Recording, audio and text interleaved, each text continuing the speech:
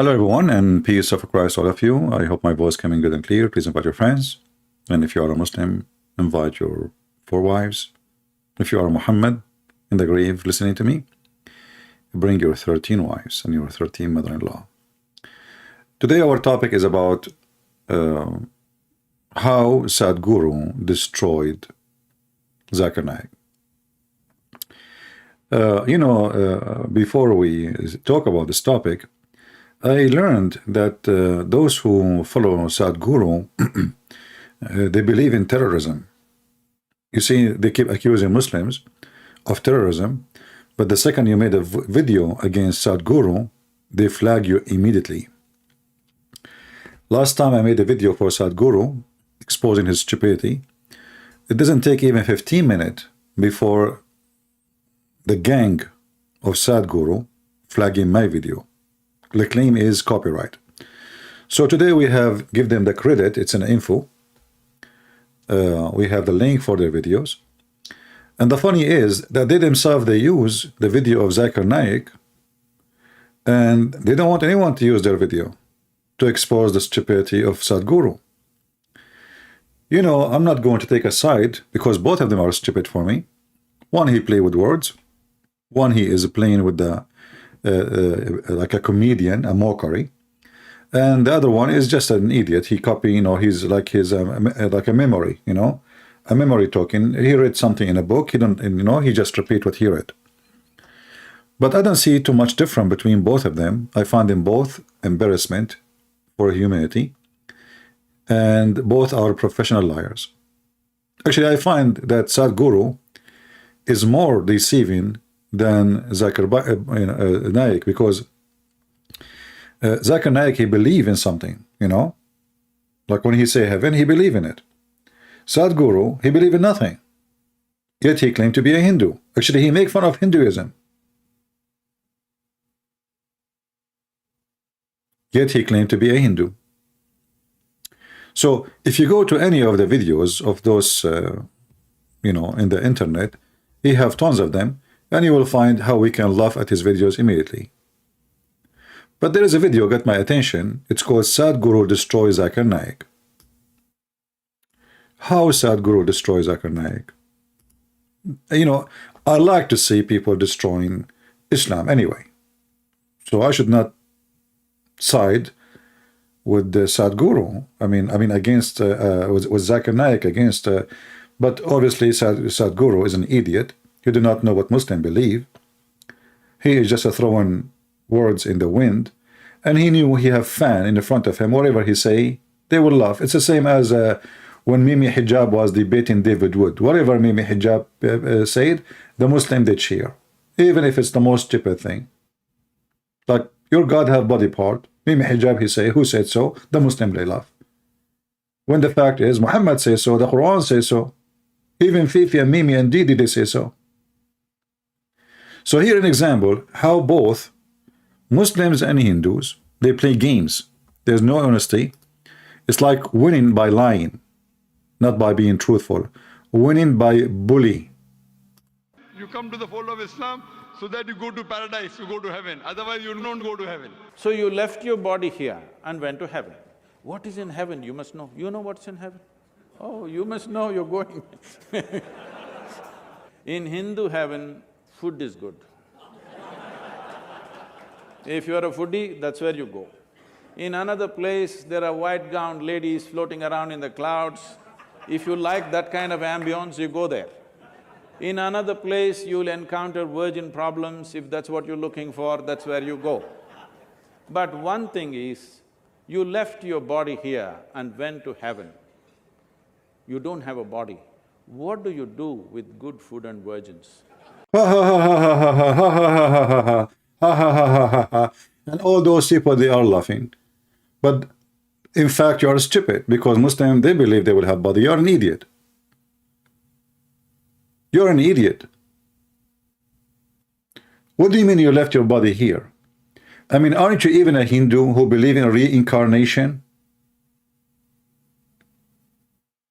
#1 people in the world who believe in reincarnation. What do you mean you left your body here?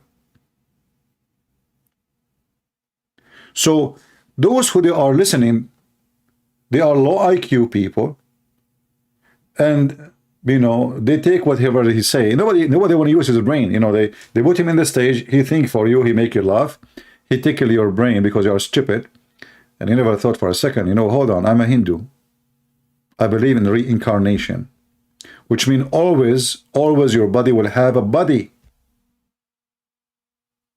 You die, you come back with a body. You will never be without a body. So how this hypocrite, he speak about going to heaven, you left your body here. What do you mean? People, do you understand what I'm saying? So he's a hypocrite. And the funny is, those Hindu, they say that he destroys Zakir Naik. In fact, you destroy yourself. Zakir Naik believe that Muslim, when they go to heaven, they believe in resurrection. You know what resurrection mean, you idiot? Resurrection, it's mean reuniting between the body and the soul. So they will go with their body. So how a Hindu, he put a video like this together, and supposedly this is amazing. And I assure you, they will flag my video because it's an embarrassment. You ask any Hindu, he says to you, if you are a bad person, you will become a dog. The lowest rank. Why? Because dogs, they eat meat. That's weird. The lowest rank is a dog because he eat meat. What is the rank of birds? Oh, birds are high, but birds eat meat too. Have you ever heard of a bird, he is a vegetarian? Put in the front of a bird some worms and some seeds. Let us see which one he will take first. So it's a funny ideology, and he play with words, mockery. It's a bully thing, you know. And then he quote for you, there is a teacher in the Sunday school, he taught, he kept repeating this a story, and he said this is a true story in Alabama. True story, he was there. A Sunday school teacher, he says, how it will go to heaven? Mary, she said, I help my friend. I share my money pocket. The other one, he started giving names, like, you know, he knew even the student names one by one, because he was there in Alabama. True story. And then every kid, he starts saying, I will help my neighbor, I will help my friend, etc. And then Tommy, at the end of the class, like you see, he's at the end, and just to put you in the place, you know, he knew even the location of Tommy. He said to them all, well, first you have to die. And people, they start laughing, ha, ha, ha, ha, ha. But did you ask yourself, how beautiful what happened in the Sunday school?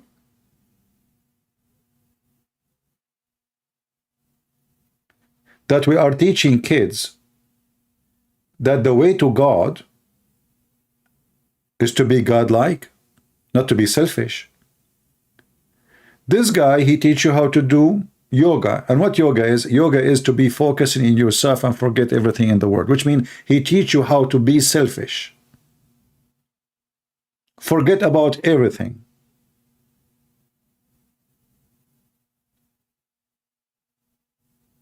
We knew that in Hinduism they have something called the casting system. Very evil system. You are a human being. This guy, he keep talking to you as a human being. We should live a humanity, and then ask him about the casting system. So in one hand, he tried to tickle you with a stupid philosophy, which is an empty philosophy. Totally empty philosophy. There is no philosophy in the philosophy. He's just playing with the words. And if you think about it carefully, you will notice that he is just making fun of his own religion. And yet they call the video, SADHGURU destroys Zakir Naik. You know, if I say to a Muslim, he is debating me, how you will go to heaven, enjoy sex if you don't have body? A Muslim will laugh at me. Well, who told you we don't have body? Are you talking about my belief? He will tell me right away, we will have a belief that we have body. So this is an answer of an ignorant who do not know what heaven is about. And actually in different video, I'm not sure which video, I forgot, he said, what heaven, you know, you believe in something you never experience. How you can believe in something How you can believe? He's against the word believe. How you can believe in something you never experience? How you believe in reincarnation then? Did you take selfie with yourself when you used to be a puppy or a donkey or a horse?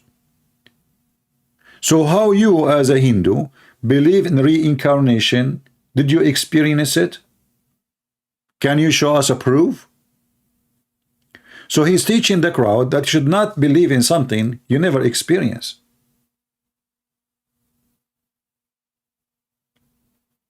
But everything in Hinduism is something you cannot experience.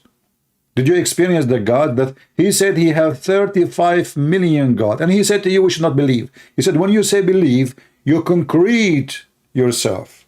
You should open your brain for all possibility. But how you teach your fan that you have 35 million gods? Did you experience them? So in one hand, he don't want you to believe. In the other hand, he have 35 million God. In one hand, he say, you should not believe in something you never experience, including soul. He refused to have a soul. You don't have a soul. So if you don't have a soul, so what you have? He said you have life. Okay, but life is just another name of soul. Are you fooling yourself? You see, stupidity is amazing. So do you have a soul or not? A soul, let us not to use the word soul, it's life. But this is what life is. Life is a soul. It's like, you know, you use the word benzene, benz, you know, and or gas. It's the same. Different letters. Totally different letters. But we are speaking about the same thing. So he played with the words, and those poor people in front of him, like, wow, it's the same as the Muslim when they listen to Zakir Naik, amazing, but nobody noticed how stupid he is too. But to say that this guy destroys Zakir Naik, you made me laugh at you. Both of you are stupid.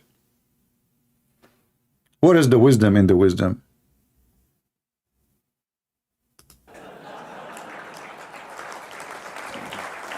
And you will notice that all of them, they do the same thing. When Zakir Naik is talking, everybody is clapping, nobody have a question, nobody have a problem, everybody agree in the crowd. So everybody have his crowd, and all the crowd agree with one idiot on the stage. What about SADHGURU? You open your call for us, and I will call you. And let us see how the crowd will be proud of you. Same as Zakir Naik. What do you think, guys? They bring people who they are not qualified to get them busted. Naive people. And the second they notice you that you are going to be a problem, they will not even let you be in.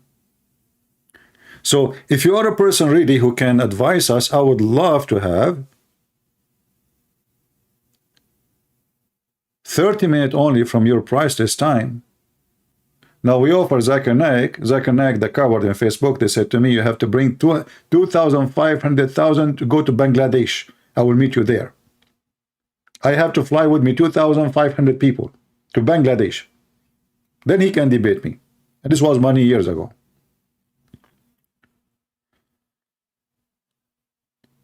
You will notice the same laughing, the same clapping, the same amusement in both the crowd, the Muslim crowd and the Hindu crowd. But the second you start thinking about what both are saying, you will find that both of them are stupid.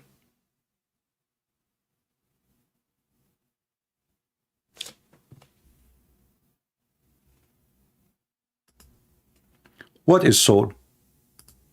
For everything they need chemicals. I want you to know this, 70% of US population is on prescription medication. The most affluent nation on the planet. Why does individuals and society seek affluence? Because the first step of affluence is choice of food, choice of nourishment. The second step of affluence is choice of lifestyles. The question was, what do you think about heaven and hell? So we start, what do you think about heaven and hell? And we end talking about chemical. Do you see how they avoid the question? I am asking you, what do you think about heaven and hell?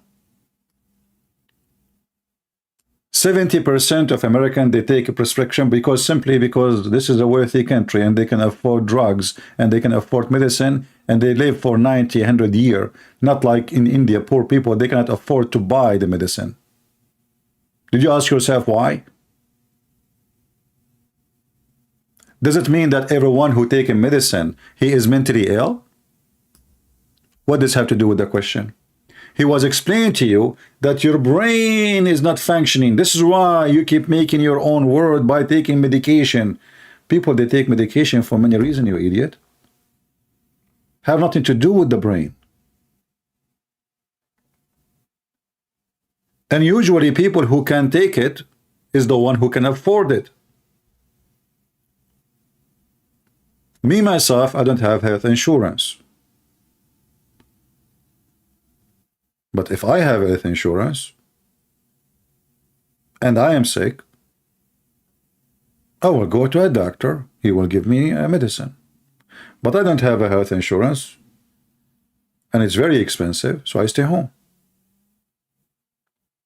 Do you see why there's 70% that do that?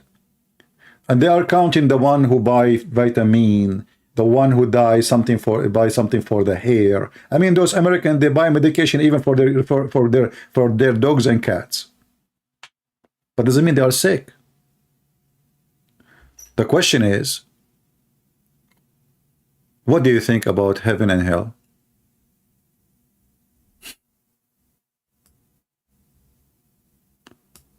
He have 11 million subscribers. If you read the comment, you will find nobody's asking him. Nobody question his answers, how stupid they are.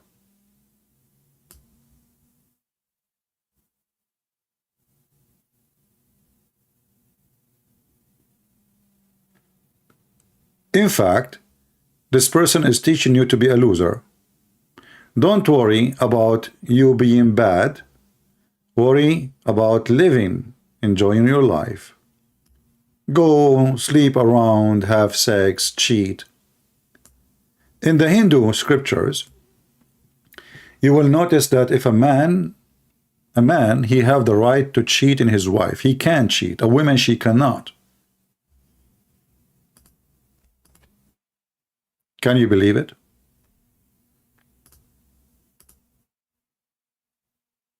Let me see if I have. I showed you those things before. I formatted my computer. I don't think I have it. But let me see. I will search.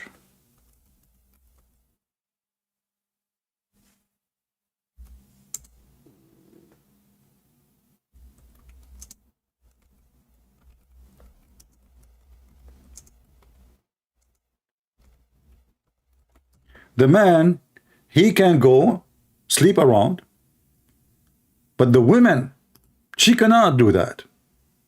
She is not allowed.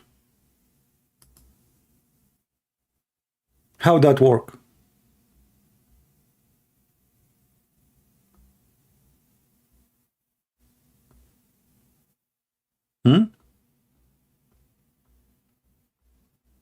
I need to find out what was the what I searched before for to find it. Let us see, maybe this one. Anyway, I made a video about it before. If you have it, you can watch it again, and we show the reference and we post the link. And it's horrible. Very horrible.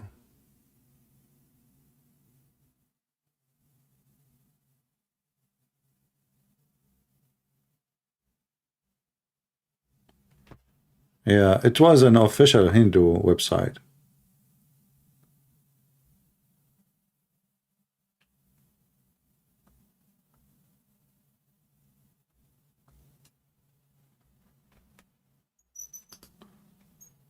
I will try to maybe find it some other time. But as you see, they avoid the answer. But if you go and check in the Hindu religion, yes, they have a heaven. He just mentioned to you actually in the previous video that they have a God who is in charge of making food.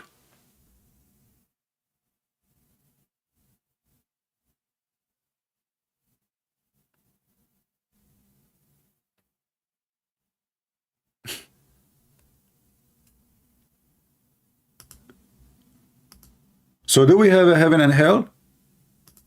The most incredible variety of food is in front of you and enormous lifestyle choices are there, and in this society, 70% of the people are on pharmaceutical, prescription medication. This clearly shows if you do economic development without also cultivating human consciousness, our wealth will become our biggest problem. So we are still on the threshold of economic development. This is the time where we have to invest in evolving human consciousness.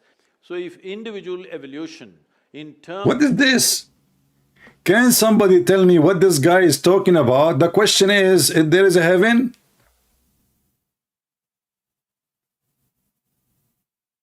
Economy, chemical, medicine consumption, evolution, what is that? What is the answer have to do with the question? And you will notice they put the camera in a girl, she is looking like, wow. What does this have to do with the question? So if an individual evolution in terms of becoming conscious does not happen, what?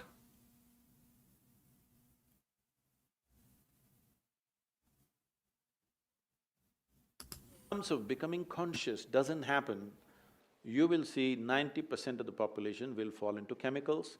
When they fall into chemicals, I'm not talking about this as a moral thing. If 90% of the human population goes on constant usage of chemicals, the next generation that we produce will be a generation which will be much less than who we are. And that's a crime against humanity. Every generation, the next generation that comes, must be at least one notch better than who we are. If we produce a generation less than us, then we have committed a crime against humanity, we have taken humanity backwards. And now he is making the generation to come better by saying to them, live as you wish.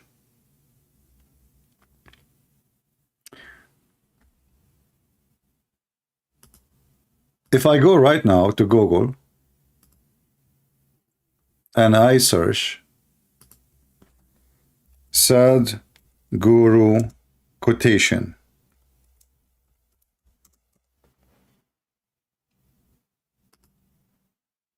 those people, they made a graphic about them. I mean, okay.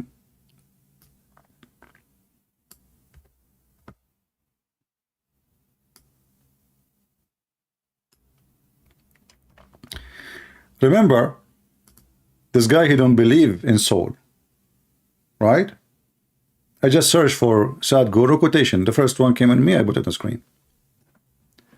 Bound by time, you are in haste. Rooted in the eternal, you are governed by grace.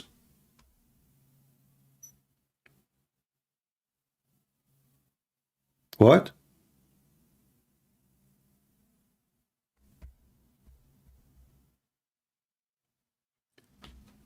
He is saying to you, if you are bound by time, but if there is a human being is not bound by time, is that a chance? Is that a choice?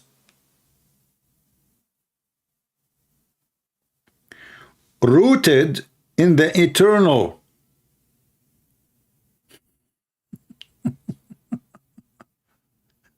Look like this guy, he's out of time. This is why he have a gray hair, because he don't have to do anything with the time. He is not bound with time. He is rooted in the eternal. And now he lives in grace. Different. Incredible things can be done simply if we are committed to making them happen. Okay. Incredible things done simply if we are committed to making them happen. Can you name for me one incredible thing you did?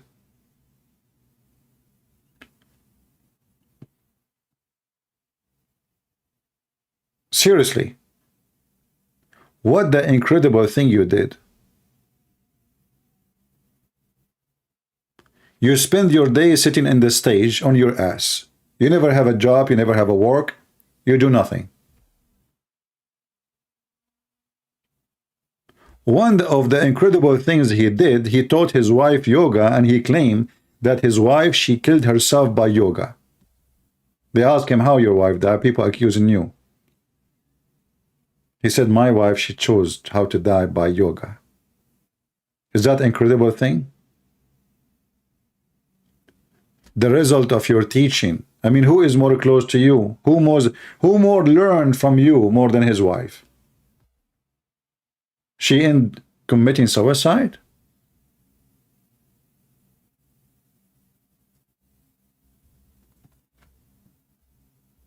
How in the world those people function?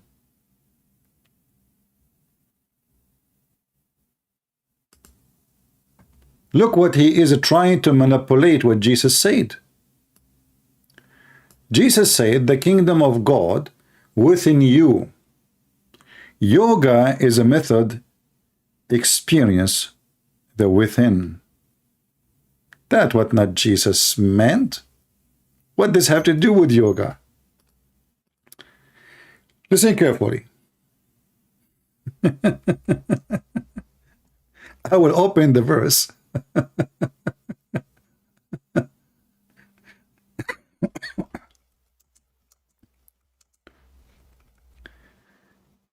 And you will see how those people they are.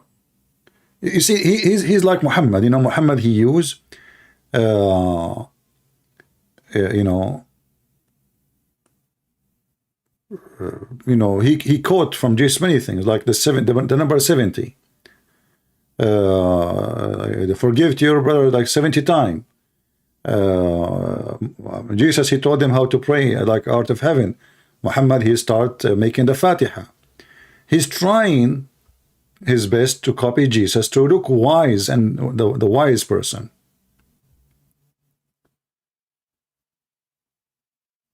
But when Jesus, he said, the kingdom of God is within you, Jesus is not asking me to worship myself and to focus on myself. When they asked Jesus, after Jesus, he mentioned, like, I was thirsty and you gave me, you know, I was hungry and you gave me food. I was in a prison, you visited me. I was homeless, etc. And they said to him, Lord, when we did these things to you? He said, when you done it to my brothers, you did it to me. So the heaven within you, which mean you, is the one who can lead yourself to heaven if you listen to what I'm saying. You can have the heaven now, not necessarily tomorrow. For you are a child of God when you believe in me. This is why in Christianity we have what is called born again. Born again person, he is born again by the power of God, by the Holy Spirit. That is heaven within you. The Messiah said, whoever believe in me and die, he live. That is the heaven. Salvation. So he take what Jesus he said, and he tried to make it about yoga. But the yoga is teaching you how to be selfish, not to give. The yoga teaching you how to be quiet, not to preach and try to save people. The yoga teach you how not to move, Jesus never did that. Go and teach and preach. I chosen you to be my fishermen. When you do yoga, you are fishing for who? You are fishing for hippies. Hippies, weirdo. You convince them that they are doing the right thing. And if we check how many of them they are hardly survive in their life, you don't make them happy. Like if we right now, we make a study about who is a person, you know, what is the rank of India for happiness in the world? Happiness. So they convince you that if you are a vegetarian, you are happy. That's false. They convince you that you are more healthy. That's false. They convince you that if you do yoga, you are better. That's false. He would go, his wife herself, she killed herself. She practiced yoga every day with him. And he is the one who claims she died by yoga. She taught her body how to die. That means yoga is something evil. It's not something good.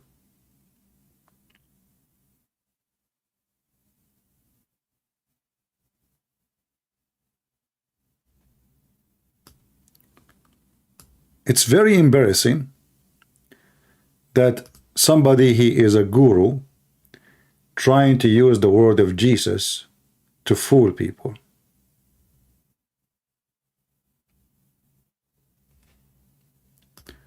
If we have any Hindu, by the way, here, I can open my Skype for you and you can call me. And you can tell me what do you think about Sadhguru.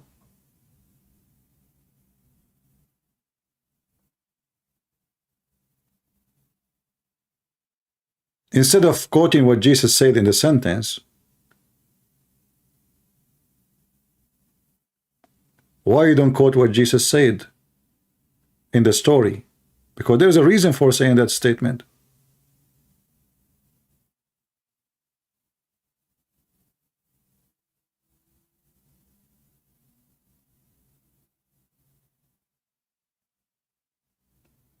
Isn't it Jesus said, if you don't do what I say, you will not be in heaven?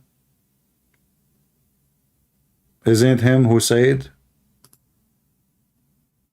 that the way to heaven is me?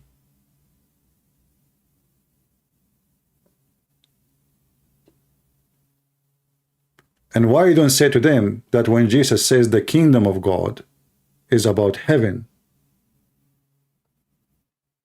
is not about their body? Your yoga is about your body.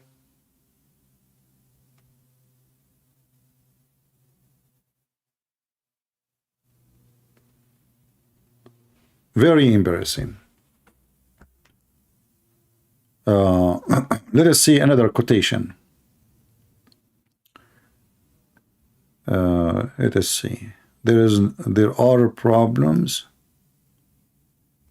only situation. It's all in how you approach them. There's no problem. There's situation. I mean, do you see the city? What does that mean? There's no problem. But if you go and watch his video, you will see right away when you speak to him, he will say the problem you are thinking in such a way. He himself, he used the word the problem all over his videos. But now he claims that there's no problem, there's a situation. But isn't it the situation is a problem? Situation simply is what we have. And if it is difficult, it's a problem. A person, he cannot pay his bill. This is a problem. So the situation is a problem because not every situation is a problem, but every problem is a situation.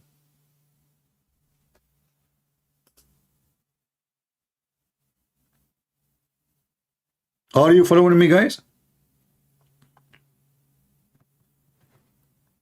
We have a situation, it's snowing. But I like snow. That is not a bad situation. I have a problem. I cannot get out. That is a situation too.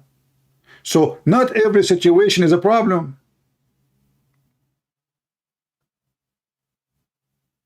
But every problem is a situation.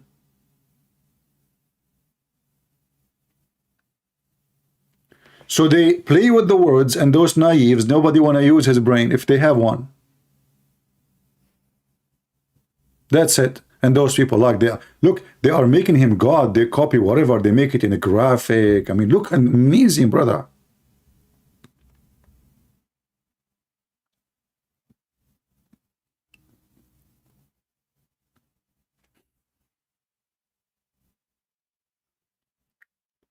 There's no problem.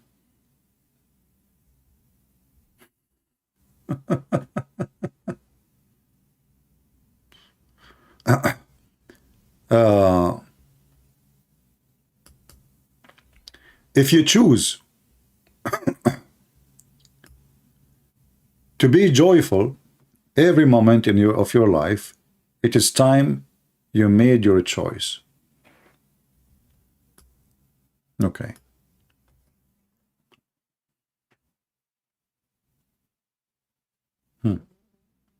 If you choose, you can be joyful every moment.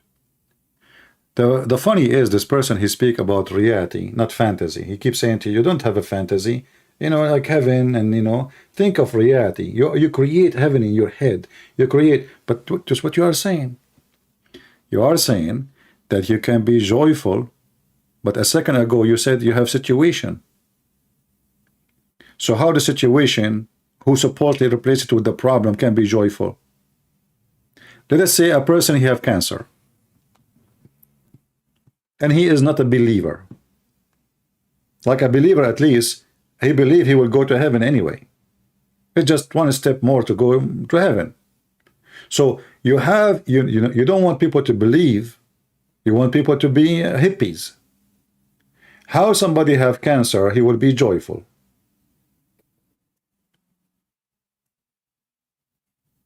How somebody have an accident, broke all his bones, he cannot walk, he cannot go to the bathroom, he have pain wherever he move, he can be joyful.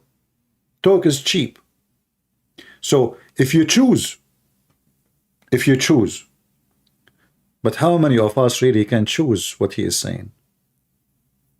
I can say yes, we can learn how to adopt life around us to make it better, but joyful?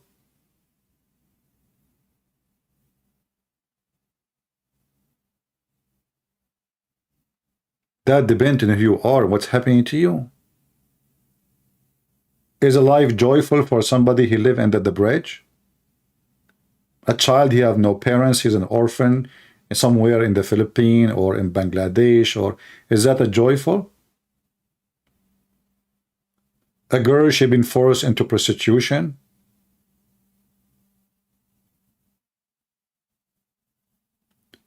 Talk is cheap, and that's what he do.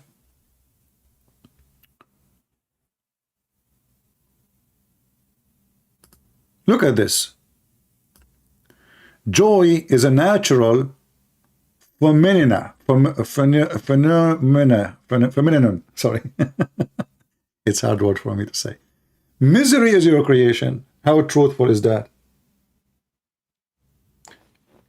Misery is your creation if you look for it. If you are a person, everything around you is fine, and you choose to be sad, that is your creation. The rest is false.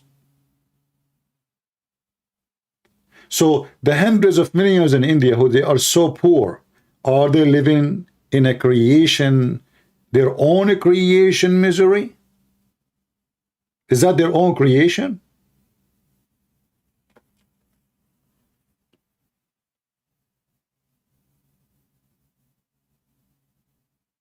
What do you think, guys? A poor person who live in India, he cannot afford to buy food, to have a shelter, even to have a family, to take care of his kids. Did he create misery? Is a misery is a creation? That's false.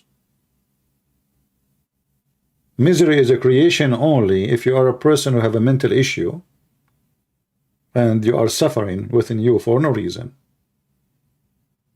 when you should not. But we can say the rest of the population who they are suffering from misery, they have a misery for a reason.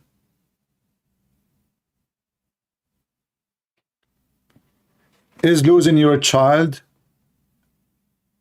is a joy of my choice? Or it's a misery of your creation?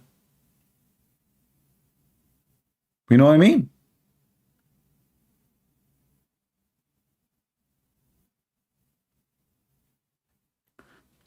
Empty words, they mean nothing. It's just a foolishness. And the stupid people, they say, wow, whatever he say.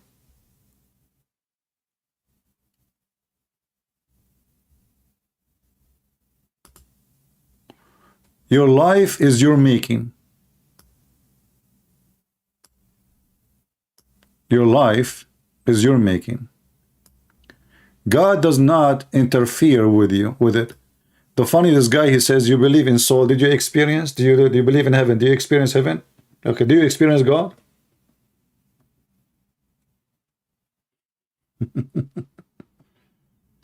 I mean, this guy is a total contradiction. He don't believe in anything. He said clearly, you should not believe in something you did not experience. And then he mentioned God. Did you experience God? Did you? Why you believe in heaven? Did you see heaven? Did you experience heaven? He said that. It's your creation.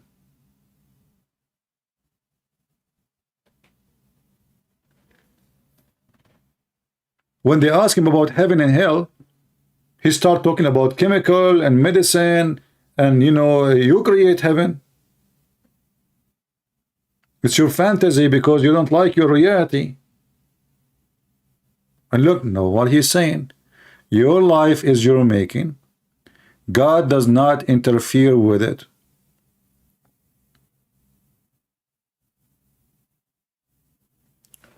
Aren't you a person who believes in reincarnation? Is that the interference of God? Like a person, he was bad, he came back as a cockroach. Did he choose to be a cockroach?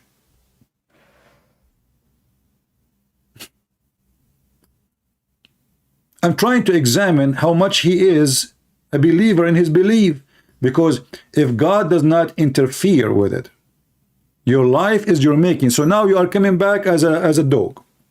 Here we go. What the answer will be? Oh, you know what? It's your making still, because you were a bad person, and now God, he made you a dog. Okay, but now as a dog, is he going to be a good dog? He can still be like a good dog? A faithful dog, like, you know, I mean, he's a dog now. What if God, he made you a mosquito? This mosquito, she will not drink blood? She will be a nice mosquito? She will repent.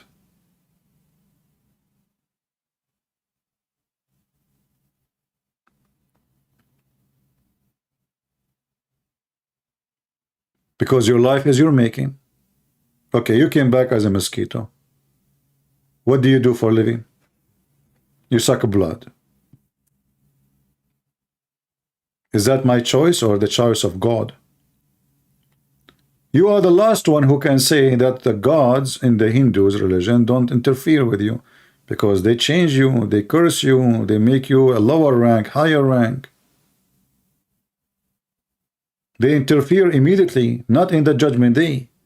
Right away you die, you come back as different creature, or maybe as a human, depend who, what your karma.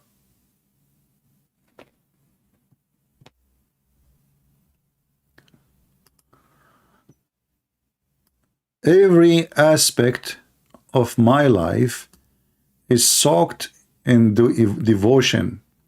Devotion not for a God above, but for all that is around me. Yeah, this is why the Hindu people, they are living in the street and you have a big villas everywhere. Hey people, I'm devoted for you.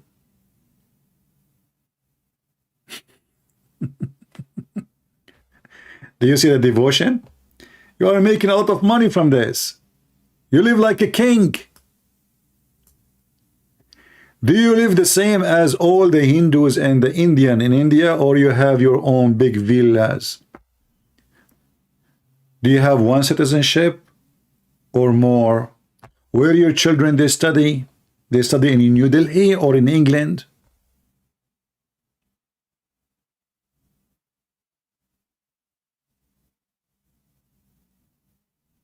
He is very devoted. He reminds me of Muhammad when he said, any woman, believe in woman, she can offer herself to the Prophet. A human being is a like seed. Either you can keep it as it is, or you can make it grow into a wonderful tree with flowers and fruits. Well, this is a nice quotation. I cannot say much, but somehow I find you like you are quoting the Bible somehow. Because the Bible teaches us about to grow in faith and how we can do that. The Lord, he said, from their fruits you shall know them. And how we can have a fruit without seeds. And the Lord himself, he spoke about seed too. You plant your seed not in the rock, or you plant it not on the sand, depending how stupid you are. So the good farmer, he knew where he planted his seed so they can grow.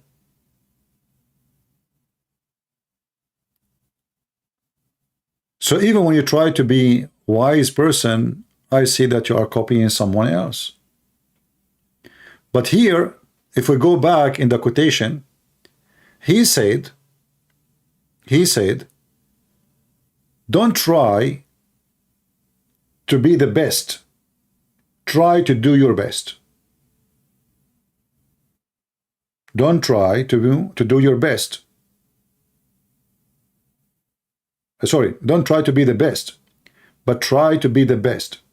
Okay, hold on. A human is like a seed. Either you can keep it as it is. Well, when you say to them, don't try to be the best, you are trying to do them to say to them, do your best, not to be the best.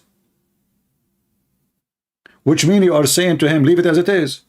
Because when I say, okay, I'm not going to try to be the best, I will do my best. That is a lazy, action, which means, okay, I'm a seed. Okay, whatever happened, it is what it is. But when I'm trying to be the best, then the action will happen. I try to make myself different, unique. Let me show you the other quotation.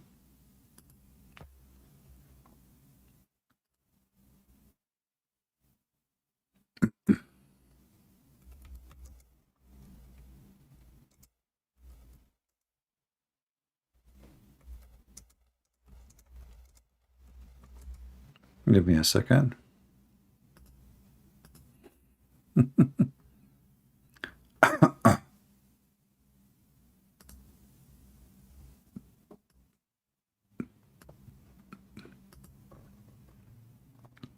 I found the quotation without an image. Here we go. Don't try to be the best, just do your best.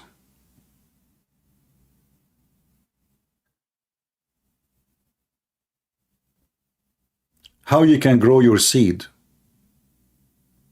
and to be an amazing seed without trying to be the best.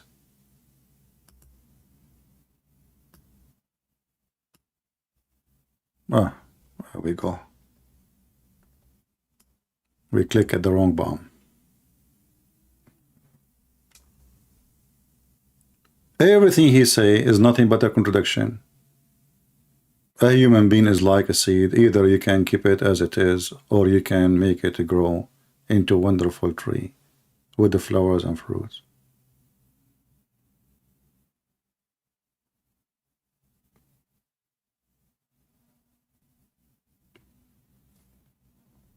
But he said previously, hold on, I want to go back. I just remember something. Let me take a screenshot of this, because we are passing those things. I mean, it's just a game of words. And you know, if you are a person amazed with the crowd, you know the cattle theory. The cattle theory is very simple. Everybody in the cattle is amazed. That's it. And if you join a theater and everybody's laughing, you laugh. You don't know why they are laughing. You laugh. You know, this is the cattle theory. You join the cattle, but nobody want to use his brain. Like, why I'm laughing? What exactly caused me to laugh? I don't know. They are laughing. I laughed.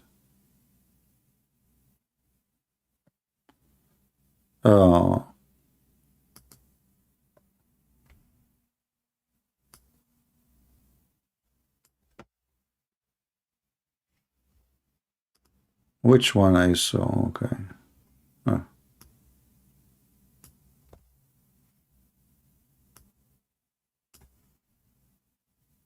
I'm trying to find the quotation.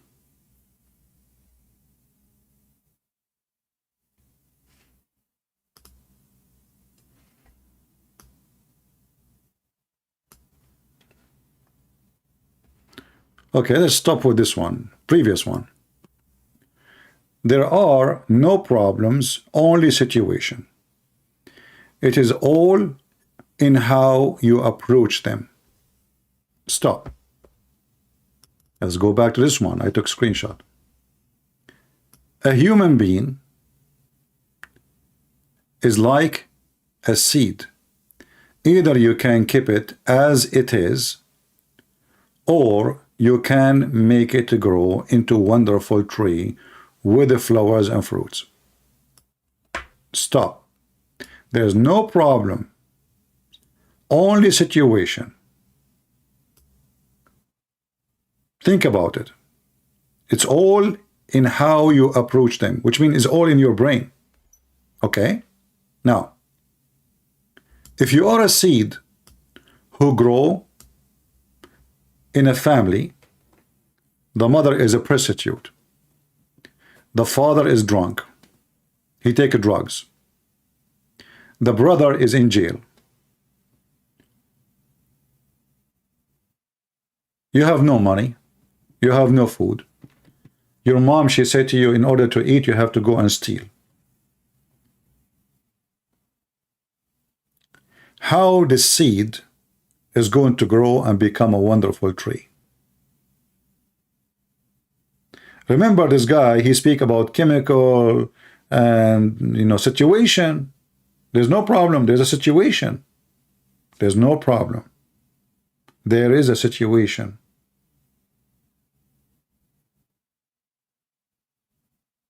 But the fact that's a false. What you expect from these kids to do? A girl, she is born in a family. The father is a pimp. The mother is a whore. And she is 7 years old. And her mom, she said to her, there's an old man there. Go and sit with him. Sit in his lap.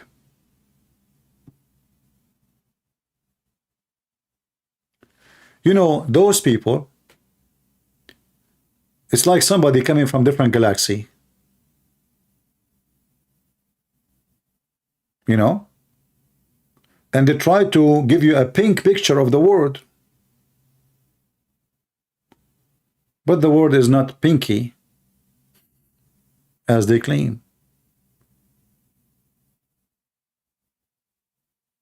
Remember, there's no problem. There is a situation.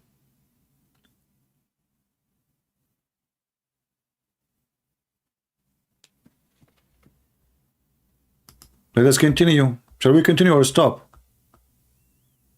Do you want more quotation? I cannot even read them before I open them. Like, I have to click on them so I can read them. The page becomes so small. One who is constantly making you turn, what? Obviously does not want you to go anywhere. Making you turn. The person who keep making you turn, that's you. Because you change your statement about everything. Go and watch his debate with the guy. He is a Jew. You will die laughing. Maybe I should make a video about it. In less than 4 minutes, he said totally the opposite from what he said 4 minutes ago. I guess we have a Muslim trying to call us. Give me a second.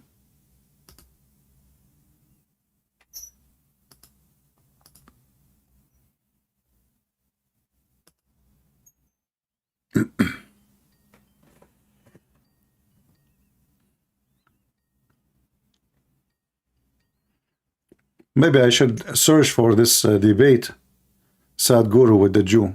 Hello? This is the son of Mut'a Fakira.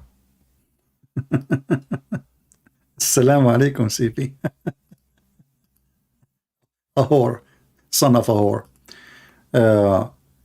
Let me look for the debate. Hold on.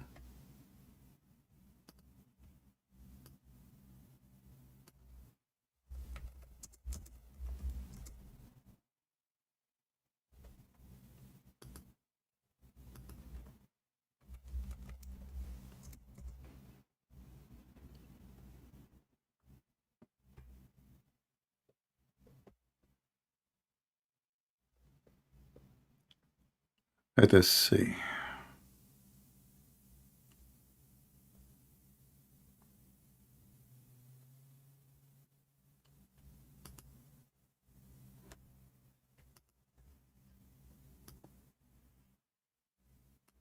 I don't know if this is a debate really or it's part, so I'm not sure I'm going to miss part of it.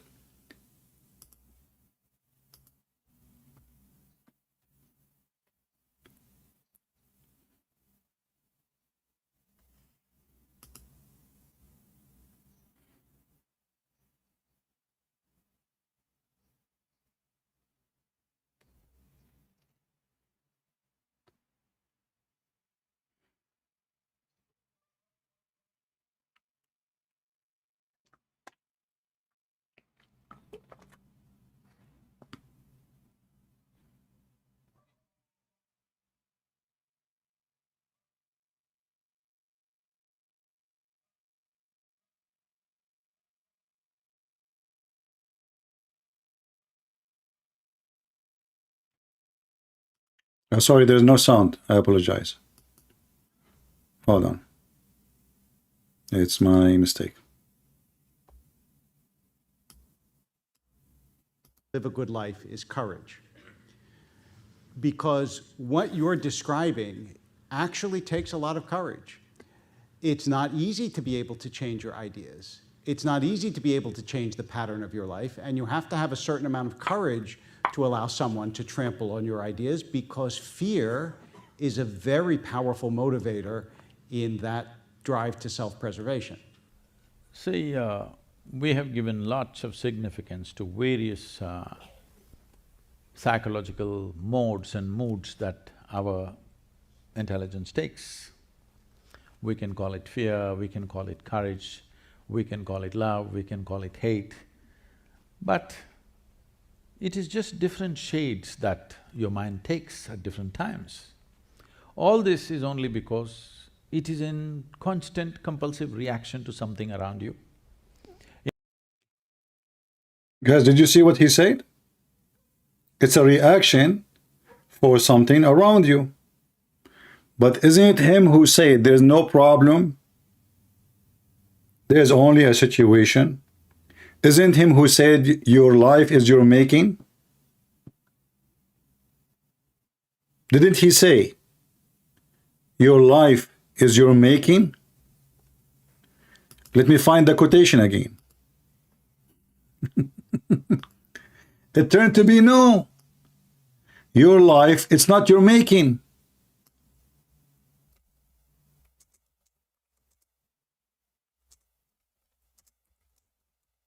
It's a reaction.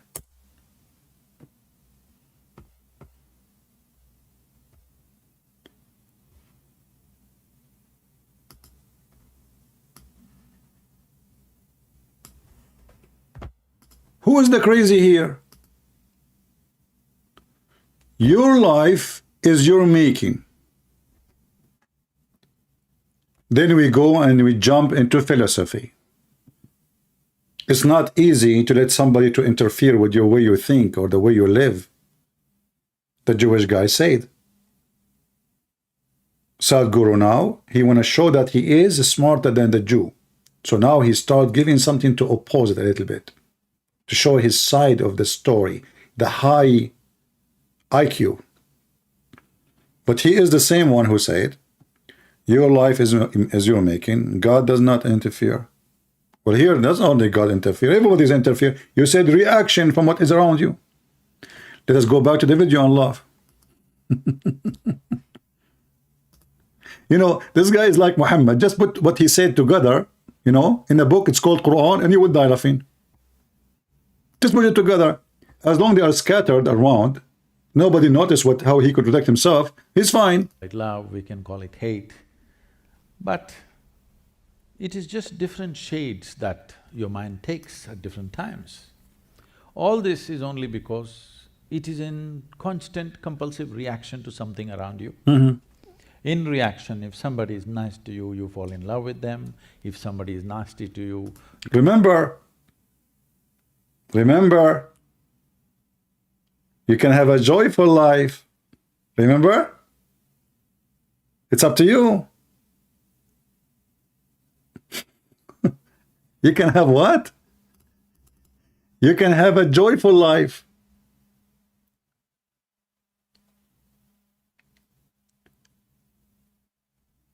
You are like seed. You can grow as you wish. A human being is like a seed. Either you can keep it as it is, or you can make it grow into a wonderful tree with the flower and fruit. It turned to be neither this or that, because now you are not a seed keeping it as it is. You are a reaction for what is around you.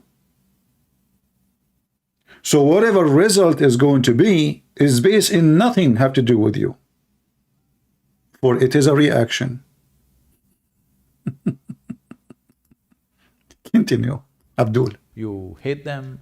Like this, in reaction, so many things are happening. This is a psychological and social phenomena. This is not an existential reality. It's not existence. It's not an it's not real. But he said you act for reaction. So now if I come to that stage and I spit on you, is that real? And you will have a real reaction for that or not?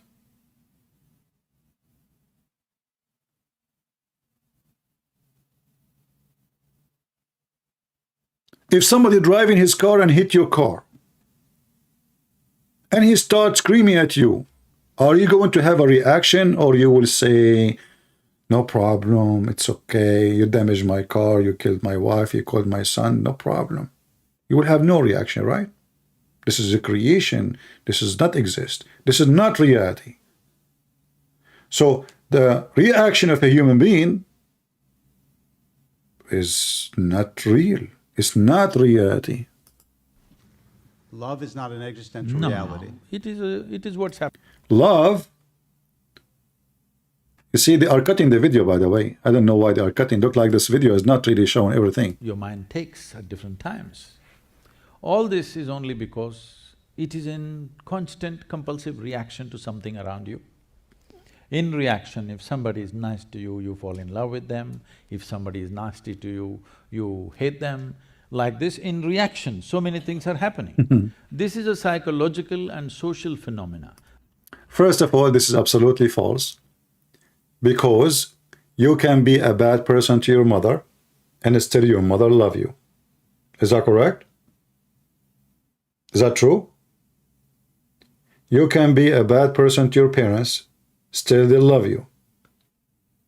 You can be a bad person to a Christian, still he pray for you and he bless you.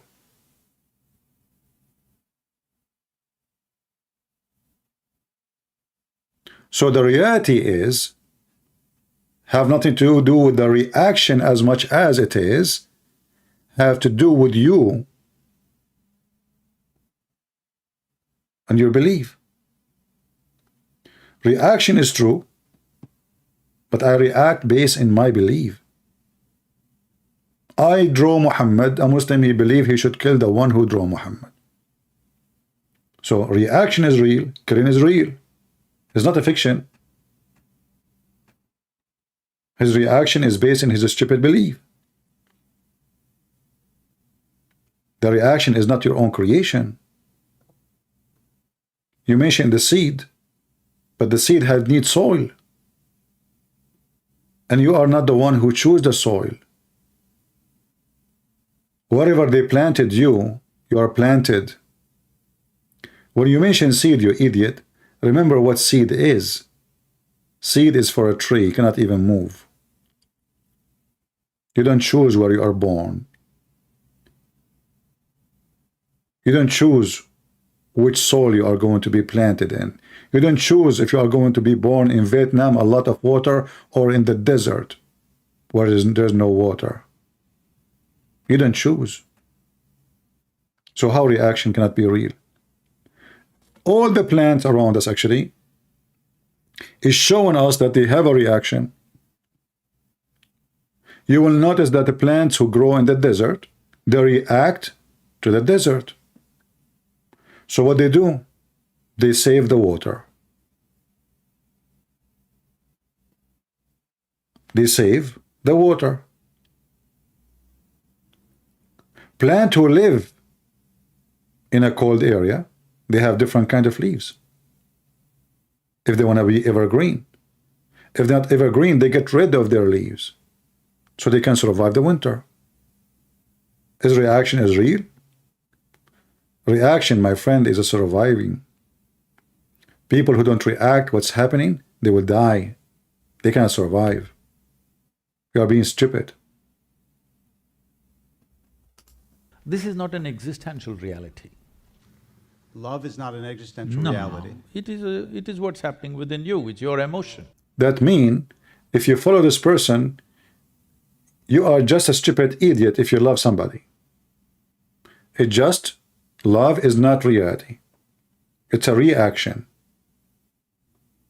It is a reaction. How truthful is that?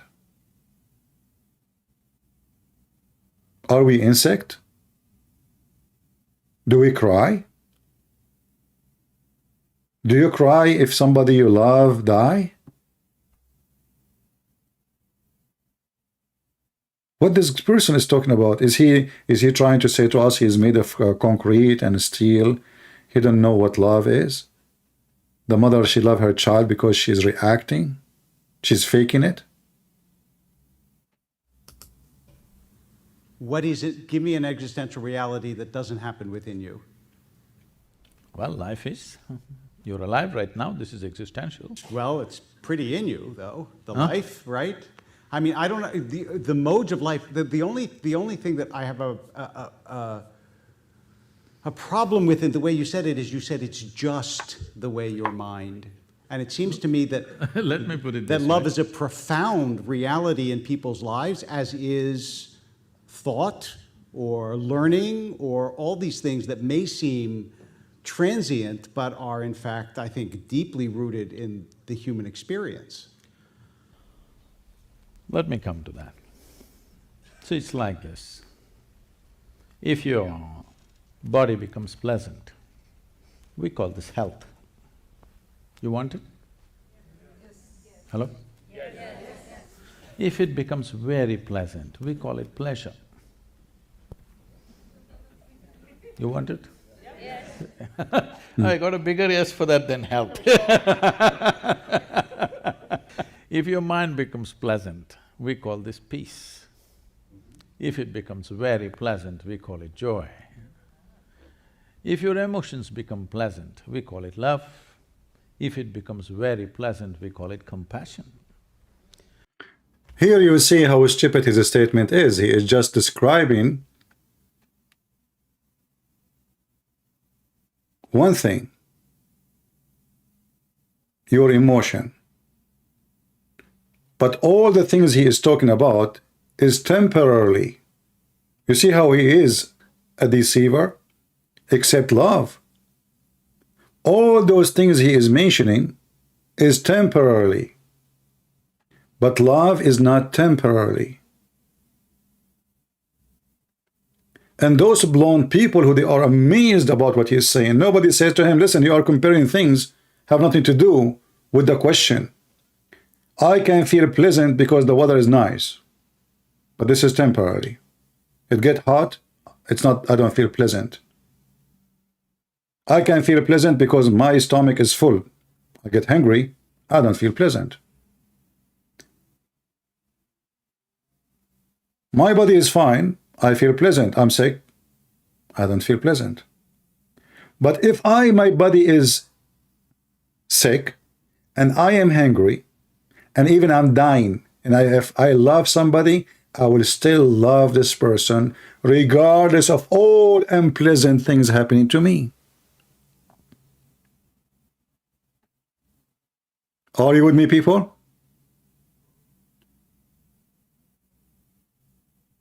Do you understand what I'm saying? He's trying to say to you that all of this is fake.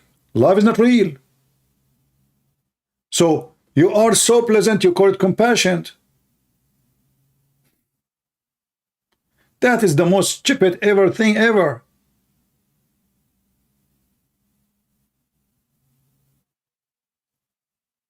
When we talk about love, this is not something temporarily.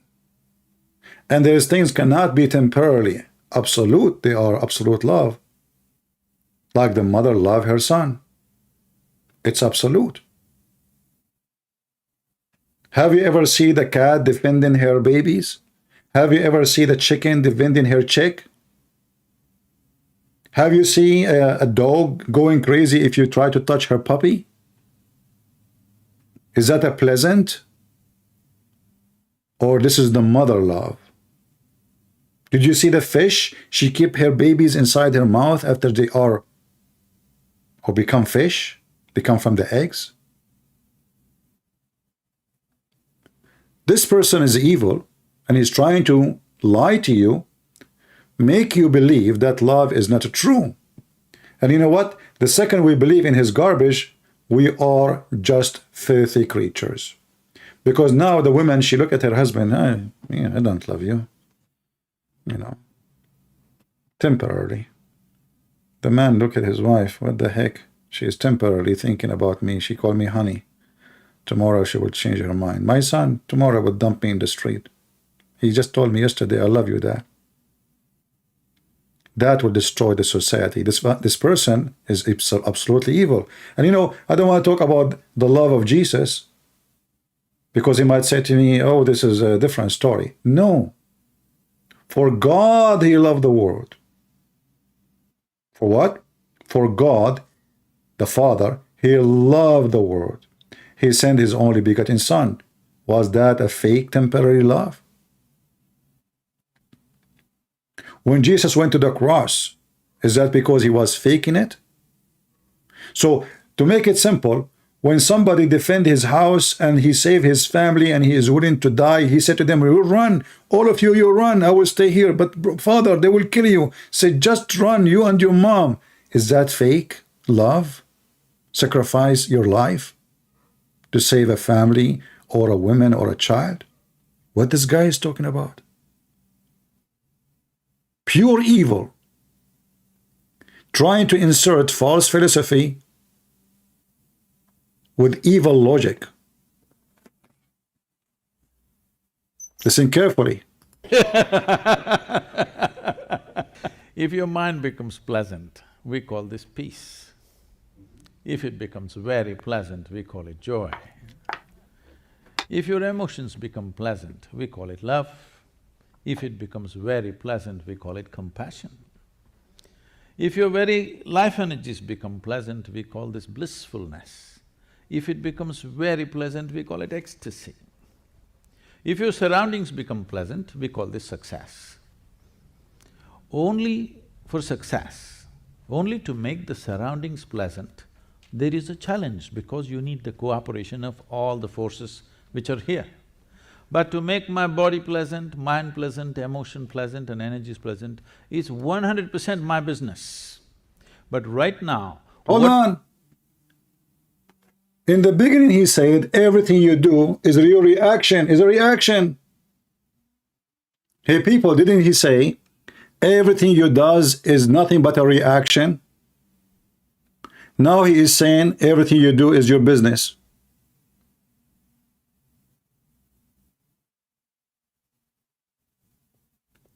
It was a reaction 3 minutes ago. Now it's your business. It's not the force around you. He just said that if you, the force around you, they make you pleasant, you are pleasant. He's explaining that, and now he jumped to the opposite. He just said, well, whatever you do is your business. It's not a reaction. Listen carefully. I will go back just 3 minutes ago.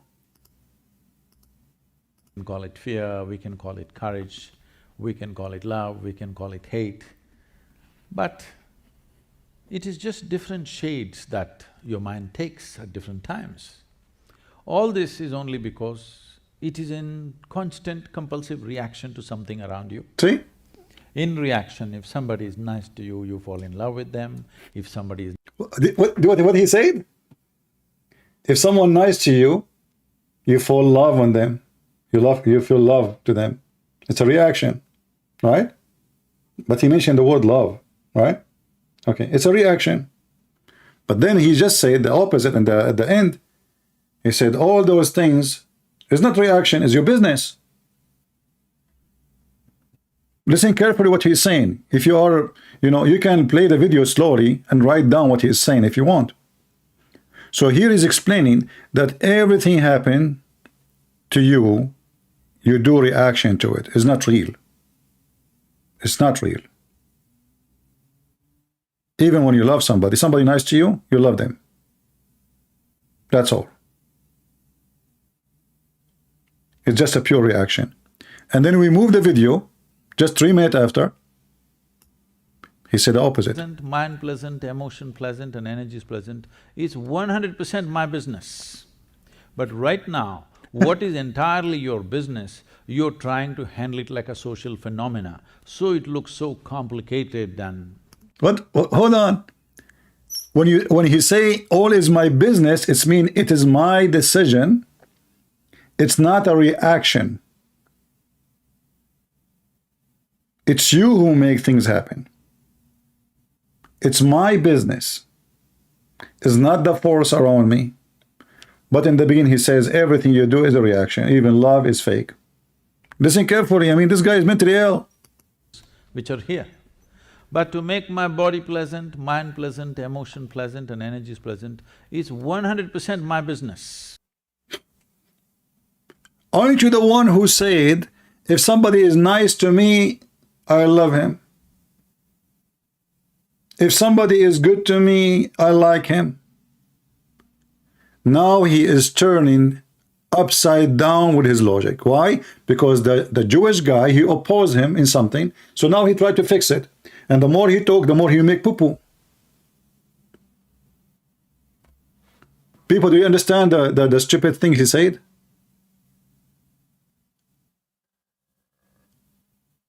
Do you understand, or I need to repeat again? In the beginning, he is trying to explain to us that everything happened to us is a reaction. Anything we do. 3 minutes after, anything you do is your business. It's not a reaction. 3 minutes, not 3 hours after. The pattern of your life, and you have to have a certain amount of courage to allow someone to trample on your ideas, because fear is a very powerful motivator in that drive to self-preservation. See, we have given lots of significance to various psychological modes and moods that our intelligence takes. We can call it fear, we can call it courage, we can call it love, we can call it hate. But it is just different shades that your mind takes at different times. All this is only because it is in constant compulsive reaction to something around you. Did you hear it? In reaction, if somebody is nice to you, you fall in love with them. If somebody is nasty to you, you hate them. Like this, in reaction, so many things are happening. This is a psychological and social phenomena. This is not an existential reality. It's not reality, remember. It's not an existential reality. No. It is what's happening within you, it's your emotion. What is it? Give me an existential reality that doesn't happen within you. Well, life is. You're alive right What? now, this is existential. Well, it's pretty in you, though. The life, right? I mean, I don't know, the modes of life, the only… He asked him, give me something is not within you. He said life.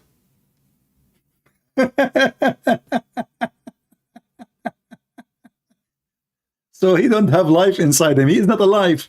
He's out of life. Well, life is. You're alive right now, this is existential. Well, it's pretty in you, though. The life, right? I mean, I don't know, the modes of life, the only thing that I have a problem with in the way you said it is you said it's just the way your mind. And it seems to me that… Let me put it that this love way. is a profound reality in people's lives, as is… See, now because he felt that he got him busted in something when he said, give me an example, and then he said life, but then he answered him saying, but life is within you, isn't it? So now Sadhguru, he is in trouble. He's trying to fix it. So he tried to, now he speak more, to explain more, but the more he explained is somebody digging for his grave. thought or learning or all these things that may seem transient, but are in fact, I think, deeply rooted in the human experience. Let me come to that. So it's like this. If your body becomes pleasant, we call this health. You want it? See, guys, just to show you how illusional this person is, we were talking about the mind, and now he's talking about the body. And there's an idiot, obviously he likes Sadhguru. He said, stick to the Quran, don't talk about this. It's embarrassment, right? I challenge you to make a video and refute me, you donkey. How in the beginning he was speaking about the mind, and now he is saying, if your body is pleasant. Remember, we are talking about love. He's talking about body.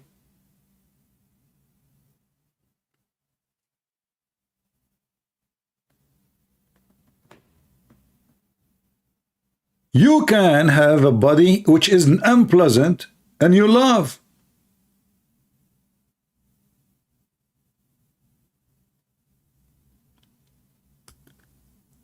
You can be a person who have all kind of problems in your body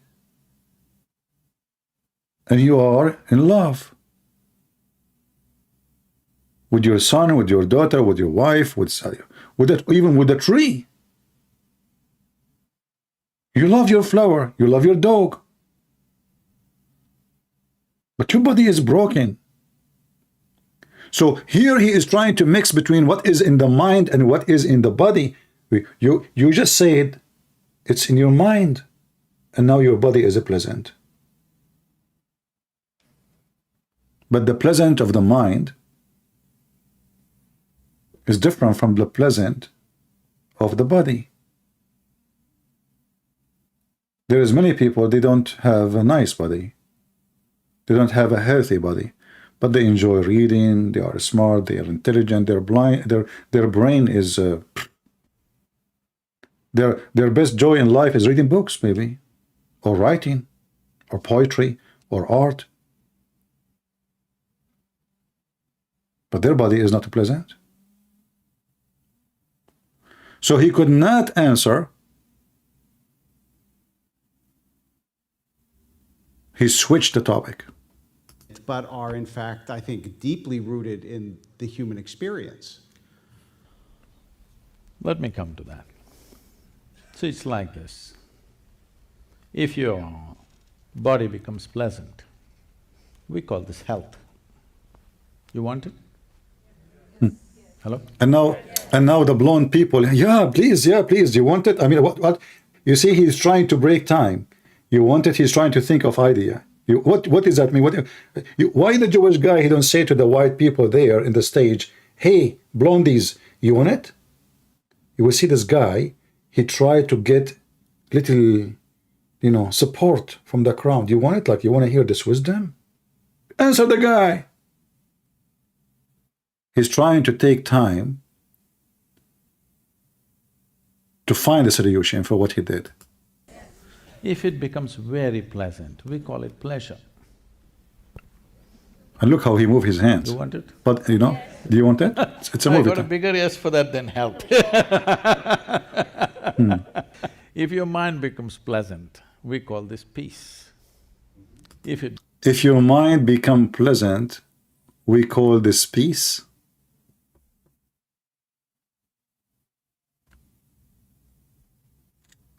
What?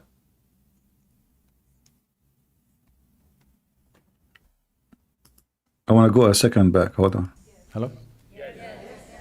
If it becomes very pleasant, we call it pleasure. Okay, hold on. If it become very pleasant, we can go to pleasure.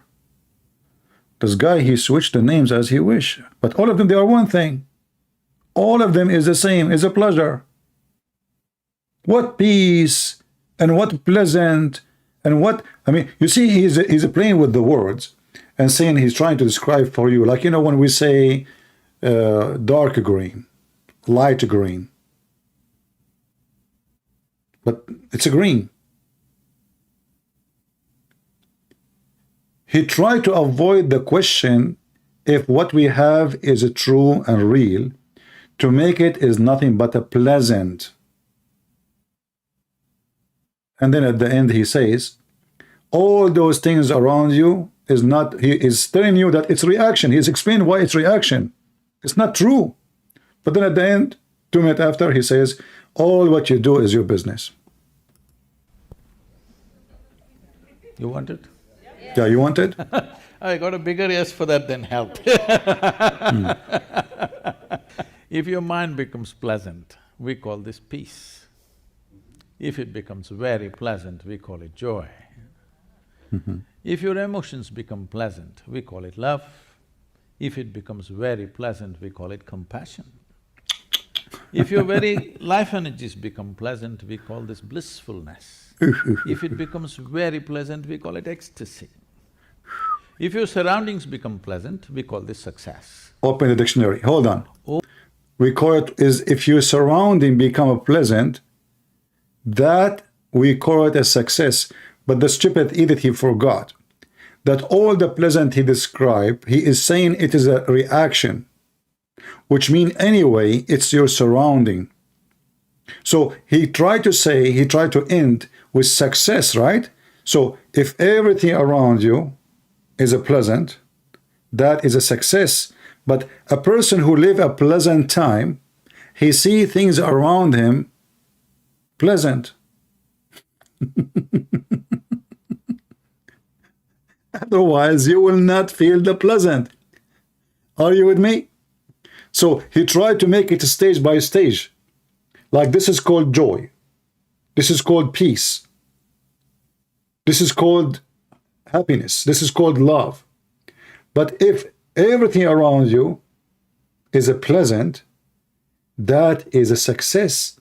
But if you think about it for a second, you will notice that none of those previous, who he put them in stages, can happen if they are not around you. He just said if somebody is nice to you, you love him.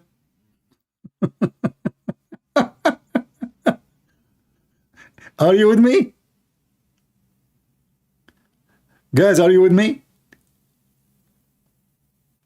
If somebody is nice to you, you love him. Correct? But isn't it this person who is nice to me is my surrounding already?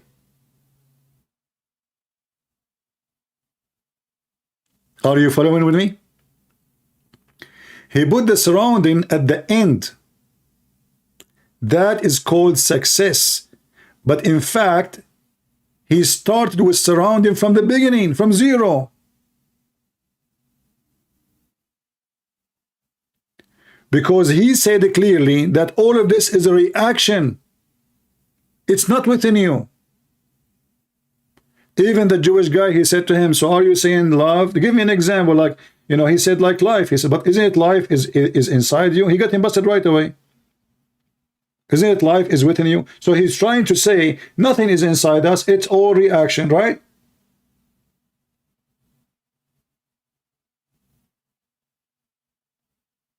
But everything he described is a surrounding. So why you are making it in stages and you call it success?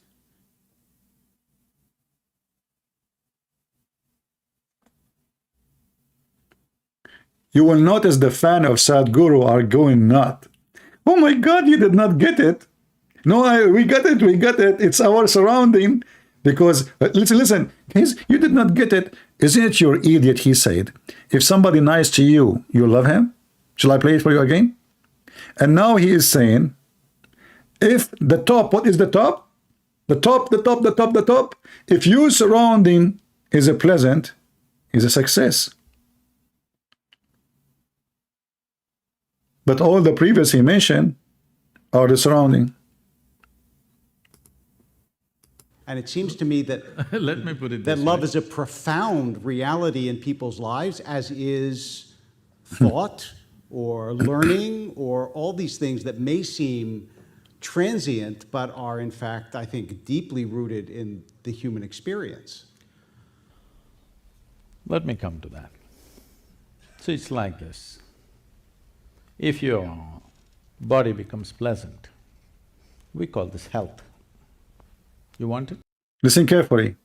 If your body become a pleasant, we call it health. Correct? If your body is a pleasant, we call it health. But all of us, we knew that is not true. You can be a person who is totally in drugs and you feel so pleasant, but you are not healthy at all. Is that correct? Actually, those who take drugs, they fly in the sky. They are in different world, they are in different galaxy, they see things we don't see. And that's why they take drugs. But they have nothing to do with health. Continue. Hello? If it becomes very pleasant, we call it pleasure. You want it? I got a bigger yes for that than health. If your mind becomes pleasant, we call this peace. If your mind, listen carefully, if your mind become pleasant, so now he is separating. First, he said, if your body is a pleasant, that we call it health.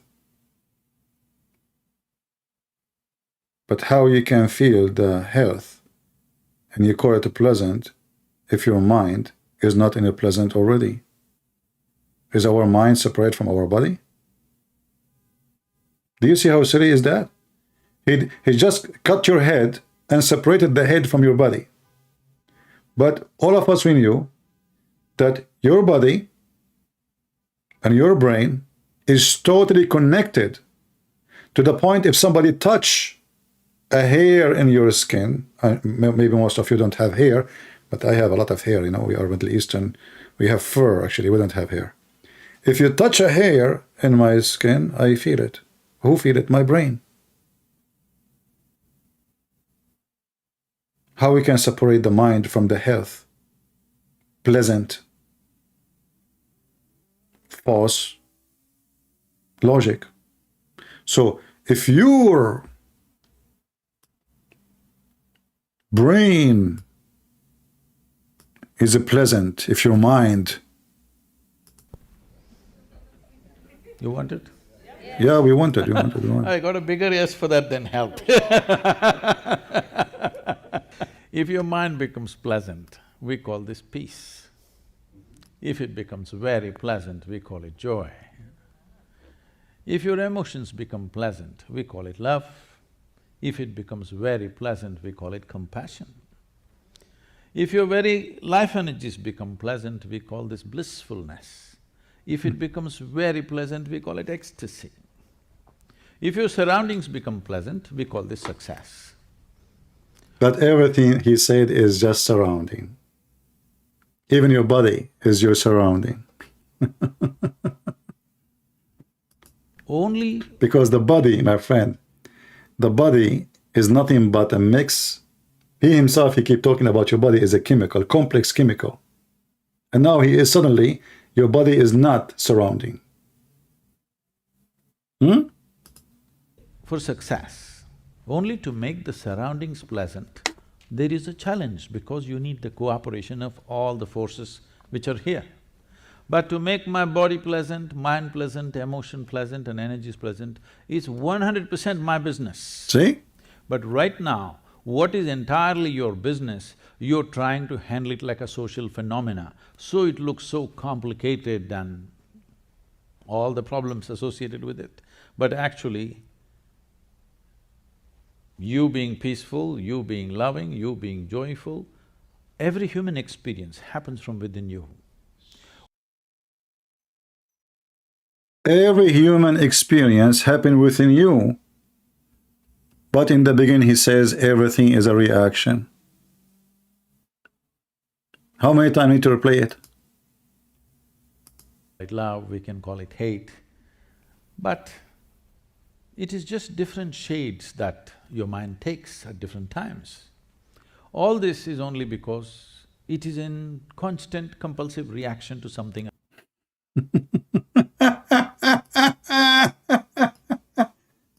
Talk is cheap. Talk is cheap and stupidity is amazing.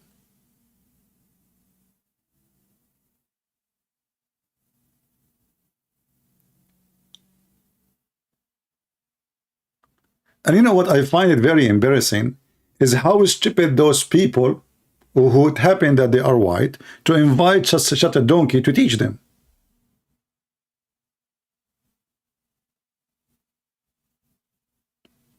Don't you think it's an embarrassment that those people, they go to school and they have degrees and then they bring somebody, he give them empty speeches saying nothing, like after you do listen to him, what you learn? Nothing. You learn nothing. In fact, if you believe in him now or what he's saying, he just destroy you. You love your wife? It's not true. You love your son? It's not true. You love your mother? You love your... It's not true. Love is not real. He just destroyed all those people who are coming to listen to him. He just taught you that you are not... You are not even animal, because even animal, they have love. Have you ever heard of birds who, if their spouse die, they never go and find a different one, and even they die? Is that true, guys? If there is such an animal, if the female die or the male die, the one who left alive, he die after, right? He don't go and find a new female. Bird. It's a bird. So those people, they are very dangerous. They are destroying your society. They are not different from the Democrat who trying to change your gender, trying to brainwash your kids, and those people are trying to brain those stupid, sadly, Western hippies.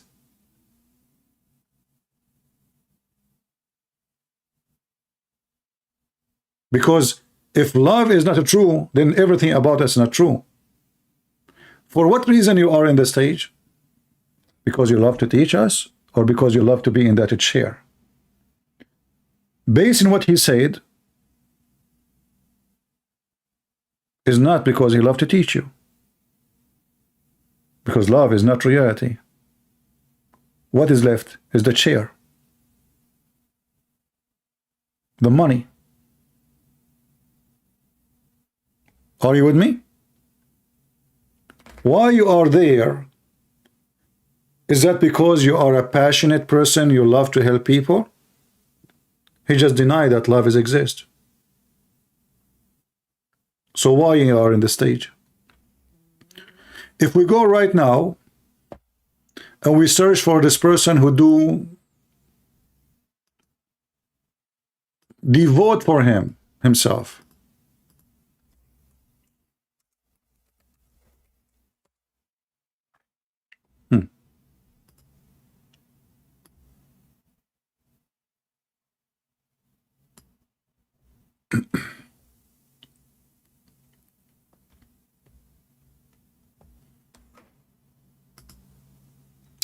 If you have money in your pocket, it is a great.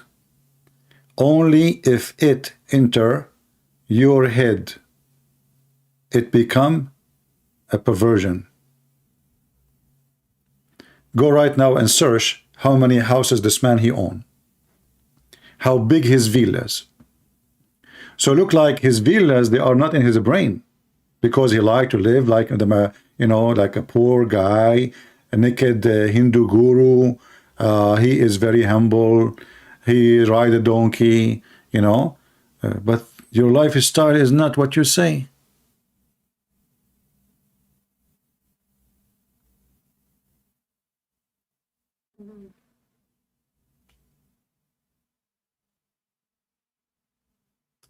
Look at this statement. Sex in the body is fine. Money in the wallet is fine. It's only a problem when they enter your mind. But isn't it this is the same guy? He said there's nothing called the problem, there's a situation. People, isn't it this is the same guy? He said there's nothing is called the problem, there is a situation.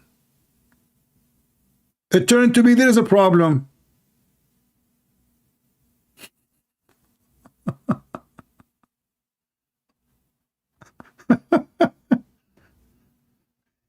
If you forget it, I can search for it. There's nothing is a problem. There's only a situation. But now he is saying there is a problem. It's not a situation. You know, when somebody says there's nothing is a problem, that means there's nothing is a problem. Why you use the word nothing? And then you say, well, there's a problem. Here we go. Money is a problem. Sex is a problem. They are not a situation.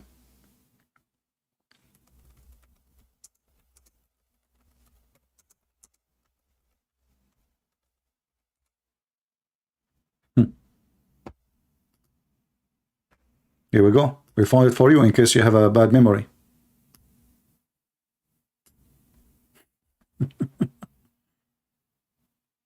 There's no problems, only situation. It is all how you approach them. This guy is like Muhammad. He says something in the place, he says something the opposite in a different place.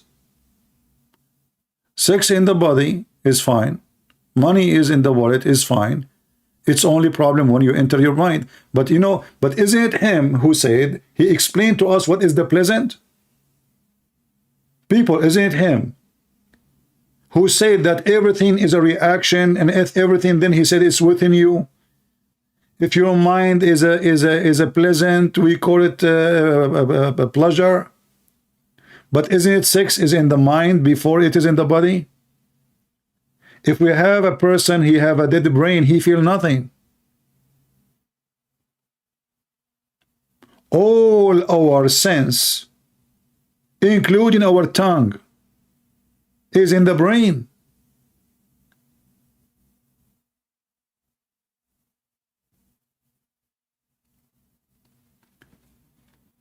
Nothing you enjoy if your brain is not involved, because even the money have no value if you are crazy.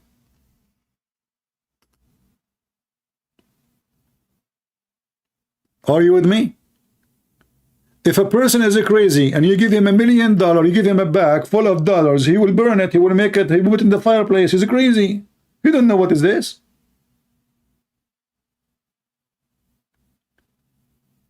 Same for sex.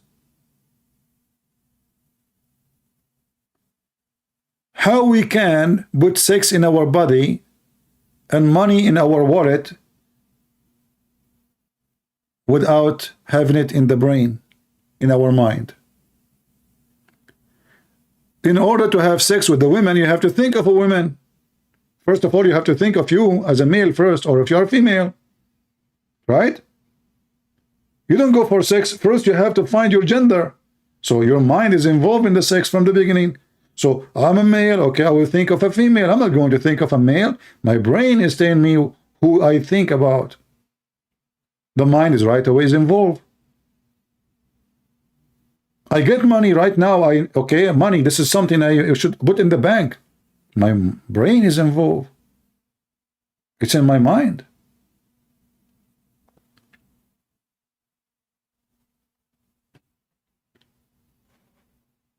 Look like this guy, when he have sex with his wife, he don't think about sex. He think about strawberry, ice cream. It's not in his mind. It's just down there.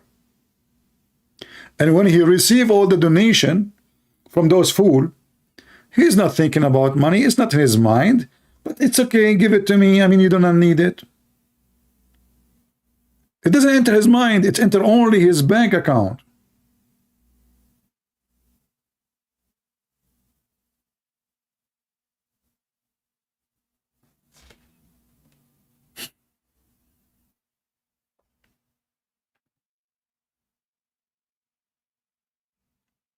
This is the guy, they call him guru, fool people with him.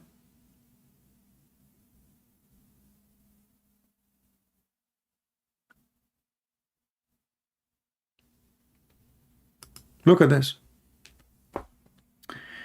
The fear is simply because you are not living with life, you are living in your mind. Hey, hold on. Fear because I am not living with life. You are living with in your mind. But this guy, he keep advising us to stay in your mind, yoga. But how we can live without fear? Do you know what fear means?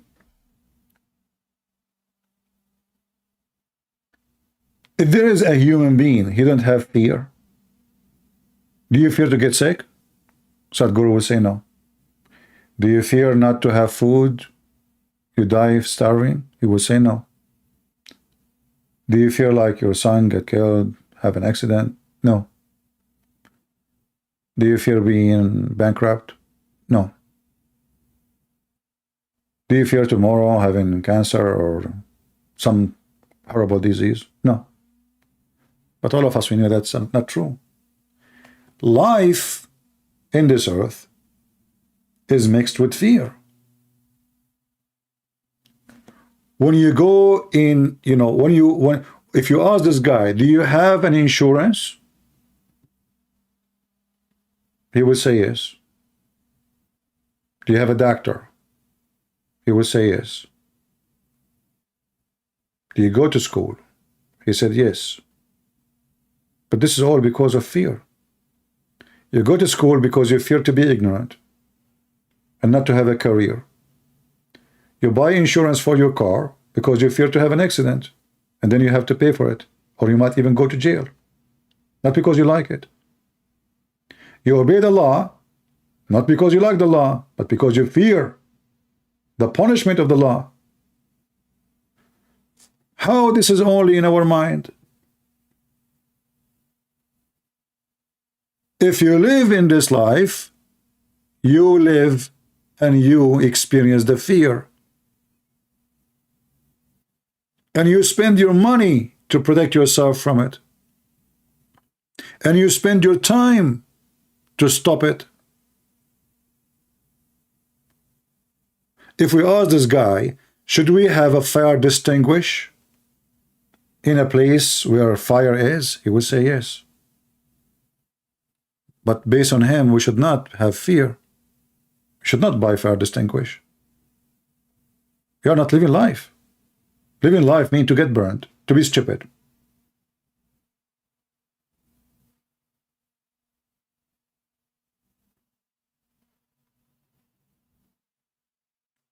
So the more you read what this guy say, the more you see his videos, the more you see how much is stupid what he say. But at the same time, how stupid people who follow him, who find him amazing. Once you experience all life forms as part of yourself, I want to know how a person can experience all life forms. Listen, listen. All. Do you know what all mean? Have you ever heard of a human being can experience all life forms? As an example, a worm is a form of life. Can you be a worm? Can you experience how to eat dirt?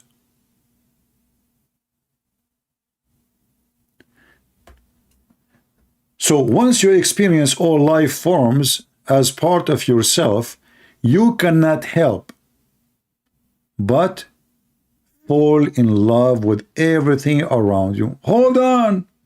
He just said love is not real. It's a reaction.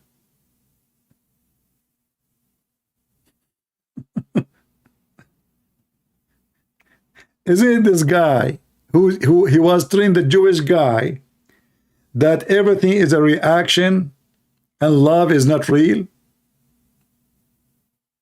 It turned to be you fell in love, and it's coming from within you this time. It's not a reaction. Read carefully. Once you experience all life forms as part of yourself, part of what? Of yourself, which means within you. But in the video he was describing that all those things is a reaction, and he told the man clearly love is not real. And the guy, he said to him, are you saying to me that love is not real? It turned to be life is real, love is real, and coming from within you. Muhammad, this is literally Muhammad. In the morning he says something, afternoon he said the opposite. Yeah, and now those Hindus who follow this guy, they will say this is the Eve quotation. This is what? This is the Eve. This quotation is a Da'if quotation. I'm warning you. This is not from Sahih SADHGURU.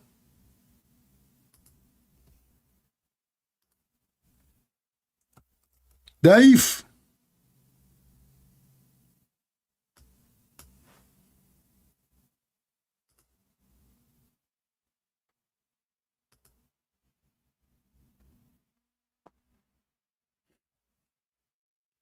Stupidity is amazing. Put this quotation next to the video, you will die laughing.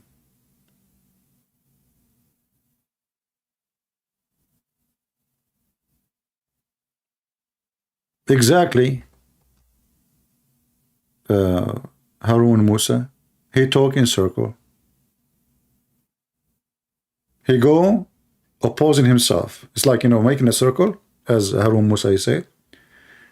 You go around and then you go back to zero, but now you are opposing yourself.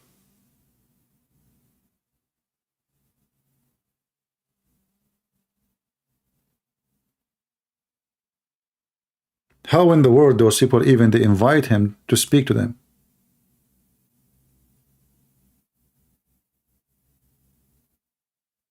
And look how his hands are together. Love is real now. Once you experience all life forms as part of yourself, what the heck does that mean?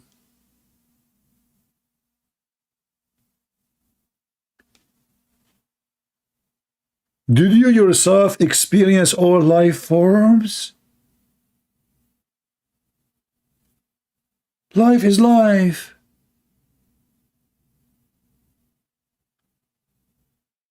You cannot help but fall in love with everything around you. Is that why you flagged my video previously? Because you fell in love with it? Because you experience all life forms, including people don't like what you are saying? I mean, this guy, he teach people how to be accepting others, not to be angry if somebody don't like what you say or disagree with you. 15 minutes after he flagged my videos in YouTube. Did not even take 15 minutes.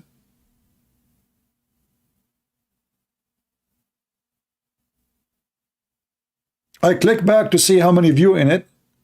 YouTube saying it's gone. Form of love, life, accepting others, you know. Yeah, you know, he want to present himself like he's a, you know, Santa Claus or something. But in the video, he said the opposite. There's no love. Love is not real.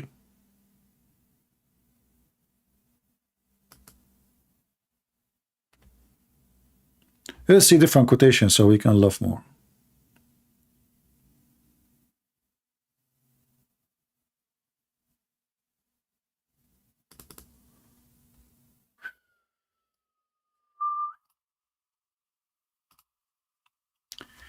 The most beautiful moment in life are the moments when you are expressing your joy, not when you are seeking it.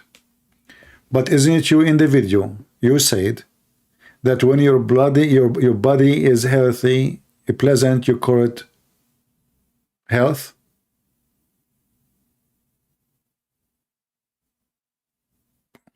Okay, hold on. And you are the one who said this is just a reaction. It's not real. It turned to be that this is the most beautiful moment when you express.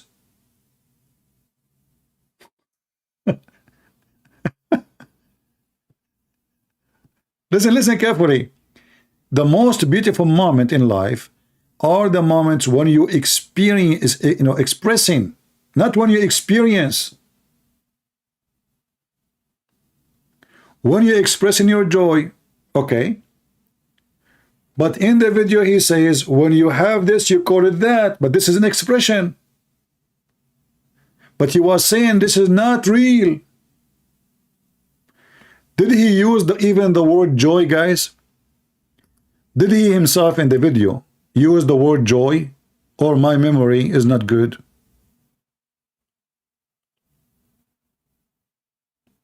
Somebody says to me, he did not flag your video, his people working for him. Does it make any difference? Isn't it people who work for him, they act as he told them? You work for a person, you do what he said to you. Listen carefully. Did he describe joy as something fake?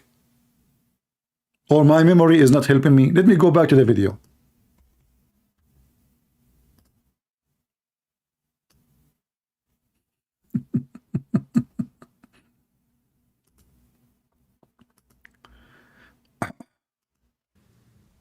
Well, life is.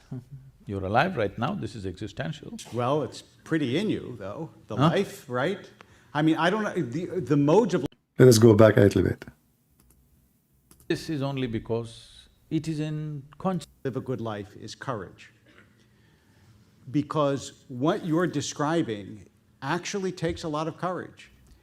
It's not easy to be able to change your ideas. It's not easy to be able to change the pattern of your life, and you have to have a certain amount of courage to allow someone to trample on your ideas, because fear is a very powerful motivator in that drive to self-preservation. See, we have given lots of significance to various psychological modes and moods that our intelligence takes. We can call it fear, we can call it courage, we can call it love, we can call it hate. But it is just different shades that your mind takes at different times. Stop. It's what? It's just different shade. We call them. But I want to hear the word joy. Hold on. All this is only because It is in constant compulsive reaction to something See? It's a compulsive reaction around you. around you. In reaction, if somebody is nice to you, you fall in love with them. If somebody is nasty to you, you hate them. Like this, in reaction, so many things are happening. This is a psychological and social phenomena. This is not an existential reality. This is not an existence.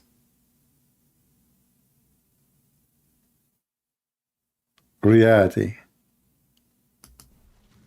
Love is not an existential No, reality. it is what's happening within you, it's your emotion. What is it? Give me an existential reality that doesn't happen within you. Well, life is. You're alive right now, this is existential. Well, it's pretty in you, though, life, right? I mean, I don't know, the modes of life, the only thing that I have a problem with in the way you said it is you said it's just the way your mind.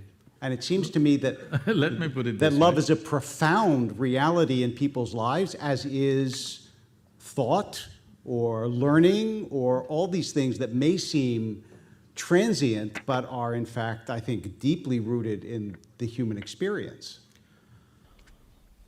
Let me come to that. So it's like this.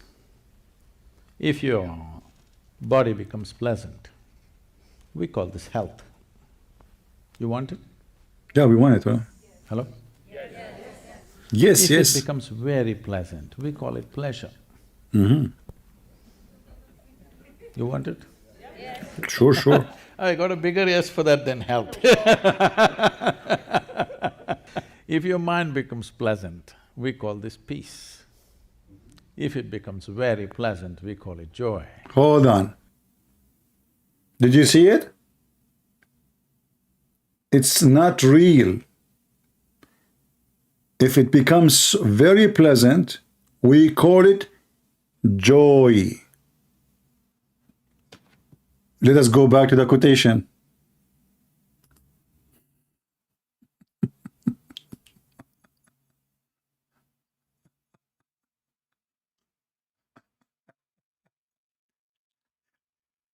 If it's not real, and you are explaining to them that it's fake, how is going to be that the most beautiful moment in our life are not the moment when we are expressing your joy, when you are expressing your joy, not when you are seeking it.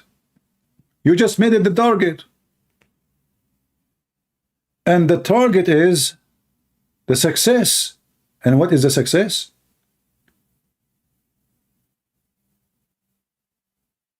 Is expressing your joy. Your joy. If it's my joy, how you are explaining to them saying it's a reaction?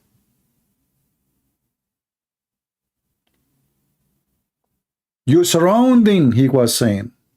So this guy is 1 billion times he opposed himself. And guys, I'm not even looking. You see, I keep the page in front of me is full of quotation. I just click. I don't even know how to. I cannot read them when they are small because the page in front of me, I make it small. I can read them only after I click on them. Look at this one. Happiness starts with you, but he just said everything is reaction. It's your surrounding, not with your money, relationship, or your job, but with you.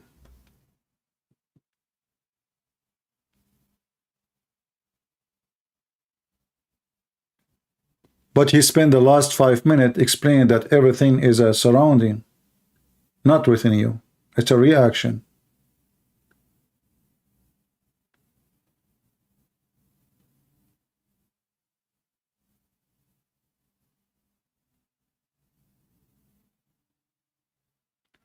You are not proficient in English to understand what he is saying. I have to be proficient in English, man, to understand what he is saying. Yeah, you see? I mean, this guy, he speaks like Shakespeare. See, guys? Look like all of us here, we don't understand what he is saying. You are the only proficient in English here. CP, you are not the proficient in English to understand what he is saying, brother.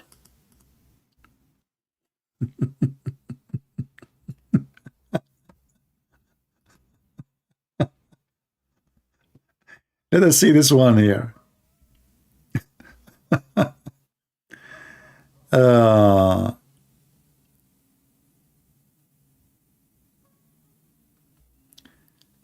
Another quotation. This one we saw it already. Do not just think about making money, think about living well.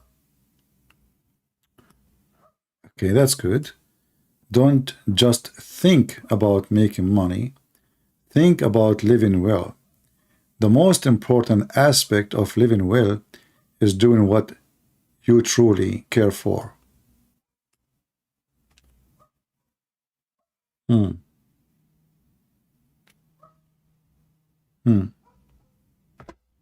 I will do a little search in Google.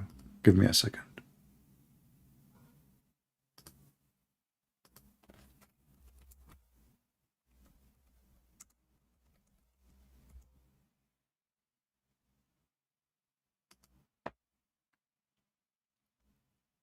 See, Sadhguru don't care for making money. He cares for living well. Look like living well will not be happening unless you have a nice properties. And all those properties owned by you, and you call it foundation. You are a very humble man.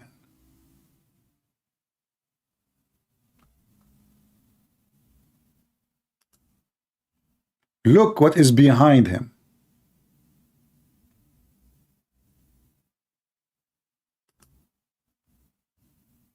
This is a villa just for the yoga, brother. This is all owned by Sadhguru.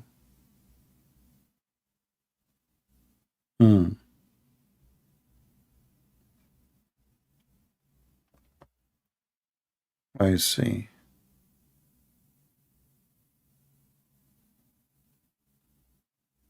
Very humble person.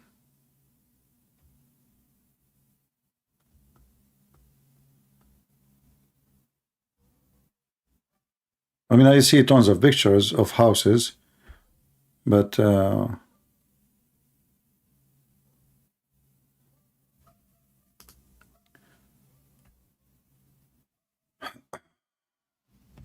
right.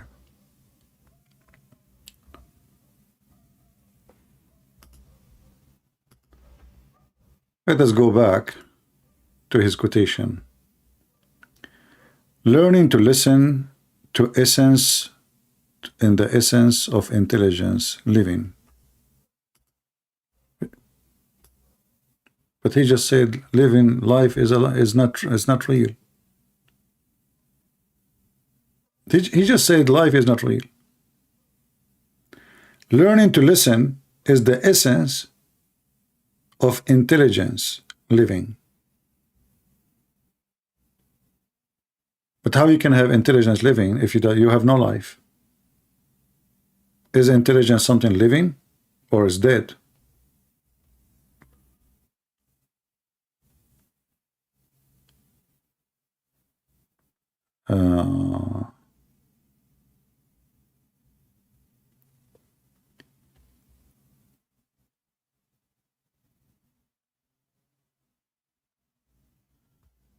Look like we are out of quotation. 50 best quotation of Sadhguru. But maybe that will take us to our website. You must build yourself in such a way that when opportunities open up in your life, your body and your mind will not hold you back. Thank you very much. He is an opportunity seeker. You see, he just said in the beginning, don't try to be the best, try your best. But now he is trying his best and doing his best to seek opportunity. So all the preparation of his body and his mind is for opportunity, not to live life. It's like Muhammad, he saw a woman, she is way older, and she need a husband. She have two husbands before him. He is young, she's rich. So he built his body and his mind to be ready to the moment he accept to sleep with the women in the age of his mother.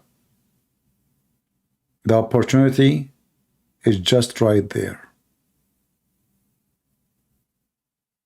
Seek the opportunity.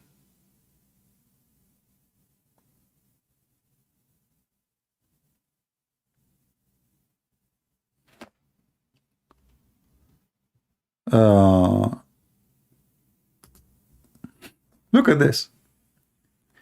Don't be dead serious about your life. It is just a play. I like this one. He is playing us. He is not serious in anything he say. It's just a play. Did you see it? Don't be dead serious in your life. That means you cannot be honest. Everything you do is just a theater. Life is not real.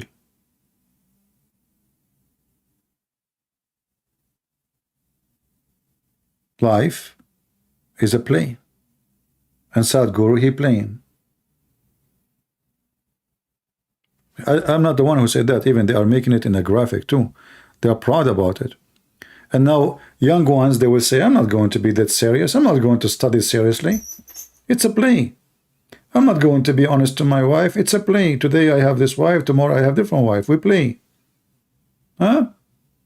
I'm not going to be that serious in the way I build a house. Everything is a play. I'm not going to be that serious when I teach my students so they can be successful. It's a play. Don't be that serious about your life. And listen carefully, saying about your life. About what? About your life. But how he said, try to do your best without being that serious. You tell me. How I can try my best if I am not that serious?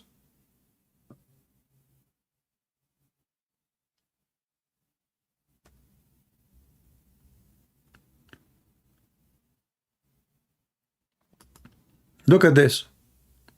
Happiness starts with you, not with your relationship, nor with your job, nor with your money, but with you. But he just said that everything we call it a pleasant happiness is nothing but a reaction from the surrounding. I mean, it's endless. It's endless, poo-poo.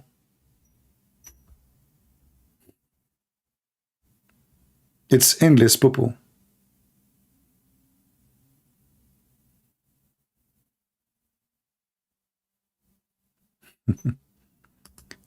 Life is not outside of you. You are life. Wow. Me. That's deep. How you come with this, man? You are life. Life is not outside of me. How long it took you to find out? That's beyond human capability. Hey, chicken, life is not outside of you. You are life. So here we go. She's alive. She have life inside her.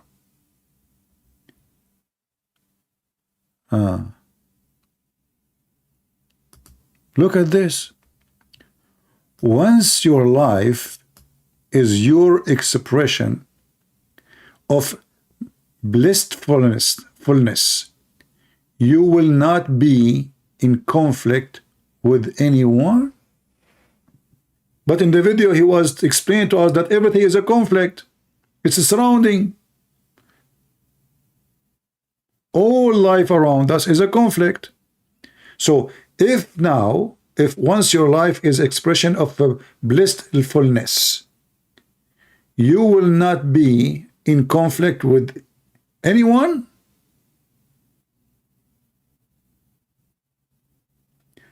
Let us make it simple.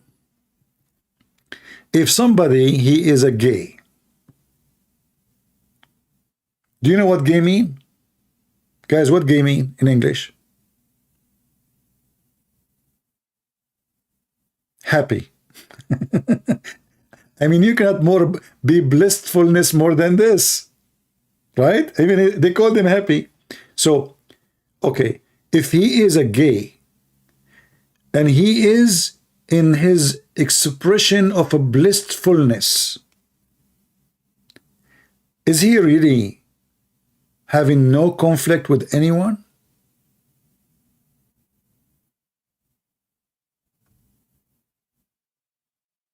Are you sure?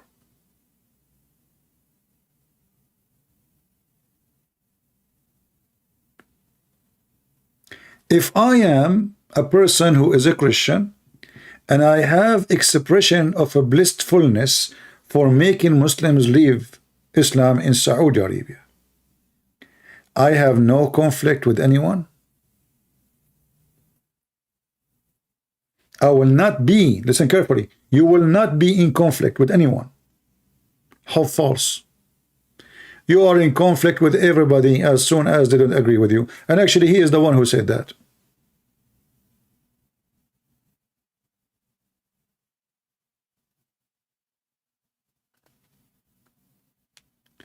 You know, I find it very embarrassing that those white people, sadly, I have to use the word white, because I don't see too much of people who they are black or etc. They are impressed with him. White people somehow they have a problem, or let us say some of them. They invite him. You will see people from around Europe. They want to do yoga and and all the madness.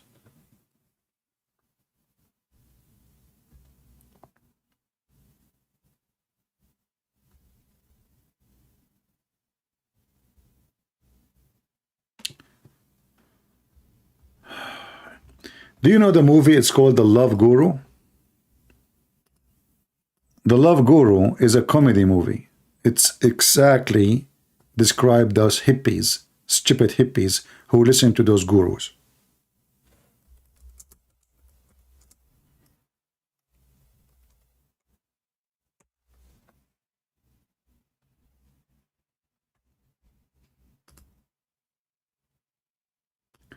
They will show you in the movie a big number of white people, and I have to say the word white again. They are astonished with the Love Guru advice, speaking about your penis. And this is his master, who had a cross eyes because he had sex with a male in the movie.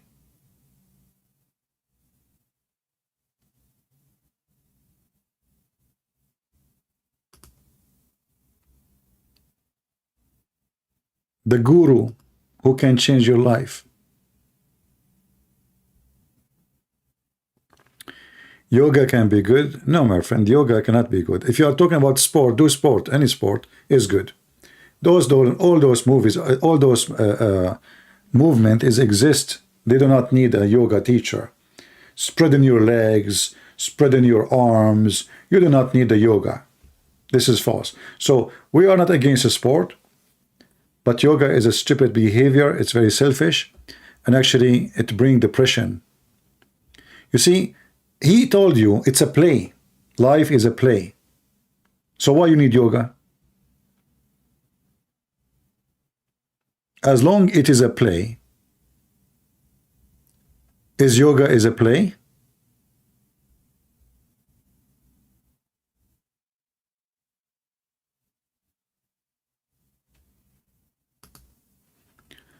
call me in Skype? What is your name in Skype?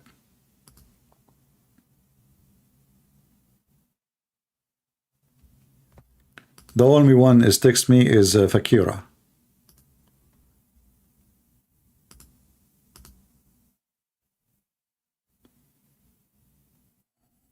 What is your name in Skype? I don't see your name in Skype.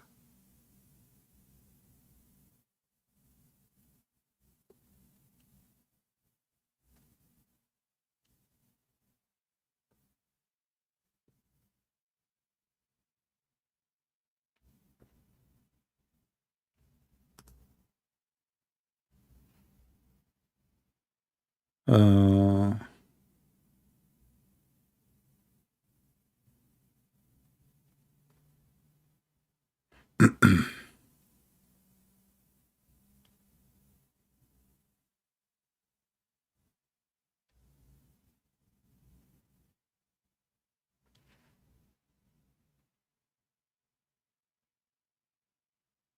somebody says to me he threw the Quran in his bin in the garbage, and a girl, she said to him, a friend, or to her, I don't know, that Allah will punish you for doing that. My friend, I laugh at Allah and his Quran every day.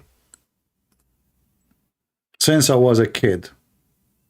Look like Allah will punish me when I am in my 80s. Where is the Hindu guy who wanna text me?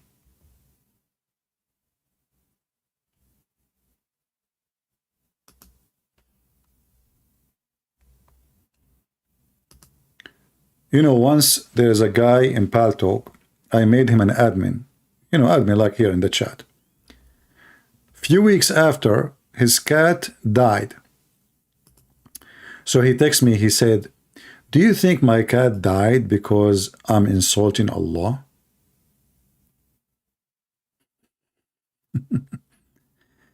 I told him, idiot, I don't want to see you in my chat room again.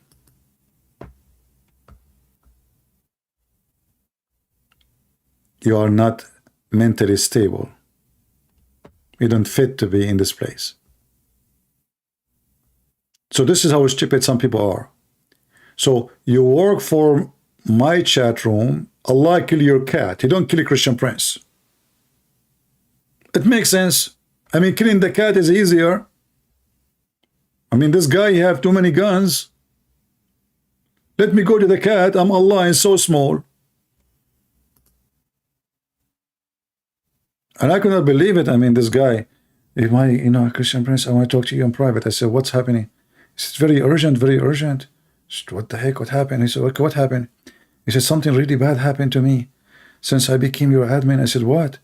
He said, yesterday my cat died. I said, what? He said, my cat died. I said, what does this have to do with being my admin? I said, I'm thinking maybe because I became an admin in your room, so the cat, died. I said, sure,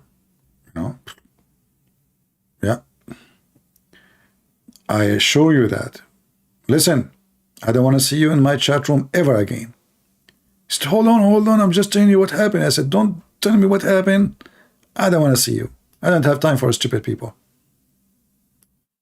His cat died. Did your cat burn the Quran too? Crazy people. Hey, admins in the chat room, any of you, your cat died? Be honest with me. Look like Allah, he is targeting the cats. Do you think the cat who walked in the Quran, in the video of David Wood, Allah, he destroyed her? Actually, I should challenge David Wood to show us this cat again. I'm sure Allah, he seek revenge with that cat. There is no way Allah will let this cat stay alive since what she did.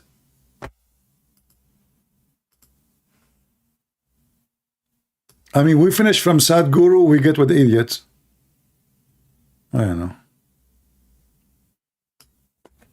I remember this video actually. The Muslim, they were making the video how the cat, subhanallah, alhamdulillah, the cat is not walking in the Quran, brother. Allahu Akbar, Allahu Akbar. And you know those Muhammadan, they are the same as the Hindu. Anything you say to them, just say Zakir Naik said it. Just anything, like a dog praying to Allah, reaction for the dog to Allah. Even a dog have a reaction to the adhan. Let's take a break from talking. Hi everyone. Well, you might notice the background here. I'm at my friend's house and he has a cat. Why am I recording another cat video? Well, I recorded a video responding to a disturbingly common Muslim argument claiming that the Quran must be miraculous and from God because a cat will not walk on it. So I tested that over and over again, and it took me on. You know, I have to be honest with you. I live in the Middle East all my life. I never saw a cat walking in any Quran. How you explain that to me? I mean, let us be serious now. I never ever saw a cat ever in the Middle East walking in the Quran. They show respect. They will never do that. Cats in the Middle East, they are from good families. They are true believers in Allah. They pray 5 times a day. Their prayer is well known. It's called meow. Like meow, meow, meow, meow. You know? They do ablution. You see all of you, the cat, she lick her ass. And that's what the Prophet used to do. So it's proven scientifically that cats are true Islamic believers. This is the only explanation why cats don't walk in the Quran. If you are a Muslim, leave a comment and tell me why. We need to know. Why? Please let us know. Average about half a second to 2 seconds to get a cat to walk on the Quran each time. You're kidding. Oh my goodness. Look at those Qurans. But there are people who want to defend this absurd claim. So they replied in hundreds of comments that the texts I was using weren't Qurans.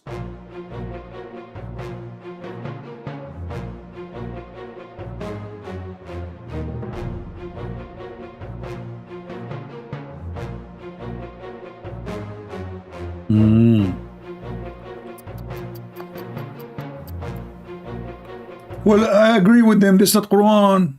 This is Quran, not Quran. Some Arabic dictionary or journal, David Wood, you are junkie, idiot. Try falsing any argument. I don't see the unoriginal Quran in the video. I see only Quran translation. See, this cat, she speak Arabic. I mean, think about it. This cat in America, she know Arabic only. Is from Allah. Because translation, she don't know what this book is about. She don't speak Arabic.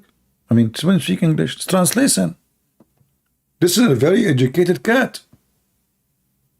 She can differentiate between Arabic and English. I mean, who can beat that? The Muhammadan, they got you busted. Sound like SADHGURU.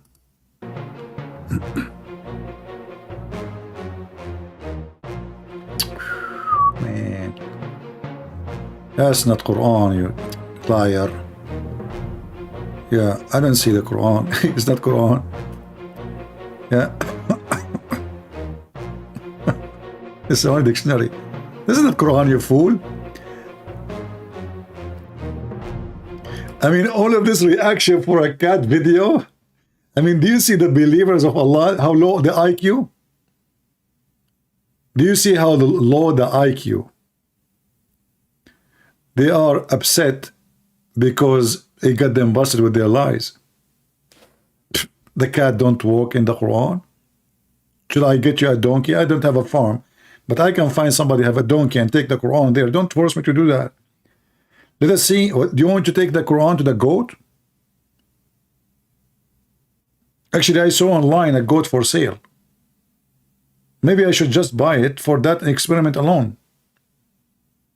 And then after that, I will set her free. For the sake of Allah.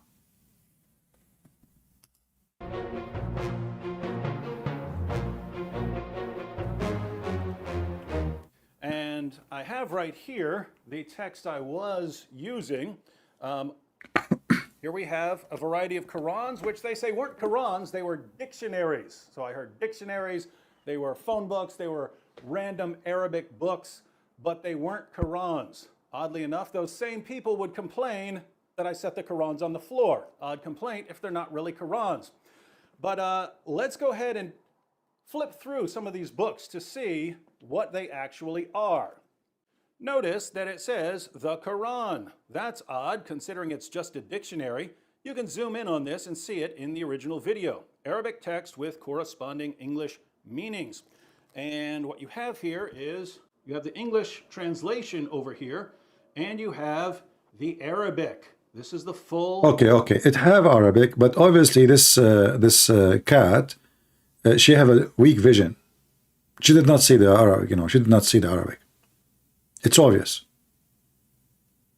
I mean, all of us, sometimes we experience that we don't see something, like certain things, well, we don't see it. It happened. Like in the other day, I was looking for my car. I could not see the car, but I saw the key in the car. Where's the car? But I am in the car. But I could not find the car. And I found the key in the ignition. But where is the car?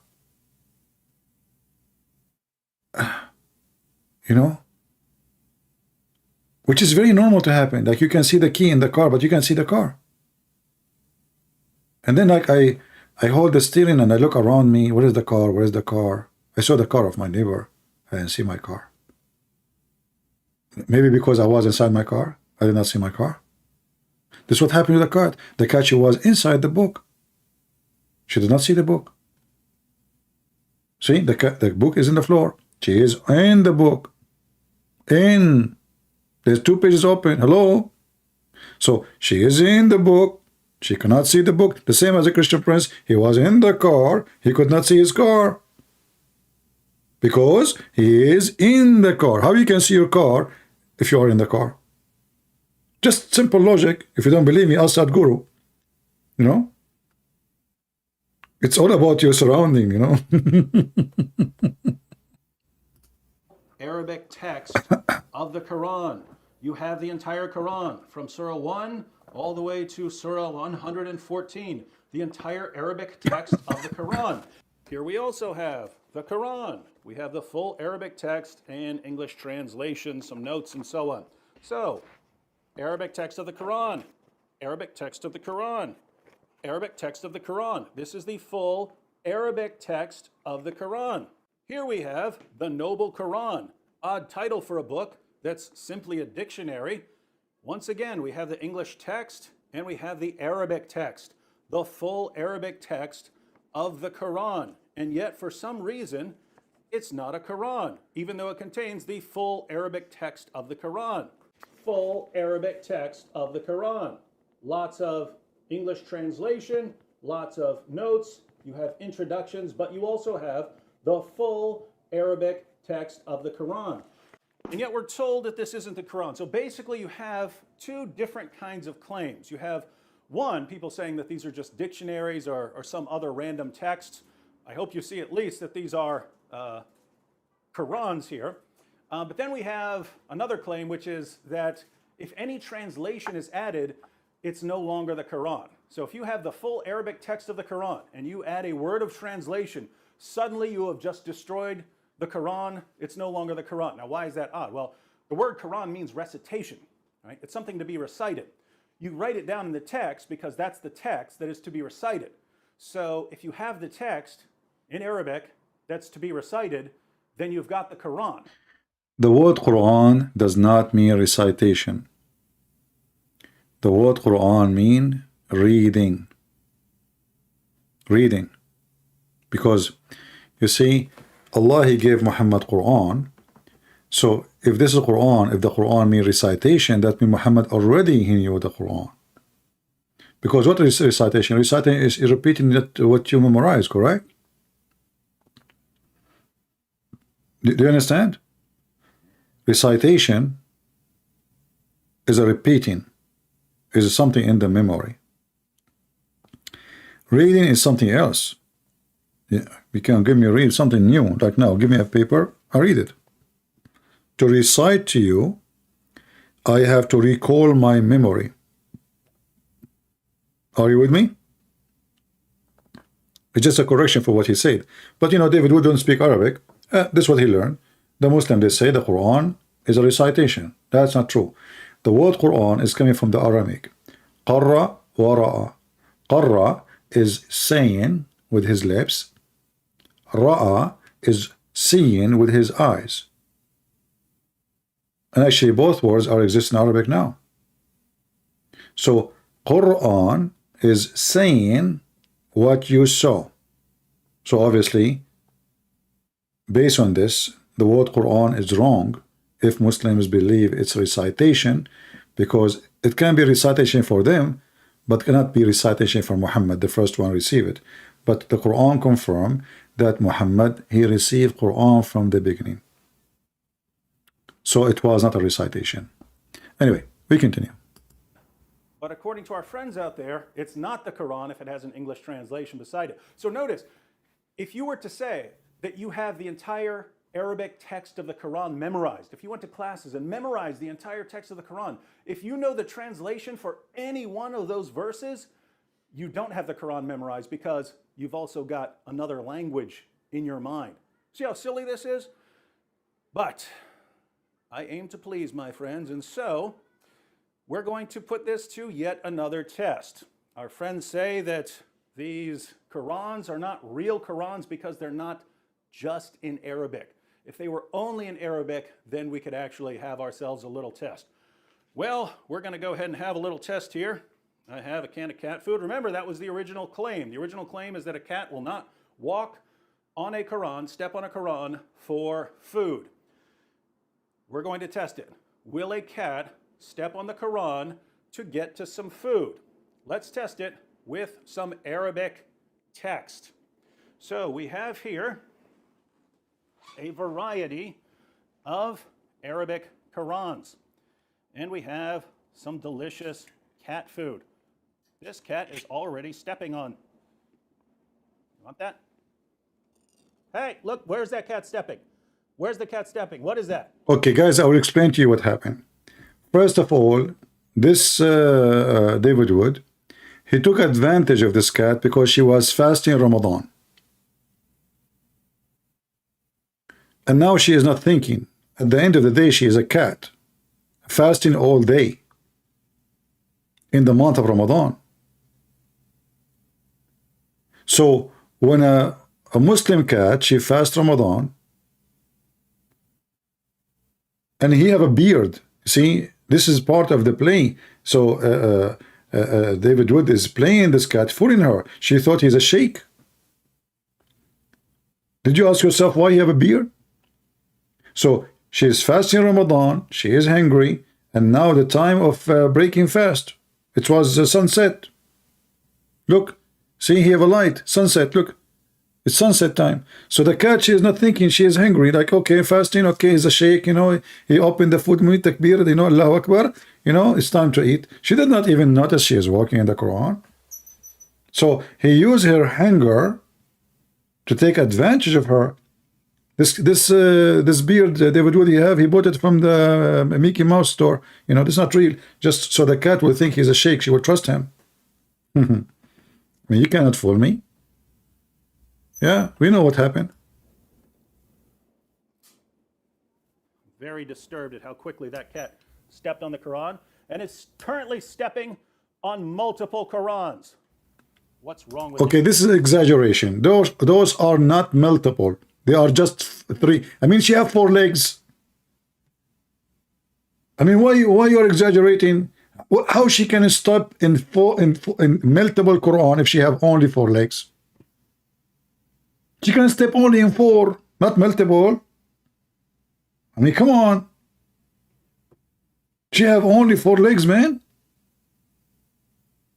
They lie, they lie. I mean, those Christians, they lie.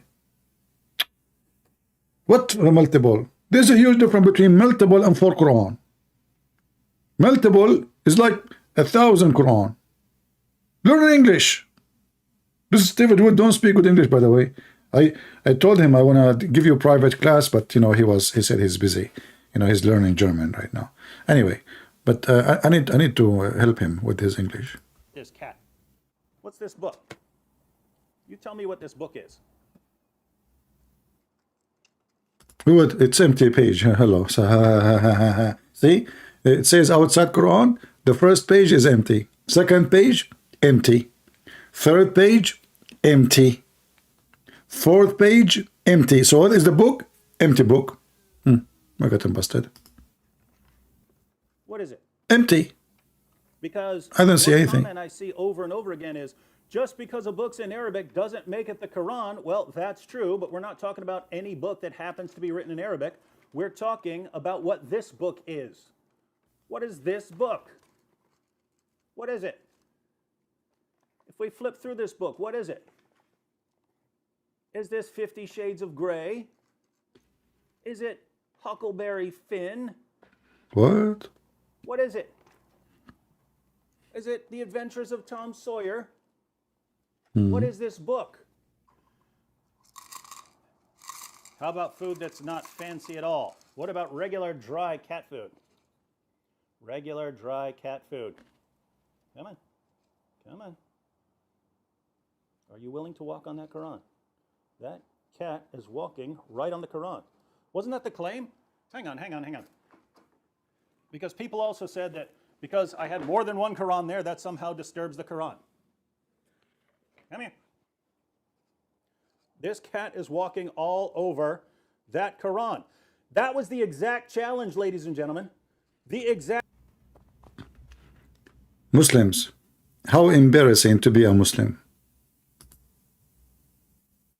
How embarrassing. Isn't it the prophet wife, she said, that the goat, even she ate the Quran. Not only they walk in it, they eat it.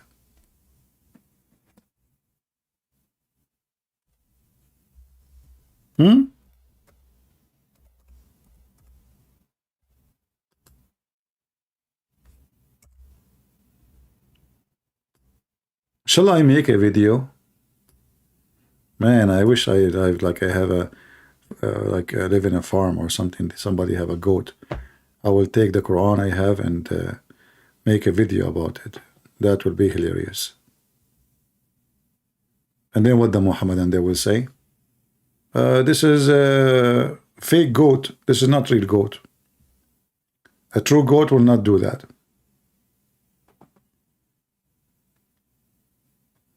Do we have any Muhammadan?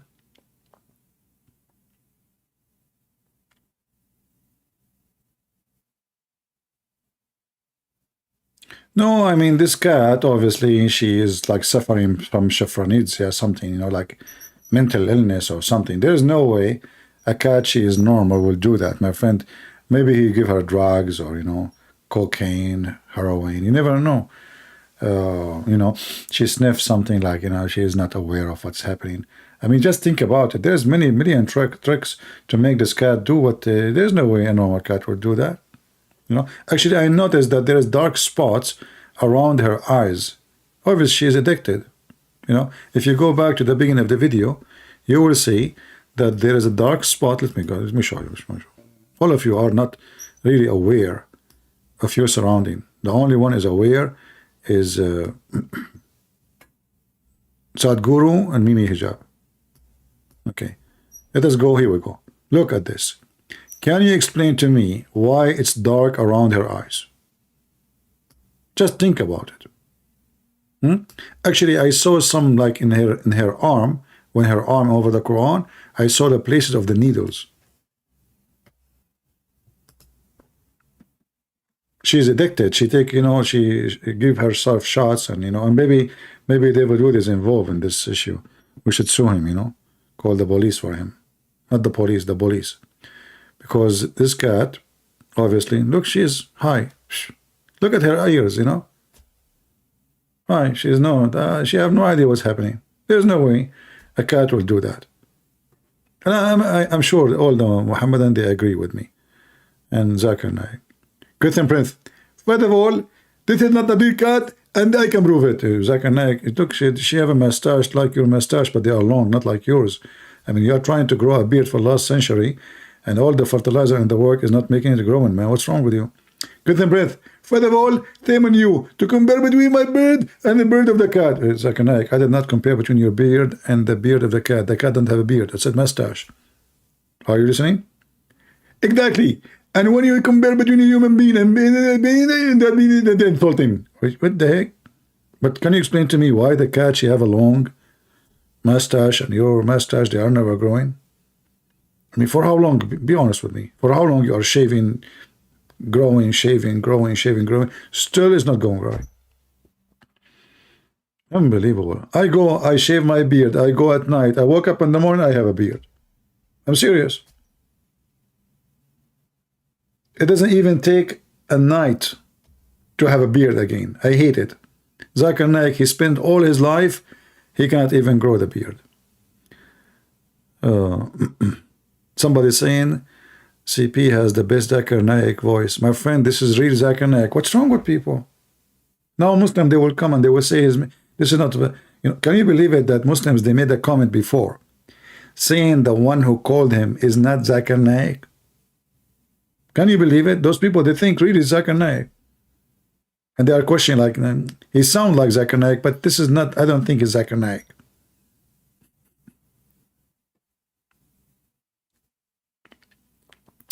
My friend, don't tell me call this person one person. This may give me the Skype, I will call.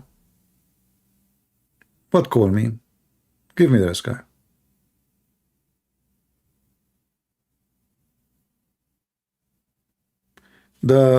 There's a guy, I never heard of him before. They call him A Dawa. A Dawa, correct?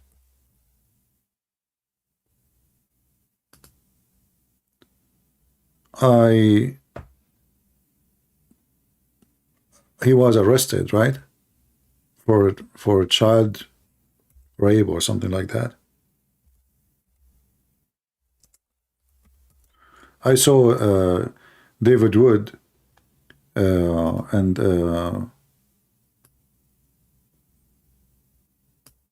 Apostle Prophet making a video about him. So I searched his name, and then I found that this guy is even talking about me. It says like Christian Prince versus A.E. Dawa. But I never spoke to this, but I don't remember. But anyway, in the video, he was challenging me. I challenge Christian Prince, he is a card, blah, blah, blah, blah, blah.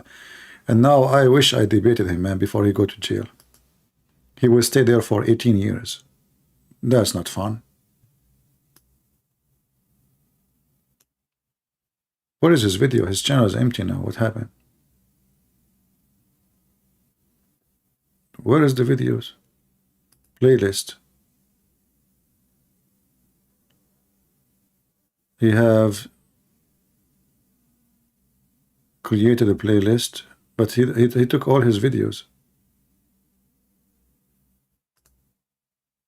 And 18 years in jail. Yeah.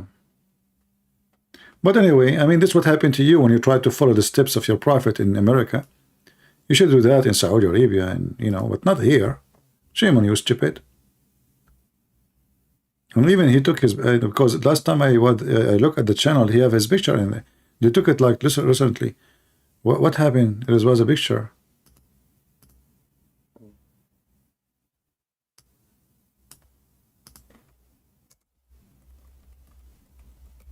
And look, the Muslim, they went sleep with it. Nobody is talking about it.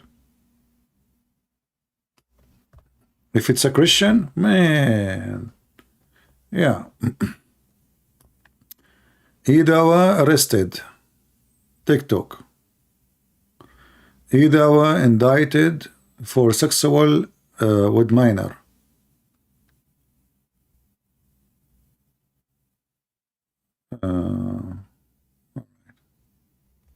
Anyway, he is following the steps of his holy prophet. MashaAllah. It's MashaAllah.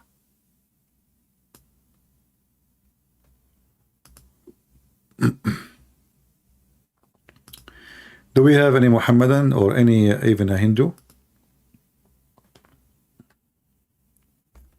His stepdaughter? This is exactly what Muhammad did.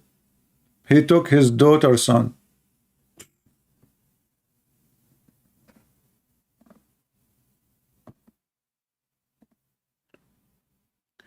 And you know, the funny is that a person, he claimed in the beginning that this is not true, and then he plead guilty. A person who is innocent, he will never plead guilty. Even if they say to you, we will put you in jail for the coming century. You know what I mean? Because this is not a good accusation to say, okay, I will plead guilty, stay there for like few years less, and because anyway, it's going to be a lot of years. So what plead guilty for? But obviously they have evidence, very enough evidence to prove it.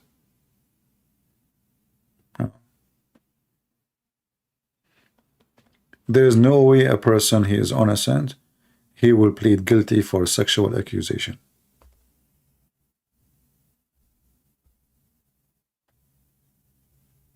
Today I heard that there is a Muslim, he attacked a bank and he killed 5 or 6 people. Somebody posted, I think he said Louisiana, downtown shooting. And I saw, actually this is another topic, maybe I should make a video about it. I will make a video about it, not to mention it. There's an imam being stabbed in New Jersey, and right away the stupid Western media, the American liberal media, hate crime, but this guy is a Muslim. I mean, the guy is a Muslim. How this is hate crime? Stupid liberals. They make me sick. Louisville, not Louisiana, okay. Yeah.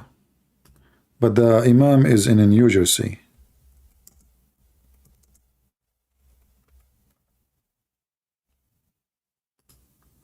And even there is a video about it in the internet. And this is the guy who stabbed him. His name is Serif. Is that the guy who been stabbed, or this is the guy who stabbed? I'm not sure. Yeah.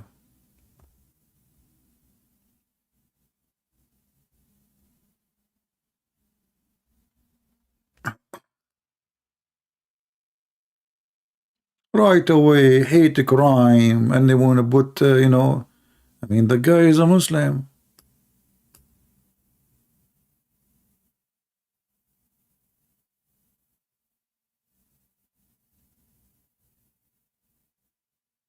Well, from his name, you know, the name of the guy is Serif something, you know.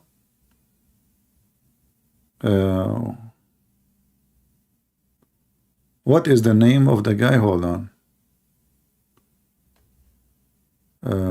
I saw his name before.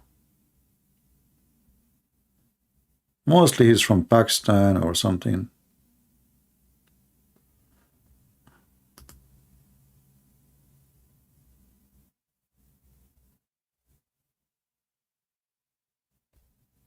Okay. They are saying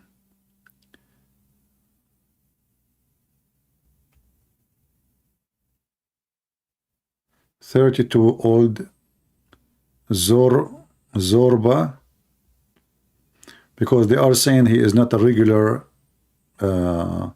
attendant to the mosque. Obviously, he's a Muslim.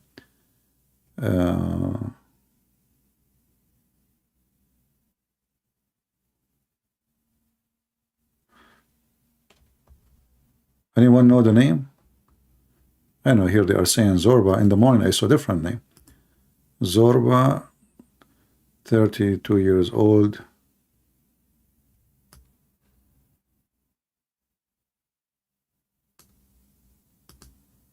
Yeah, Sarif. Yeah, Sarif Zorba. Yeah. Serif. Yeah, this is like sheriff. So Serif Zorba. Yeah. Is that like a normal name in Pakistan or?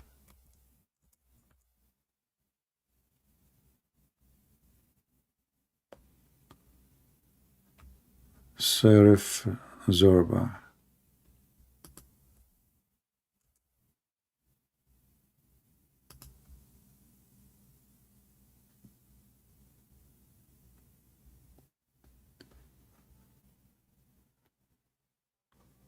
Yeah, you see, he's a Muslim. It says he worshipped with them before. See? He's a Muslim. He did worship with them before. It says here, ABC 7, New York. The faith leader at the Omar Mosque says that the suspect, 32 years old, Serif Zorba, has worshipped with them before, but he is not a member in the mosque, which means he's not a regular attendant, but he worship, he's a Muslim. Can you read the text or you cannot? No? Yeah, so he worshipped with them before. Obviously, he's a Muslim. So they knew him. He came many times before. But what happened? You know, I don't know.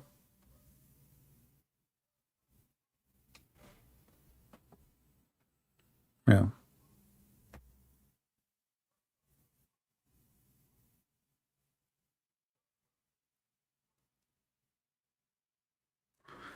Do we have any Muhammadan?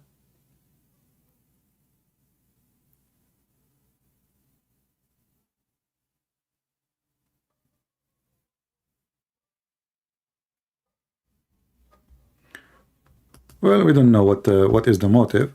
They will find out as long as they get him alive. They will find out what his reasoning. And actually, I find it very stupid. I mean, if somebody want to kill somebody, you want to kill him in front of everybody, and you know the mosque is full, they will arrest you. They will get you. I mean, how stupid! Like, let's say he want to kill him. You kill him in front. Have you ever heard of a criminal like this? Mental. I mean, it's like he want to be captured. You know what I mean? So there's like 40, 50 people in this small mosque, and then you walk between them, you stab the man, and now you want to run. For sure, they will chase you. You just made 40 people chase you. Mental. It doesn't make sense, you know.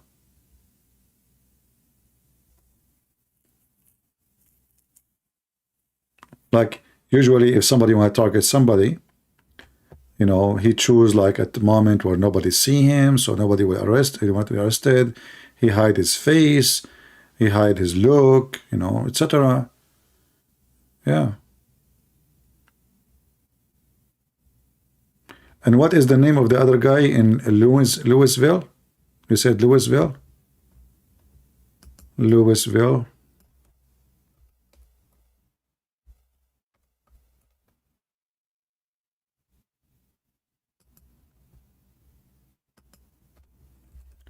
Shooter. Let us see. One of you, he said his name is Abdul something. He killed 5 people.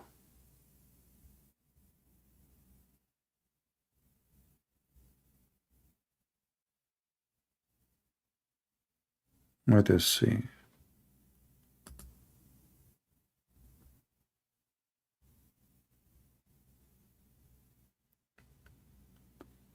What his name? I mean, look, he killed like all of them. They are all 4 victims who died Monday morning were identified as Joshua Barrick, 40 years, Julianne Farmer, 45, Tommy Seth, 63, James Toot, 64. Police said that the 5th victim, 57 years old, also died. So now there are 5. What is the name of the guy? Where is the name?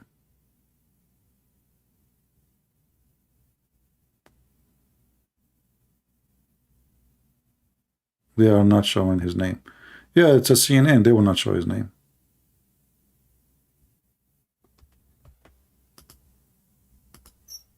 If he is a Muslim.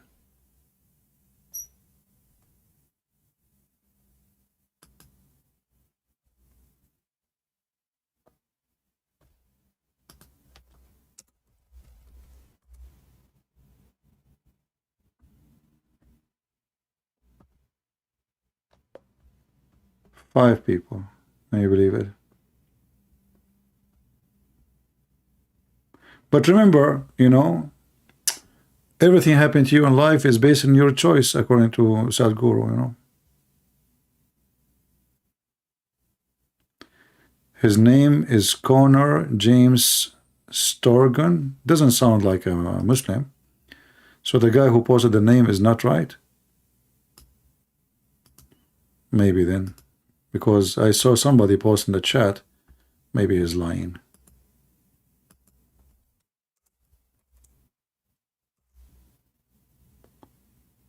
Yeah, you are right. 23 years old. Maybe he's a convert or something. Why this guy, he said...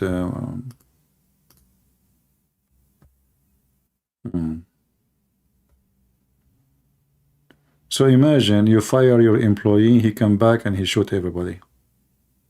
Stupid people. And now what you did, you know, like, okay, you so you lost your job. Which one is better? You spend the rest of your life in jail. This guy, he would not only, he might be, I don't know if in Kentucky they have execution. Like some state they have execution, some state they don't. So he will be lucky actually if there's execution.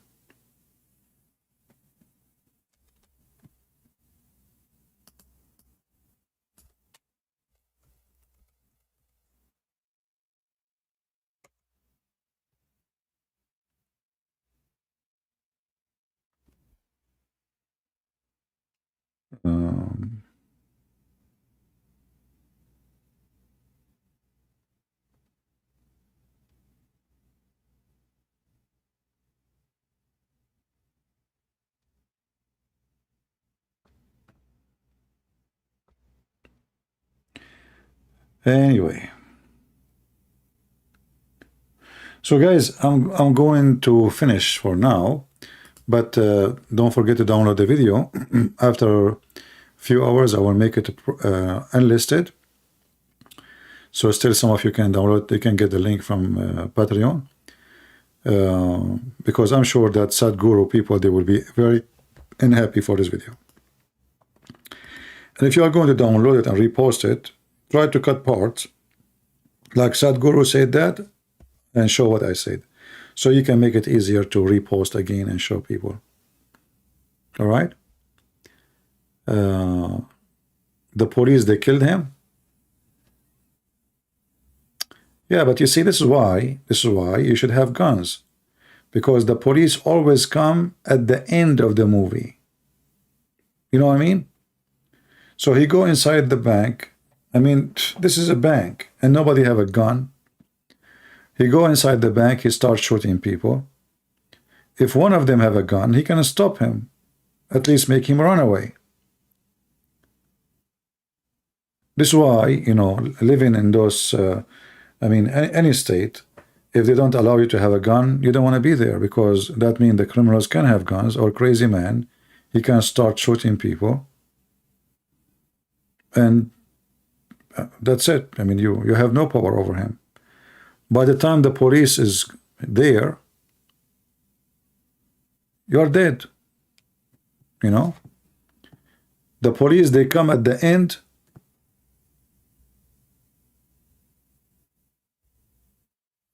To take a picture for you when you are dead.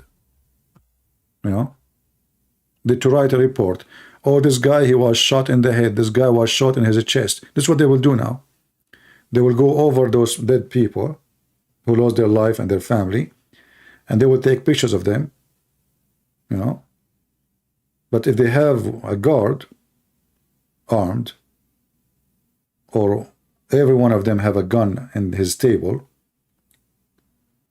the shooter, he will be able maybe to surprise them and shoot the first one, the second one, but he cannot continue.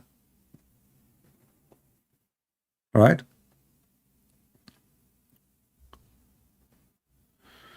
Anyway, me myself, I have always my guns ready, and I don't depend on the police to protect me, even though you need the police at the end of the day.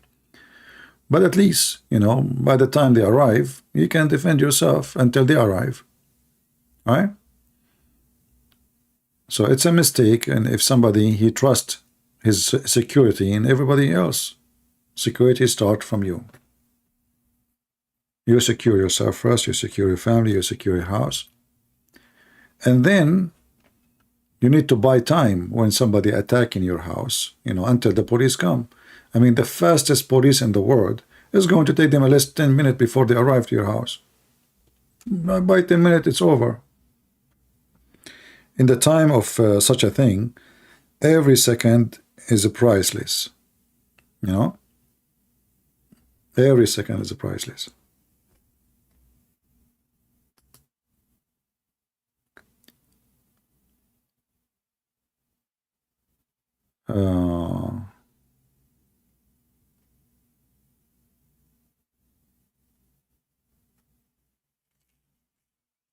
You don't have to kneel to shoot. Kneel to shoot. I mean, you kneel to shoot if there is necessarily to kneel. But why, you know, actually there's a gun I like. I did, you know, it's a nice gun, but I don't have it. It's a rifle, actually. It's not a shotgun. It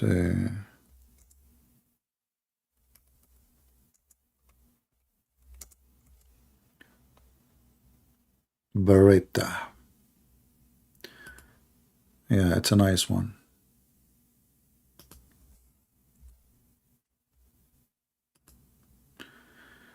Beretta shotgun A400.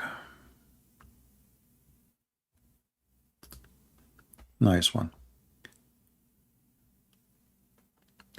What if you live in a country where guns are not allowed? Well, try to find something else to defend yourself. What you can do.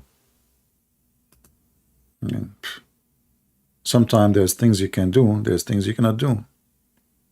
If it's not allowed, it's not allowed.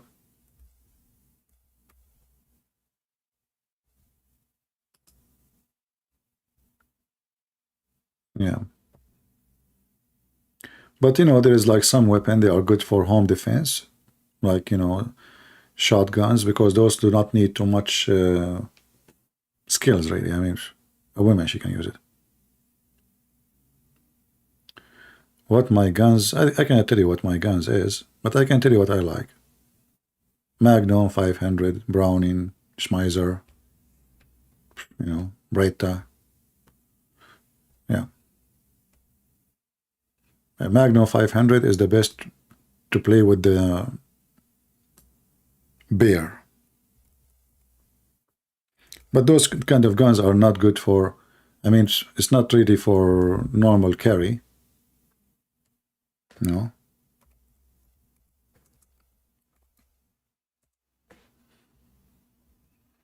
Because they are so huge, so big. So,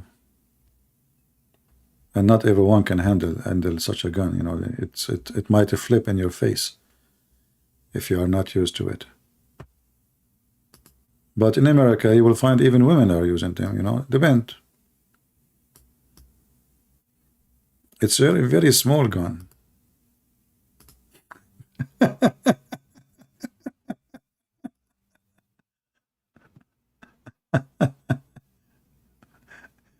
Yeah.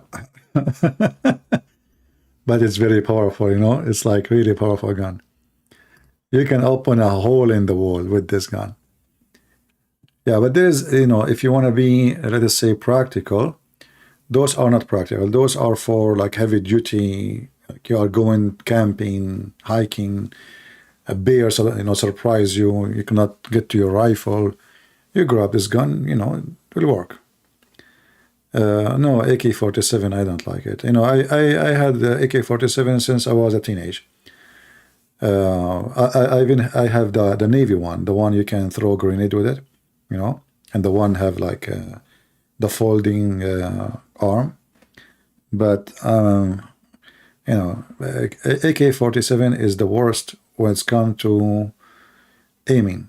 They are good just to shoot, but from 30 bullets, let us say maybe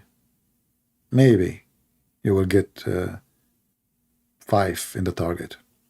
They are not good for aiming,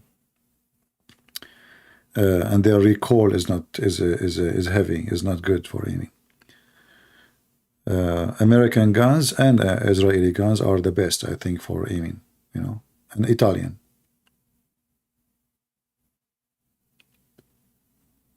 Yeah. Like if you want to have a small gun, we change the topic today. We can talk about SADHGURU. Oh boy. From SADHGURU to... Yeah, there is a small guns. Like, if you want to get something cheap and easy, and even the bullets are cheap, is 22. 22,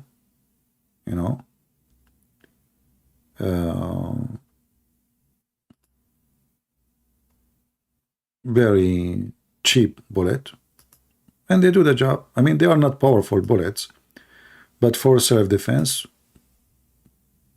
those are the cheapest bullets you can get in the market, and they will do the job. And actually, even for training, 22 is the best because their recoil is nothing, It's like shooting with BB gun.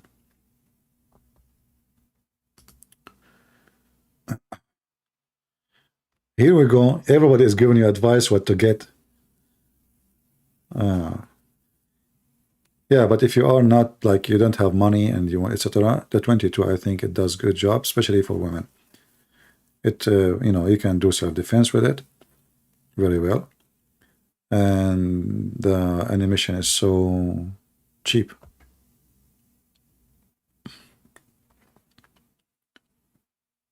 I am a member of SADHGURU website. I will try. Maybe I can make your online debate with SADHGURU. Okay, my friend, I will be happy if you can do that. I don't mind at all. Anytime. Just let me know. All right? Yeah.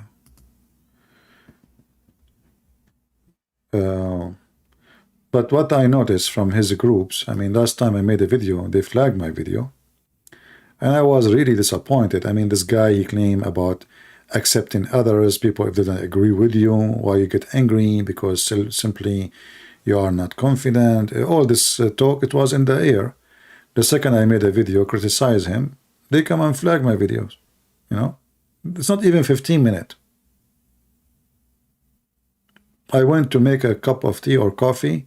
I came back and click at my phone to see how many view, and the video, it says, YouTube telling me that SADHGURU channel, they made a copyright claim. I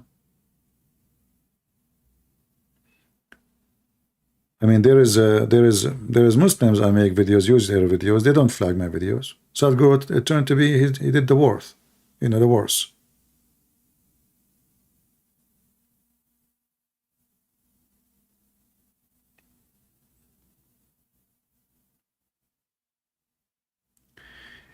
Yeah, people like SADHGURU, he is, I have to say, he is smart, and those who they are, like, let us say, they admire him, they are not even listening.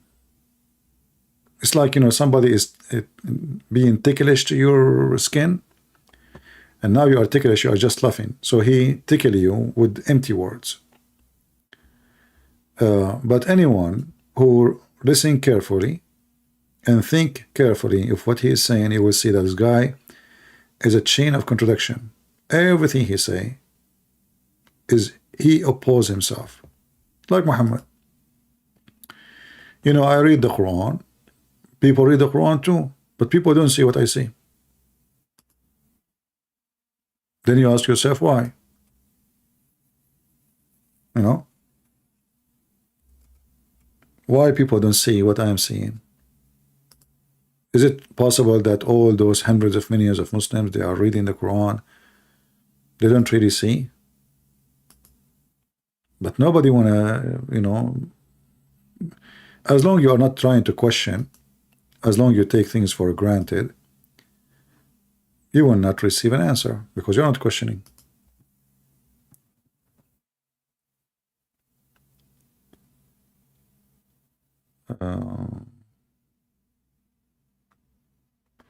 Do we have any Muslim here? Because I turned off my Skype. If there's any Muslim want to call me?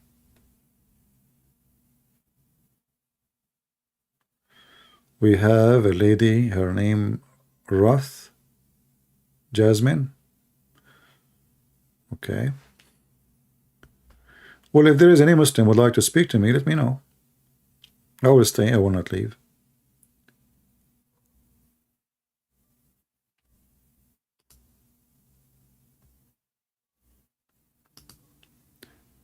Always when, you know, when somebody he shine on the stage, there is two possibility. Either he is smart and the audience are stupid, or he is so smart and the audience are so smart too, and they enjoy a smart person in the stage. What I notice that in the case of Sadhguru, either the smart ones who they are listening, they are maybe they don't dare to stand and ask questions, or those are just fan and nobody, you know, will question. If you're a fan, you're a fan. You're not even thinking, you know.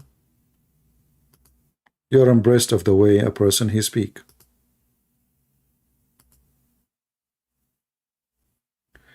So where is the Muslim when I call me? I open my Skype again.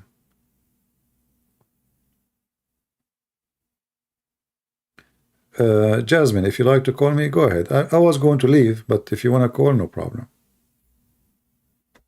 Just text me in Skype and I will answer you.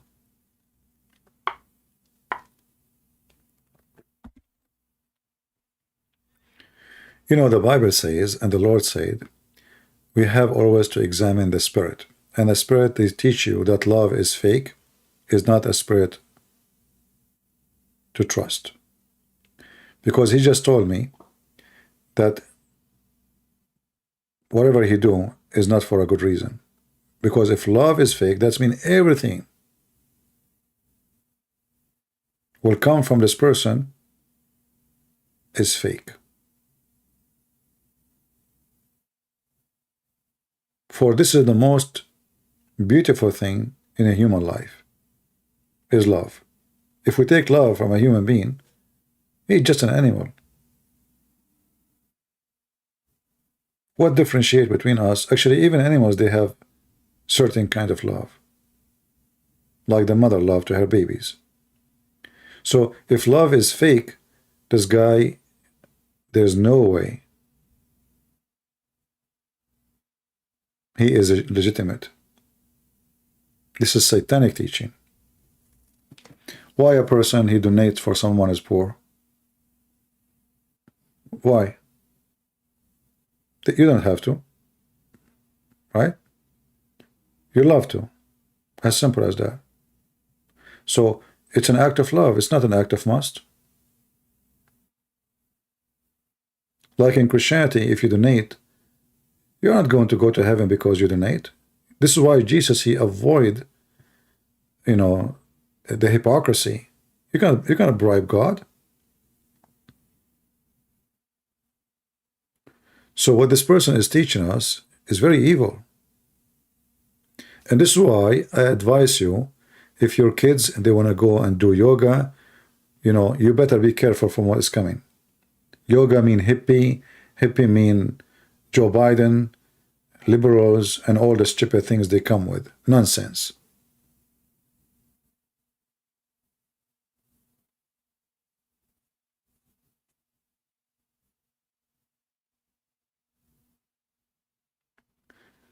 Will you marry me if you accept Christianity? No, I will not marry you if you accept Christianity. Get lost. Anyway, go ahead and block you. Do I care even if you accept Christianity or not? Go to hell. This is your business. If every female will become a Christian because I will marry her, I mean, this is a punishment to me. This is not a reward.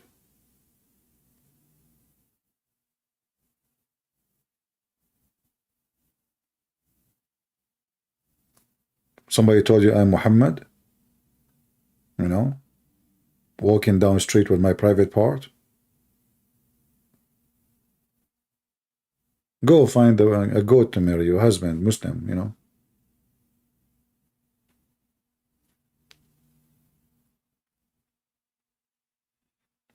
No, I mean, I don't want to be rude, but people who change their belief because of a man or a woman, they are fake and they are stupid. They are even disgusting, which means that means you have no value. You know, you have zero value. You have zero ethic.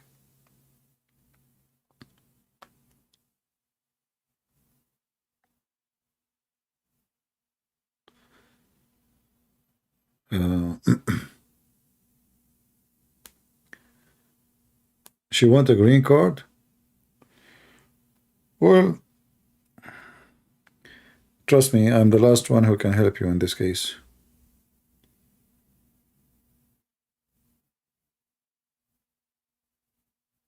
Yeah, Muhammad, he says, any believing woman, she want to offer herself to the Prophet. I am not in that agenda. All cult leaders, they want two things: your money and your women. And for sure that means power in the same time, to take control of you.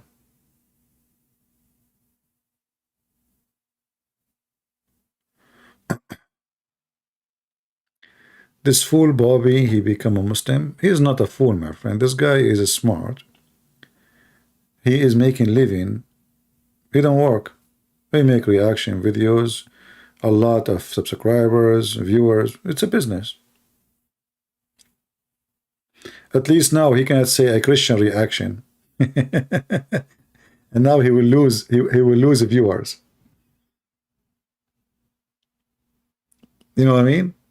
Because when you make a video, a reaction that you are a Christian, open your mouth, that will make more Muslims click at your video. But now if you are a Muslim and open your mouth, he's a Muslim. So he made a bad move, actually. If he is, he will notice right now that the view will drop. Yeah. Are you Catholic? No, I am not a Catholic, not a Protestant, nothing. I believe that all churches are blessed as long as they serve the Lord. Any church don't teach the truth is a false church. So if the church, doesn't matter what the name, they preach the truth and they don't compromise, that is my church. Any church compromise with liberalism, stupidism, whatever ism, those aren't Christians and they are Antichrist. So when you go to a church, ask them a few questions. Like, what do you think about homosexuality? If they say it's okay, there is no sin, they are false. The Bible is so clear. Second question, what do you think about Islam? If they say to you, we have the same God, they are false. Very simple. It's very easy to find out who is a true Christian, who is not. Right? Those who compromise, they have nothing to do with the Bible. The second you compromise, you are compromised. This is what compromise means. You are yourself, you are compromised. You are fake.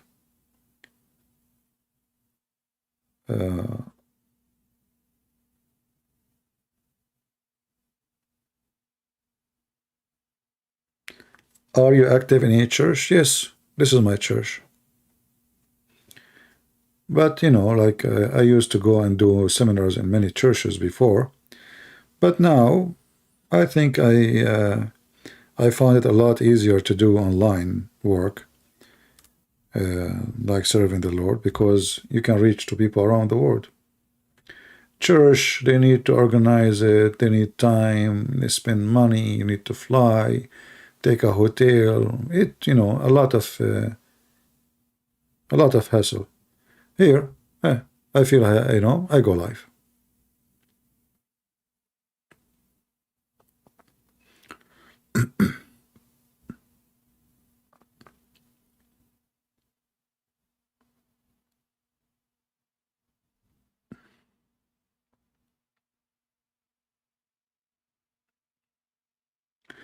There's nothing is called LGBT, pastor. This guy is a false man.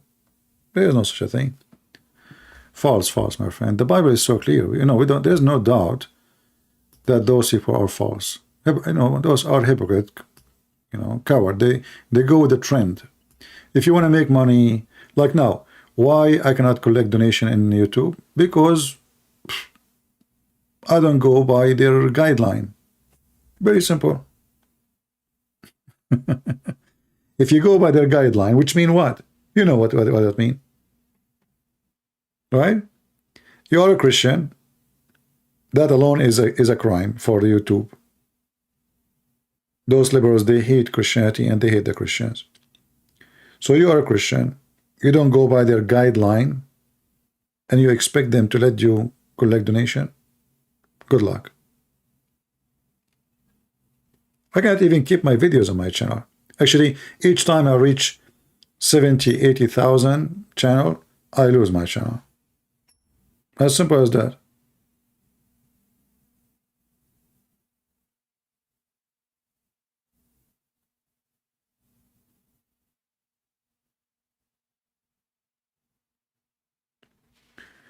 What's happening in Palestine?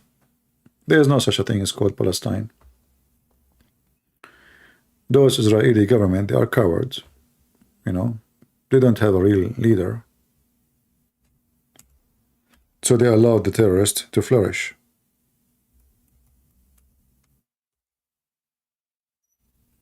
This Netanyahu is an idiot. Netanyahu is the same as a Trump, you know. He just cared for being elected again. When people, they do politics, victory never come. Those are politicians, not leaders.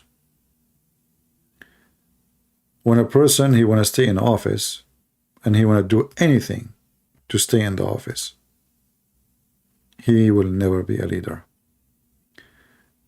I find Netanyahu, Trump, Biden, all they have the same fabric somehow.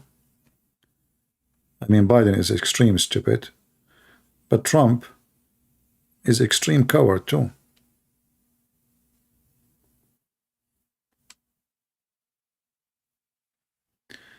CP, go to church sometime. We must have unity, not just grow solo. Jesus want us to unite.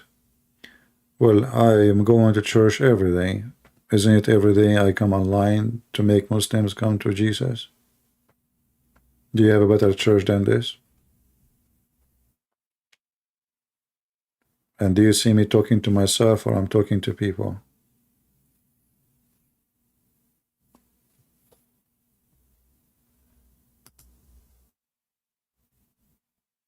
Do you have a church or doing better job than my job? All the church together. Did you see any?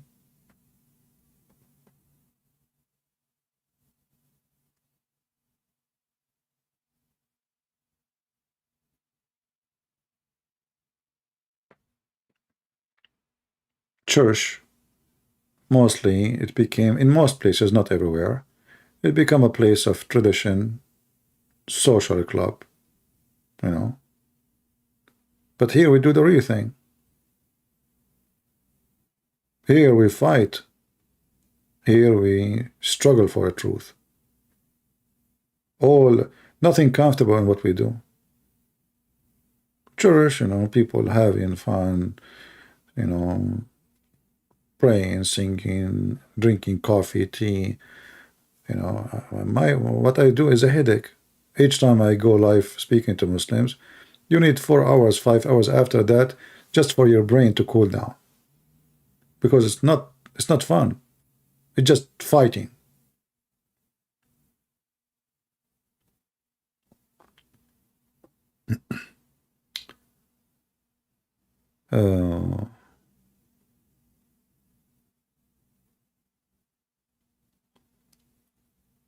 And I'm not against going to any church, but each time I go, I am a person who is very, let us say, I watch carefully what the priests say. And if I see something not right, that will not be a good thing for the priest.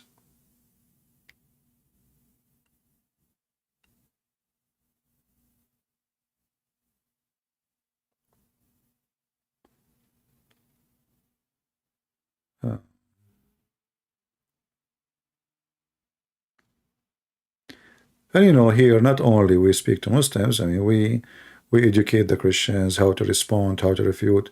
In the church, what they do? Do they teach you how to refute people? How to debate atheists? In fact, if the churches are doing their job, I will not be here.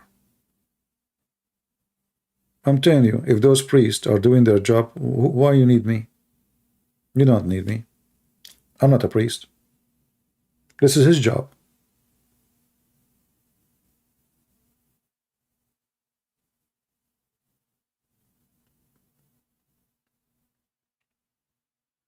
What do you think of Mary Priest in Australia?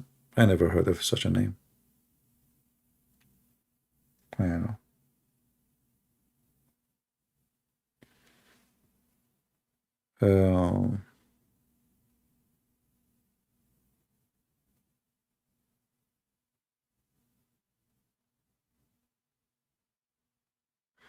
My priest even went Ukraine to preach.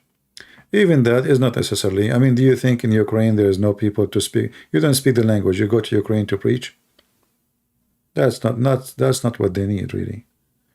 They need somebody local to speak their language. Like I went to Ukraine to do seminars, and I did seminars to bishops, church leaders, because those are the ones who need to learn about Islam. But none of them need me to preach for them. You know what I mean? They are not short of preachers. I found those trips made by anyone. It's a waste of money and time. Send donation for them.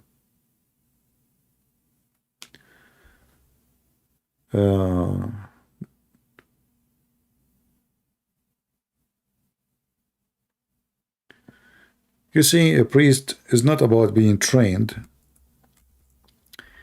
It's about many of them. They are fake. It's not about being trained. They are fake. They are just doing business.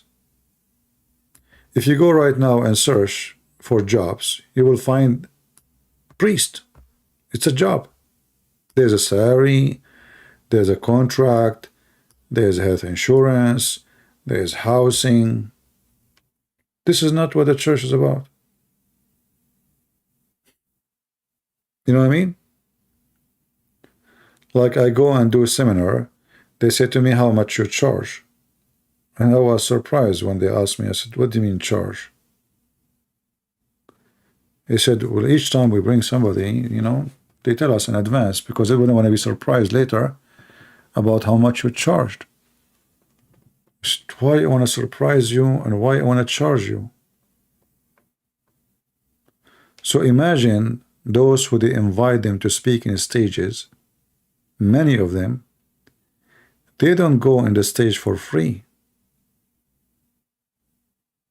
They are doing the same as the Muslims. Like I saw an article about this guy in Indonesia, Ustad Samud. He charged $5,000 for 2 hours of speech.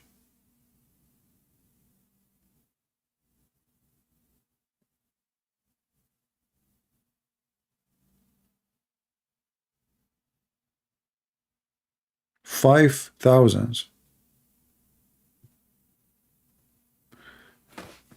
I remember not last year, the year before it, I think, or yeah, like a few years ago, I was invited to do a seminar,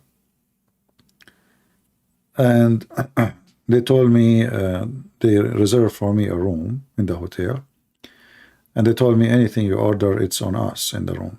I did not even use anything in the refrigerator. I did not even use the water there. In the lunchtime, I went to McDonald's and I ate there, even though everything is on them. I paid for my ticket. They just give me the room. You know, they paid for the room because they insist. Everything I did for free. Same when I went to Ukraine. I did not let them pay a penny. I went almost to every city and I did seminars there. I did not let them pay. You know, even for taxi, train, everything. Accommodation, sleeping, food. Yeah.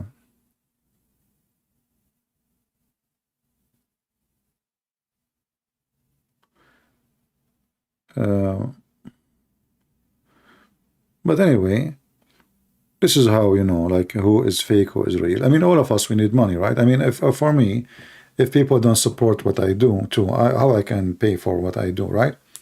So, but you don't work for the money. You know, you don't go and say, I will not teach unless you pay me first. You should not even get paid. Actually, when I go to churches, I ask them not to collect any donation in my present, like, because I'm here, because I don't want them to use me as a reason to collect money.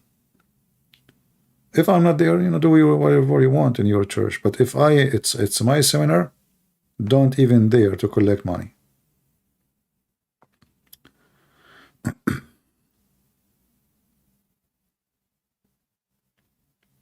Yeah, I'm not saying all is the same. I'm saying there's many are fake, and they are there just to make money, you know? Yeah. But for sure, all of us, we need money. I mean, have you ever heard of a priest get his free gas? No. You need to support him, you know? But you don't, like, demand. People, you know, they knew. They give. But salary and conditions and, you know. How I do make money? It's very easy. I mean, I have my books in Amazon for sale, and people make donation. I mean, I have source. All right? I mean, my books is well known around the world, actually. You know? And now I'm working on new books. I hope soon I will be able to finish it.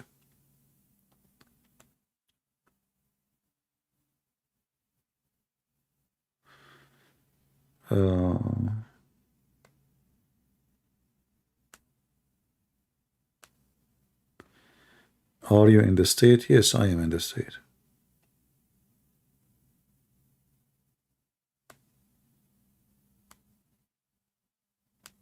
Yeah, and this is another problem, that most of traditional churches, because they are traditional and they have a higher authority, a priest in his church, he have no freedom.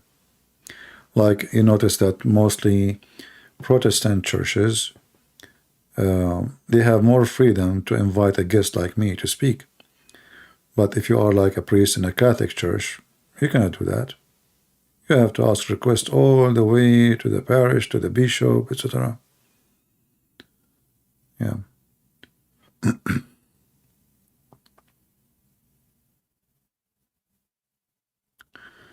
where I can watch your seminar video in the Philippines. We don't allow people to record videos.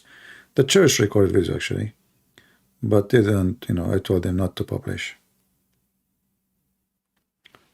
But I did seminars in Manila, in Cagayan de Oro, in Batangas, in many cities.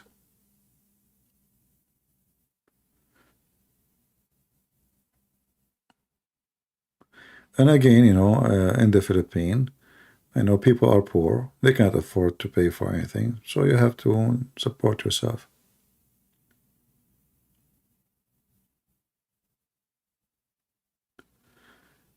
CP apologize, but I must know.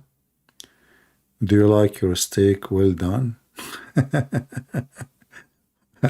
What does that have to do with the topic? Oh boy. Today actually I ate potatoes. My food today, it was bread and potatoes, mashed potatoes, and some onion, spice, no meat, I decided not to eat meat for a few days. Yeah, and yesterday too, actually, the same food. Very simple.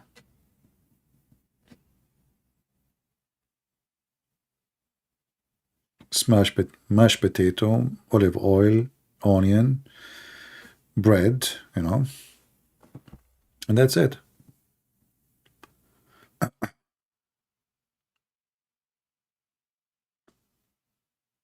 Maybe you can discuss another time. Mind sharing your opinion on exorcism of evil spirit. Thanks in advance. Well, I don't have any experience in such a thing, so I can share. But we have to be careful. There is people who they are fraud, and there is people who they are real, right? I believe that the Lord is capable. People are not. Which means it's possible that in the name of the Lord you can cast demon, but it's not you who cast demon. And there is some people, they take advantage of people because of what they do. So you have to be careful in that field.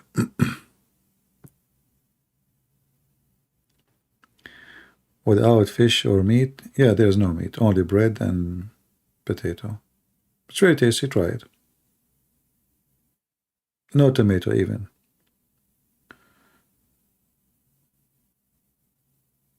Yeah.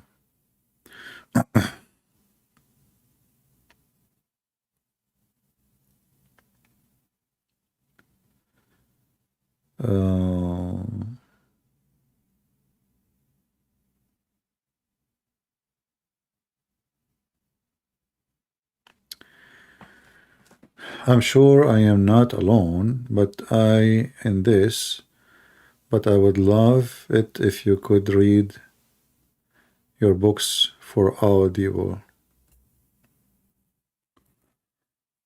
Yeah, well, you need time to do that, and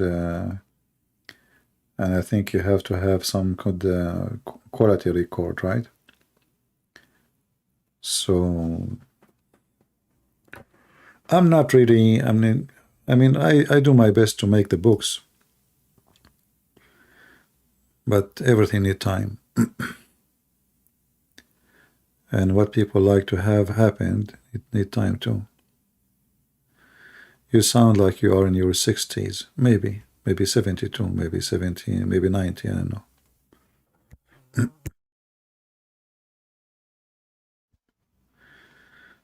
No questions, no private questions, please. Why you don't debate lousy Mimi hijab? I called him once and we made him shish kebab, he hung up on me. We can't chase people. Do you work out? I do not need to work out. I'm very much physically fit, thank God. I never went to the gym. I do not need to work out, Yeah. But for sure, like if you want to better physical fit, you know, workout is good, you know, but I don't need it.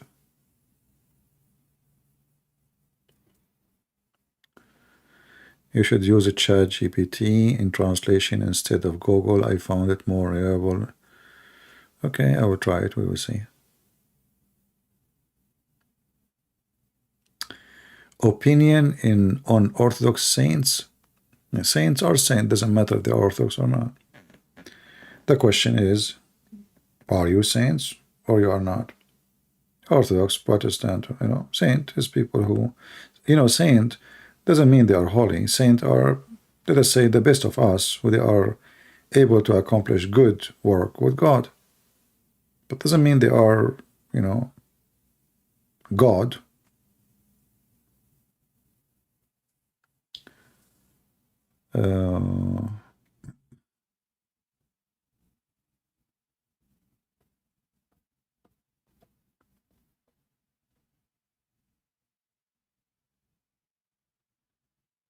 All right.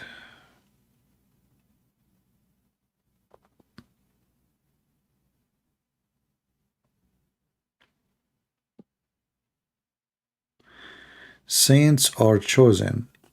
Yeah, but don't take the Bible in literally way, you know, like the Bible says, we chose you before the whole world exists.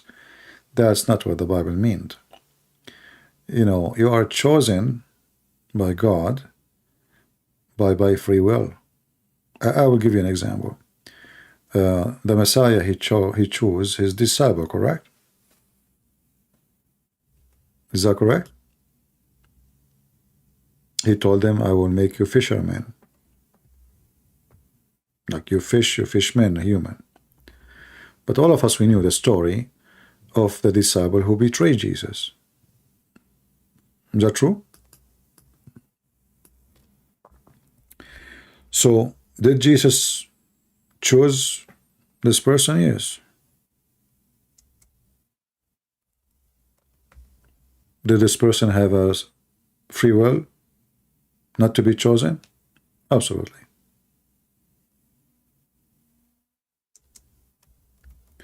So don't take what the Bible say and try to understand it in the wrong way. We, as a Christian, believe in a free will. Destiny for us have totally different meaning from other belief. Right? So you can be a person who is supposedly chosen, and you kiss the one who is supposedly you are loyal to, but you betray that person. What do you say about Gaza-Israel problem? The only answer is the Jews leaders are cowards. You see, when you have a coward leader and they knew that you will do nothing, then your enemy will be aggressive, because they knew that the one you have now on charge, he is literally a coward. Israel does not have a real leader. Israel have a politician.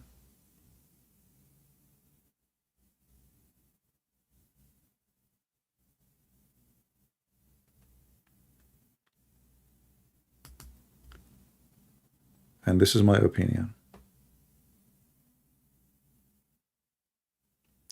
I will give you an example. You know, when Hezbollah was shelling Israel every day, for many years,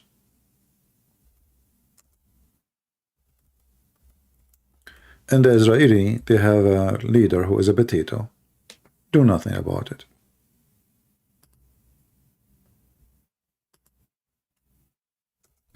Until Israel decide to wipe the floor with Hezbollah. Since then, until now, Hezbollah don't dare even to fart.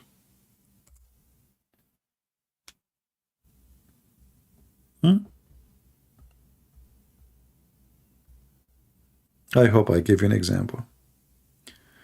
Your enemy are big when they feel that you are small. They are small when they feel that you are big.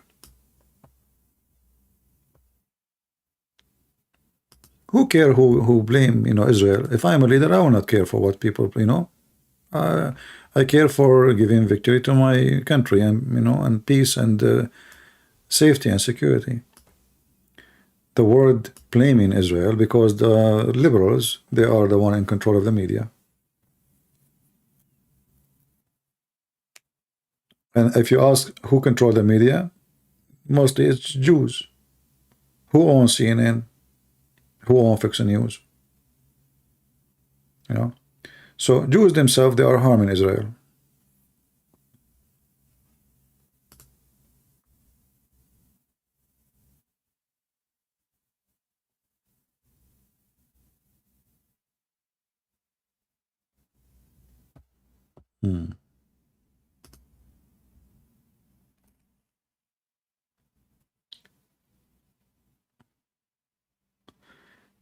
Would you ever do life with Ahmed, ex-Muslim?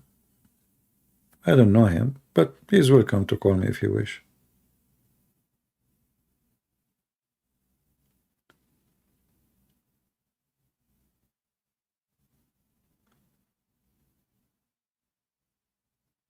Like Israel right now, Israel as a country, if they continue the way they are, they will be destroyed. They will not survive maybe 200 years. This country is getting doomed. Liberalism is taking over the country. They are just European, they are not Israeli really. They are hippie. They are even defending the terrorist Hamas. In Israel, they are defending the terrorists of Hamas. A country like this, you see, right away when the kingdom is divided, the kingdom is gone. And Israel is very much divided. So they have no future as long as they are the way they are. Same as America. America will not have a future.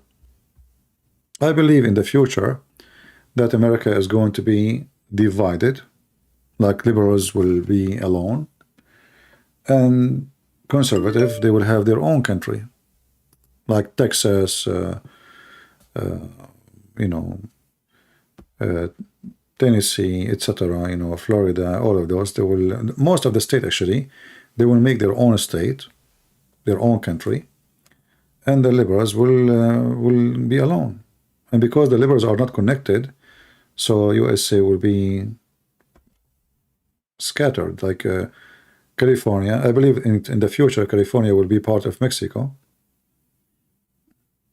Maybe you might laugh, but I believe strongly that California in the future is going to be part of Mexico because their border is opened for everybody and the number of Mexicans is increasing. And if the people vote in the future, we want to be part of Mexico. Well, California was a Mexican land, so they will take it back. Any kingdom is divided, this kingdom has no future.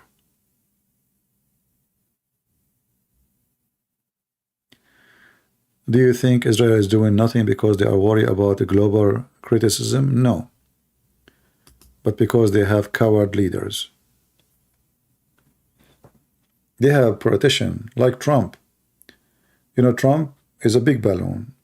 He's big, almost 7 foot, like a bear.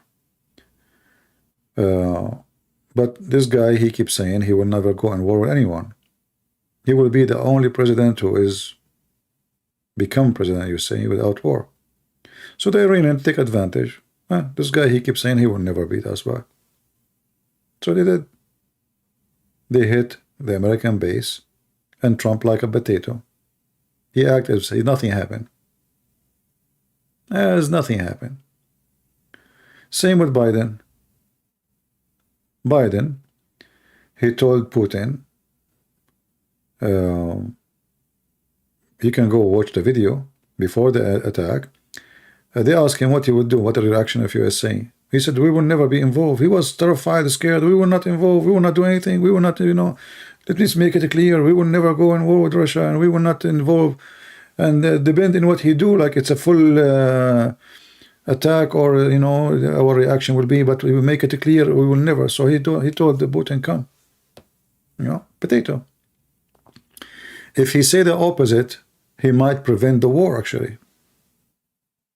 But he told Putin, I mean, have you ever heard of enemy? You tell the enemy, I will not shoot at you if you do this. He just invited him. So, you know, in the West, we don't have leaders. Same as in Israel. They don't have leaders. Right? Leaders, they make victory for the sake of their nation. True leaders. Politician, their victory is election. That's it. Just give him the office.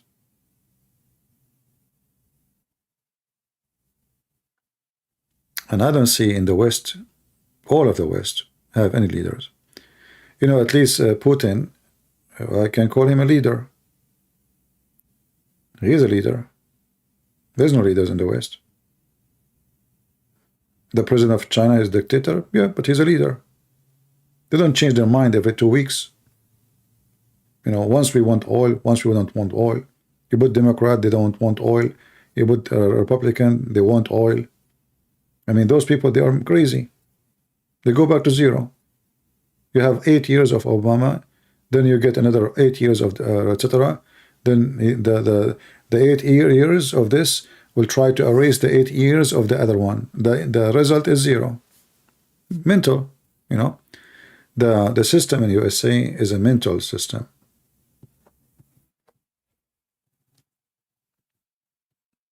They are just busy with their gender and bathroom and stupid things, and China is taking over the world. Look at the West. What is the West? There's no West. Europe is collapsing. Even population, there's no. They don't even have kids. In the future, you know, if you go to Europe, I think now, even now, if you go to Europe, you will not find European. I believe strongly that European is going to be distinct as a race in Europe. Like you will find Arab, Middle Eastern like me in Europe. You will find Pakistani, Bangladesh, Indian, African, but you will not find European. Those people are stupid. You know, they are losing their land. I mean, they are mental.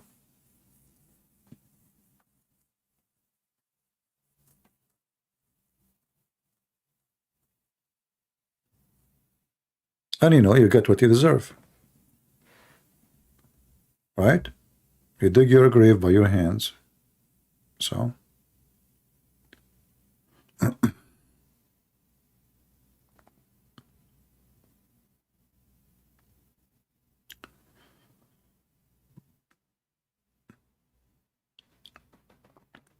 Yeah, I mean, what is the most important topic now in the West? Transgender.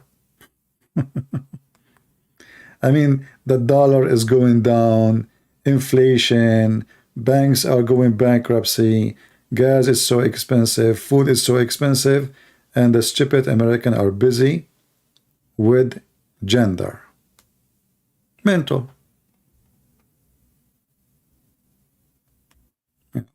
I can't describe it more than mental.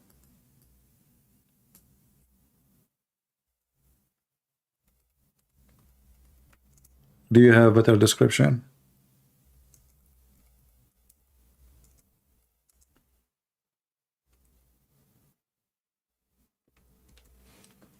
What is the price today of dollar? What a joke, you know.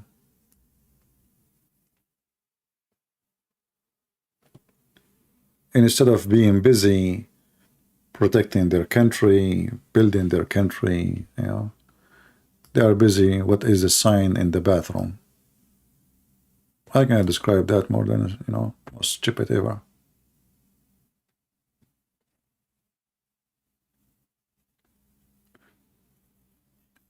You know, countries like Russia, they have multi-ethnic, right? But there is only the Russian in control, really, of everything. This country, they don't even know what the language they want to speak. You know? They are so confused. And I can say the only one is really confused about what they want is those liberals. They are very weird. I believe liberals are a curse for any country. Any country, even Muslim countries.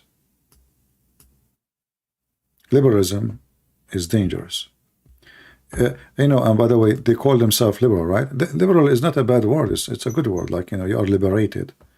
But those people, they are liberating themselves from the good things, not from the bad things. They are the awkward one.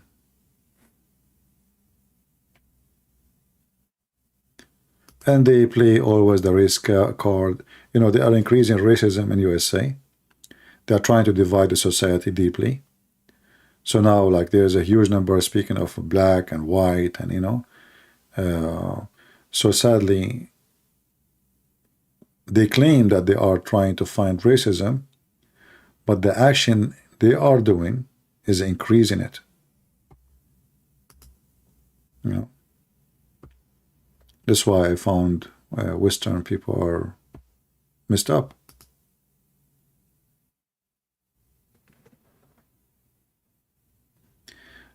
No, we are not living in the last days. I think the last days have long time to go. But let us say USA is not in a good position. And this is why you notice right now that the Chinese is flourishing, because we have a stupid guy in the White House.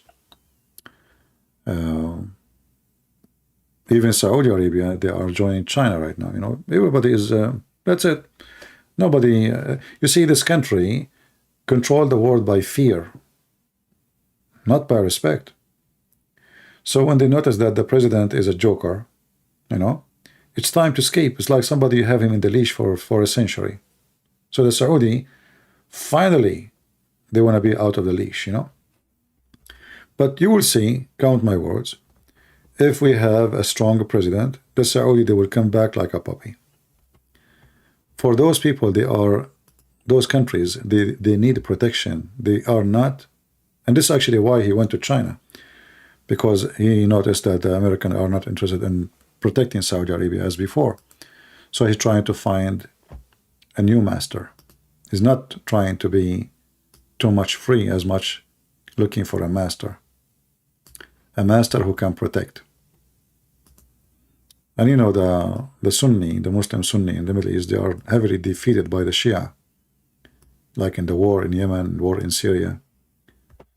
And obviously the American, they could not really make the Sunni win, because the American, they were taking side of the Muslim Sunni terrorists heavily. All the war in Syria and Yemen, America was supporting the terrorist.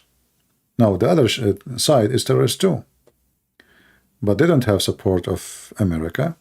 They have support of Iran.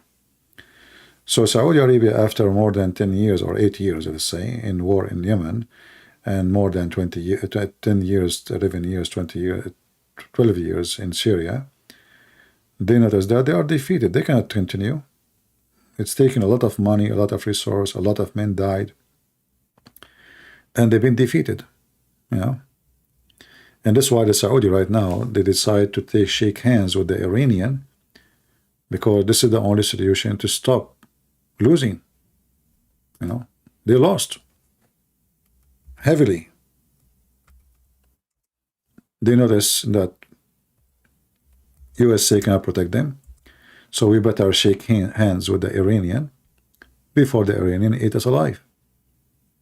You know, if a war erupt between Saudi Arabia and Iran, Iran will crush Saudi Arabia in a few hours, not even few days.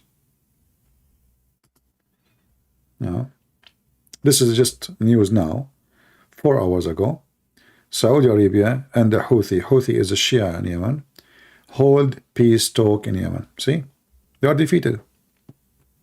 Before, they will never accept, they will, etc. They want to destroy the Houthi, which is the leader of the Shia there, but they could not. They could not. So they got defeated horribly, you know. Yeah.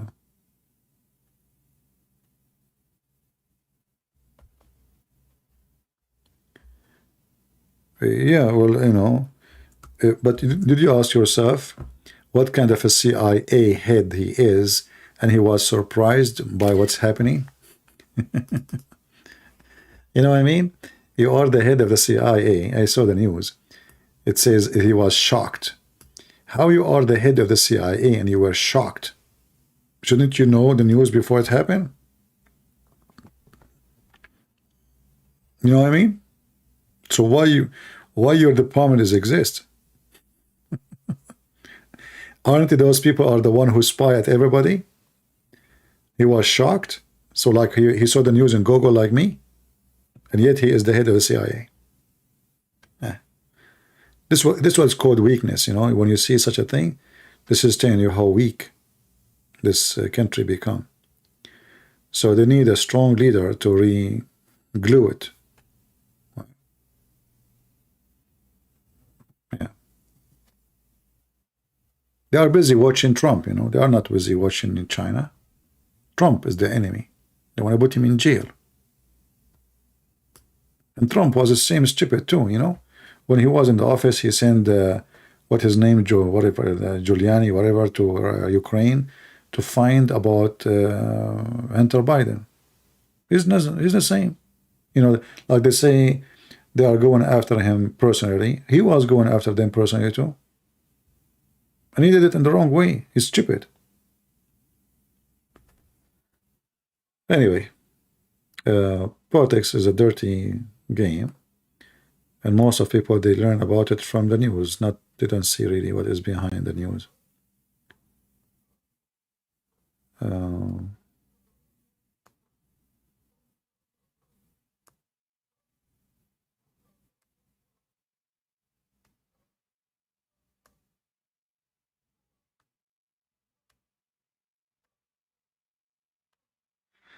All right.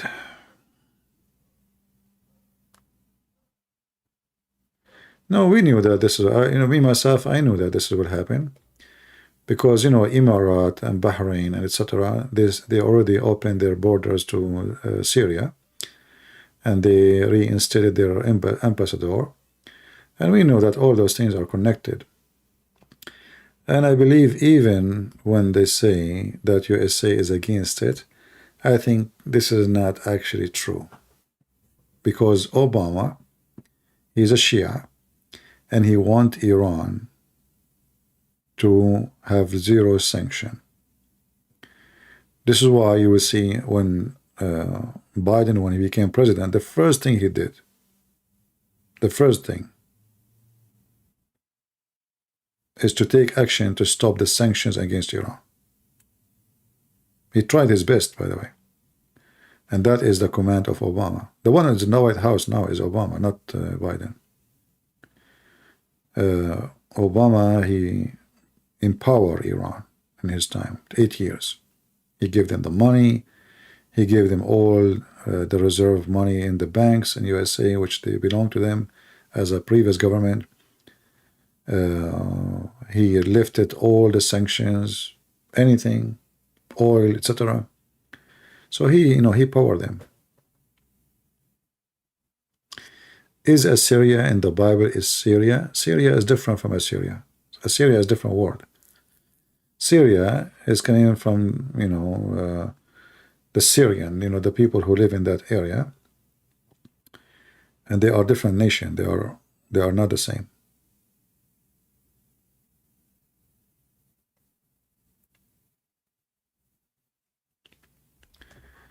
Arabic countries will have peace with Israel.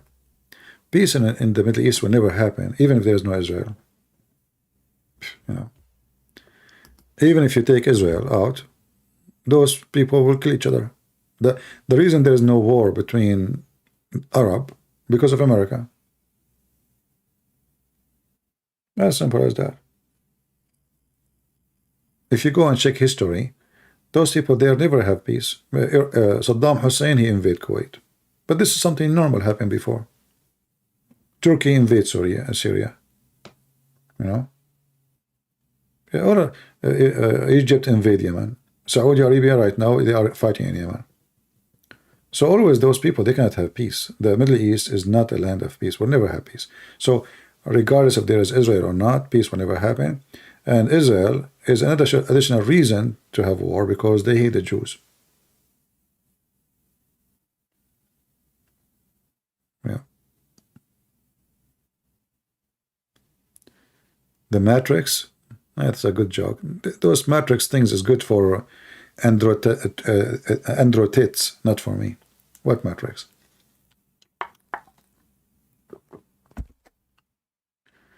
We have the Matrix in the White House already, mental.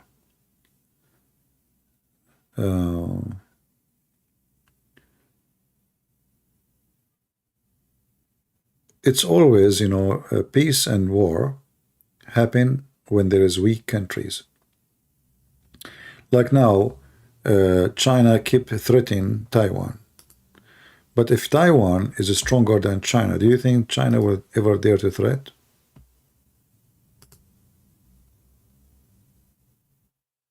You know what I mean? People that threat you, and they might do it when you are weak. So war happened because you are weak. If you are strong, peace will come always. War only happened when you are weak. People take advantage of you because the enemy, whoever that is, feel in the moment your weakness, and he would love to take advantage of that moment.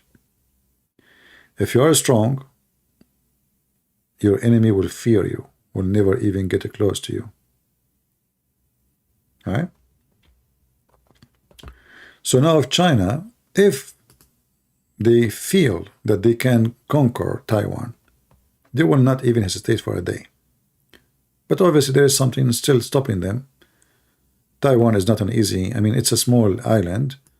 And that make it maybe more difficult because they are preparing themselves to fight street to street. And they have high technology. So like just arriving to the island is going to be heavily costly for China because the Taiwans, they will be able, the only way to arrive is by the sea, you know. This is the only way to have a massive soldiers. So to do that, that's mission impossible because the Taiwan, they have all kinds of missiles even made there by own. And they can destroy all those huge ships so easy. So it's not because China is a friendly, but because Taiwan is hard cookies.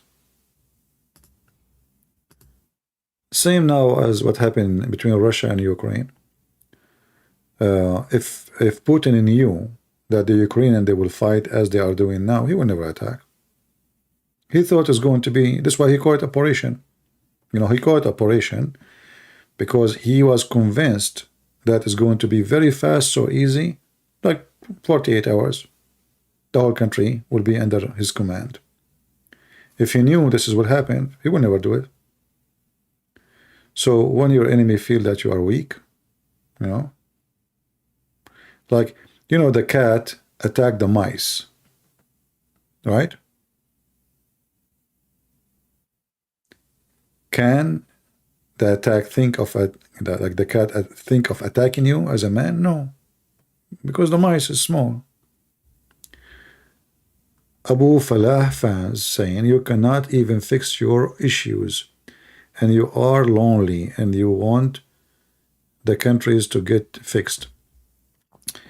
My friend, look like you are thinking about me too much, and obviously you are a lonely person to the point you have nothing to be busy with except thinking about me.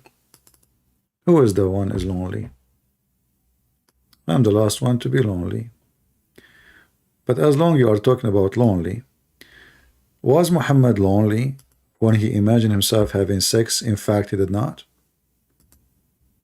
He was doing it with who? I will give you three options.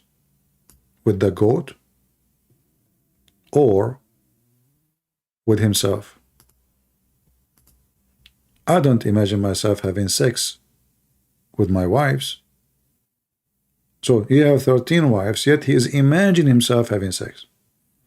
So if you want to talk about lonely, you are welcome. Call me so we can laugh. Potato. You are no match, Abdul. You are just a small, tiny IQ. I will wipe the floor with you, whatever you say. Just try something else. Let us see how smart you are. If you want to change topic from lonely, if you want to stay lonely, we can continue. You want to do that? Your prophet never been lonely. He was full of lies. I don't have lies. I guess I'm lonely now. Do you want to show a reference? Yeah, you brought that to your prophet. Abdul talking about lonely. If you are not lonely, you will not keep marrying women after women after women, because if you have a companion, why you keep looking for more? Because you are lonely. They marry you for your money, maybe, but nobody is marrying you. You are just a piece of garbage. So you keep marrying.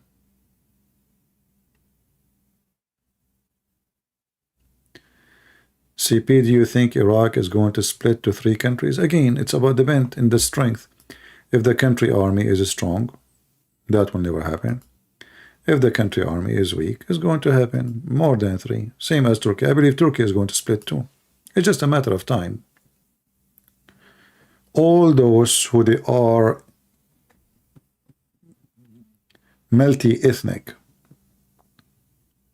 you know, they are under the threat of splitting, and that will happen to all those countries, no matter what. Especially if the ethnic is big in number, like Kurdish. You know, Kurdish, they control big area in Iraq, so they will split. It's just a matter of time. Actually, they tried, but because the American did not support them in that mission, they were not able to do it.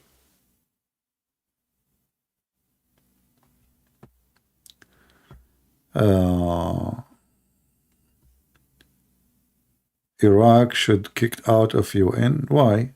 I mean, United Nations is nothing anyway.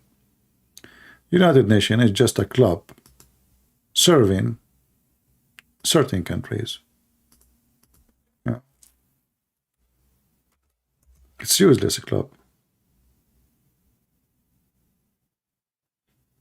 Not even one command United Nations take can be taken seriously.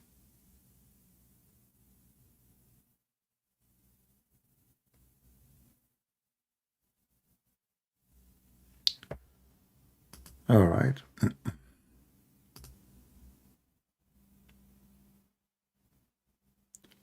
Like how many order the United Nations took against Israel? It's paper, ink, useless.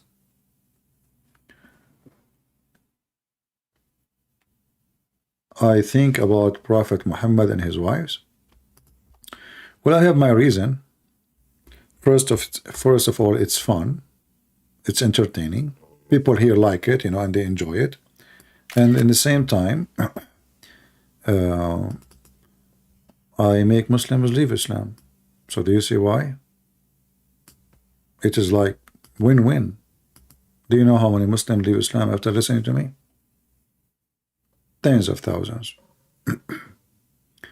So you can see that I am thinking a lot about Prophet Muhammad and his wife. The funny is, you are saying I am the one thinking about him. When you're Muslim, you see him in your dreams having sex with his wife, and you talk about how good his penis is. Look like you were thinking about his penis a lot. Because I cannot believe a believer, he speak about his prophet and he mentioned how good the penis of his prophet. Unless either you are a penis or your prophet, nothing good about him except his penis. You tell me. Like, can you tell me the reason why you Muslims think a lot about how good Muhammad in bed? Give me a reason. Have you ever heard any religion? They speak about the power of their prophet penis, except Islam. I will be waiting for your answer. Give me more, give me more. Have you ever heard of a woman, wives, they speak about the penis of their husband in public? Just let me know. You know? So who is the one who think about, you know, you Muslims, you put for us all the details, even how Muhammad, he wiped his ass. But let me show you this hadith, just to help you. Here we go. What you Muslims think about this. Aisha describing for us what is coming from her vagina.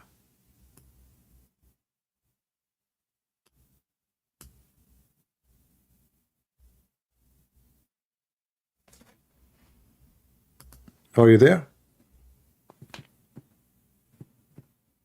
And the one who wrote this story, did he find it interesting? So if you ask me, look like you are thinking about Muhammad and his wives, I find it very entertaining. I cannot find someone more stupid than your prophet and your books.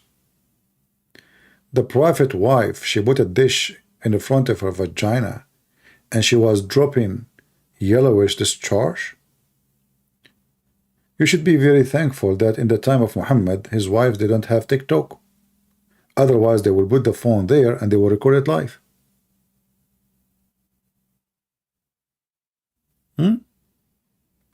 Is that what a woman, she have a decency, will say about what's happening to her vagina?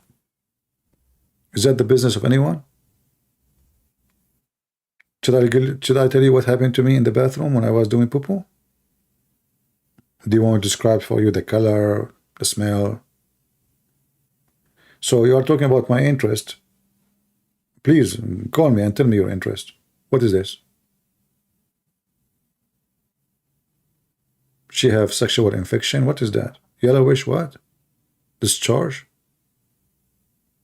Why it's yellowish? Is that the ink or what? See, you brought this to your garbage. You are talking to Christian Prince. I have all the laundry of your prophet. All of it, including his panties, as you see. So don't try.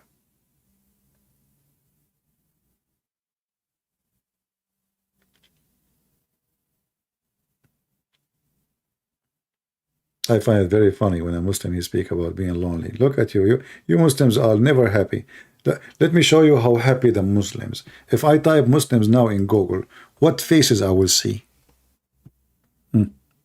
Shall I do that?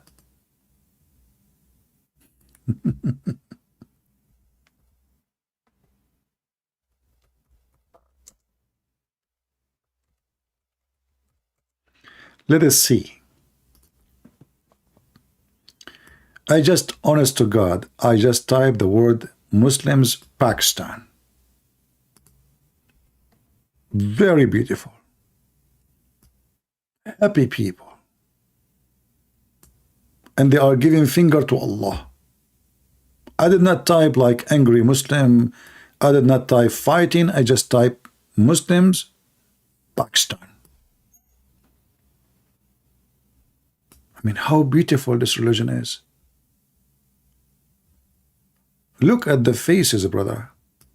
I mean, we have to agree that the second, look, you know, this guy is not lonely. He is so happy. Life is good, man. Life is good. You are a Muslim?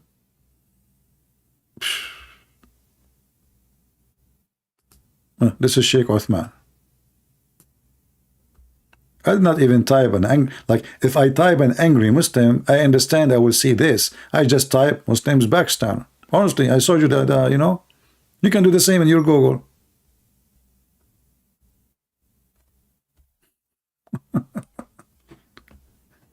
Should I try a different country?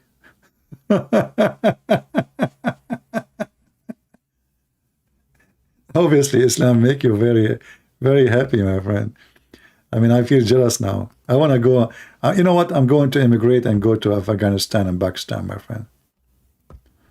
Unbelievable. And all of you, you are coloring your beard blonde. You want to be like Muhammad.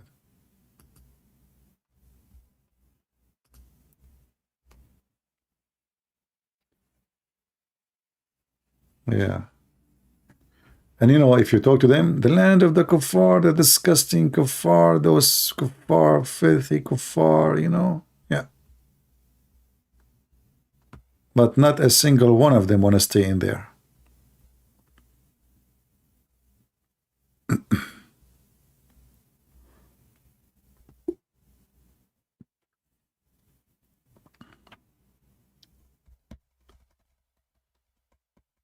Don't try me, my friend, don't try me. You know that you are no match, neither your prophet, neither your God. And remember, I am tired now. So if you come to me when I am not tired, the shower will be even different level.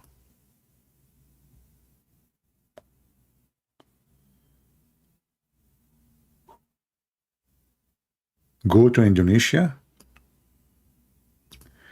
Well, I believe Indonesia is way better than Pakistan. We cannot compare. If you are Indonesian, you live in Indonesia, you are very lucky. I mean, Pakistan is really screwed.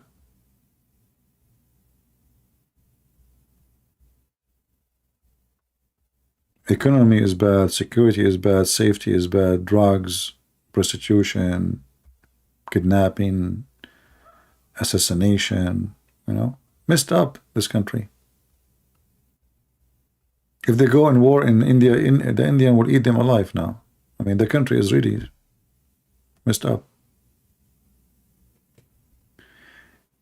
Can you explain your lies in the Muhammad hijab you debate? As long, why you need me to explain the lies? What about you call me to explain the lies for us? I know. You see, I don't know. Your Muhammad hijab, he said to David Wood. David Wood said to him, your God, Allah have a body parts. Mimi hijab, he said, who said so? I made the videos and I show everybody. You can type right now, see how Zakir Naik, he says, yes, Allah have hands, Allah have arms. So the lies. I don't know, you sound like a troll for me. Are you a troll? When I call Mimi hijab, he said to me, did you see this woman? Did you say to her, suckle me? I said, I was quoting your filthy prophet, you filthy. He hung up on me. He called me names. And then just a few weeks after, we found that Mimi hijab, he is taking what I said and he is saying those things to Muslims. Can I suck your wife's tit to make her haram, muharram? Mimi hijab is making fun of your prophet.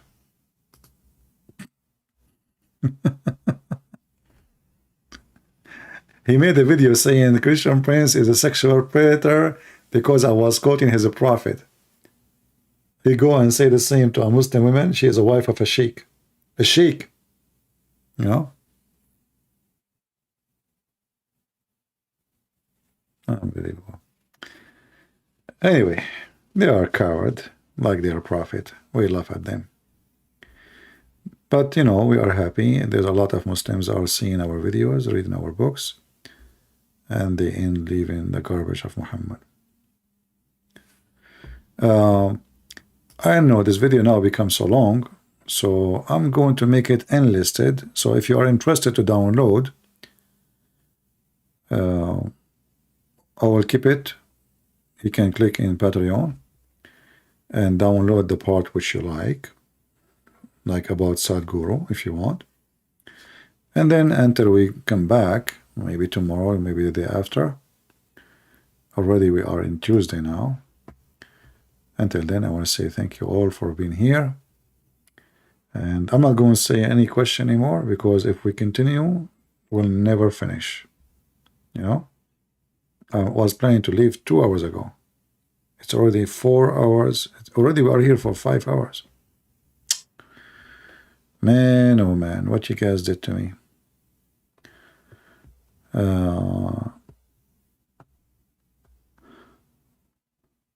The whole time in the debate, what did you say? Where is it? Just search, you stupid son of Muta, you will find it. I don't keep videos on my channel anyway. But don't worry, we have it. Just search right now, Christian Prince versus Muhammad hijab. We have his channel and my channel combined together. And don't forget to let your wife contact me so I can ask her if I can suckle her. And you can record that. Next time you call me, you say, did you say that? Go right now to YouTube and search and see what happened. He hung up on me like a potato. In fact, he told the Muhammadan he is going to debate me, but he never did. He just asked questions. Did you say that? Did you say that? You said that in the Bible, in the Quran, it says Allah worship Allah and Isa. Show me. I show him. He starts saying, this is the Da'if. I said, you stupid, I'm reading different. Coward. He don't even dare to debate me. He was asking questions. He did not let me ask him one question because he's very, very intimidated. Anyway, if you're Mimi there to debate me, let her know when the debate will happen. Because you are right, there's no debate. Debate is two people asking questions. It was only him, and he hung up on me every 30 seconds.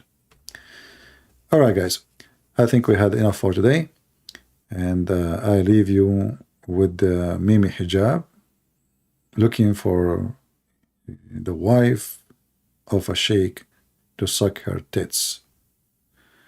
And the last video he made, by the way, he is wearing pink.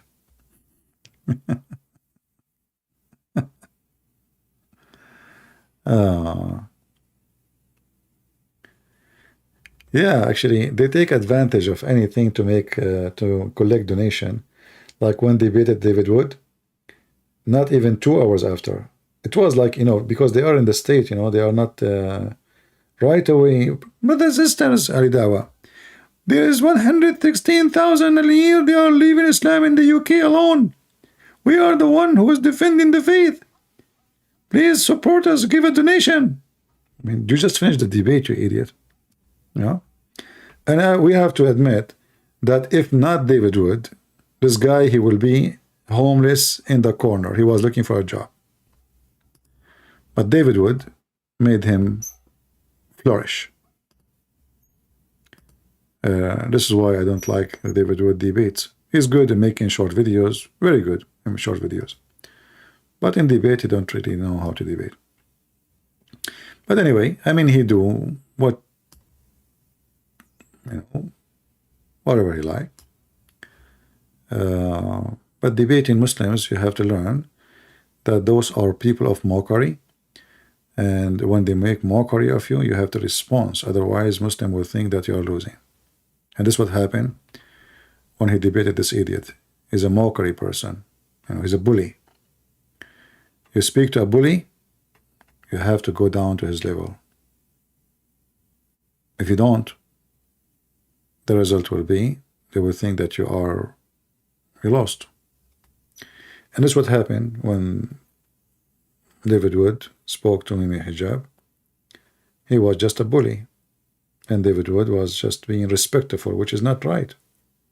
You cannot respect a bully. And that made everybody think that, oh, no, Muhammad Hijab did really good. In fact, he gave the most hilarious answers. Like as an example, he said, not a single Jew believe God has a son. But the Quran says that the Christian, they say, the Jews, they say that Uzair is son of Allah. And the Christian, they say that the Messiah is son of Allah. So David would get the golden opportunity to wipe the floor with him and make everybody laugh. He says, just say it. You just said. Did you just say not a single Jew? So the Quran is a book of lies. But as I know, like debating, you have to be very fast. You know, debate is not just a person have knowledge. You have to be extremely fast in thinking, putting information together, listening carefully for what your opponent is saying, and use what he just said against him. What those people do usually, both sides, they have a paper, you know, they prepare it before the debate, a month before, because they knew the topic already. And you will notice that the Muslims, they debate only about one thing, and the Christian accept, which is stupid. You know, because you should not give them a chance to choose only one topic, the Trinity. You know, you have to make a debate any topic, which means all topic is on the table. Ask me. Telling a Muslim what the debate will be about, or even a Christian, there's no point. I go right now, search in Google, Prophet Google, peace be upon him. I will find 1 million articles. I copy from them, I print them in a paper, put them in front of me in the table, I'll read them for you. Like what happened to this guy, the one who debated, what's his name? Dr. Michael Brown. Is that correct? I don't know the name of the Muslim. Potato, he's a potato. He was reading the debate. He was reading the debate. You know, you have a debate. It's a paper in front of him, reading it. Stupid.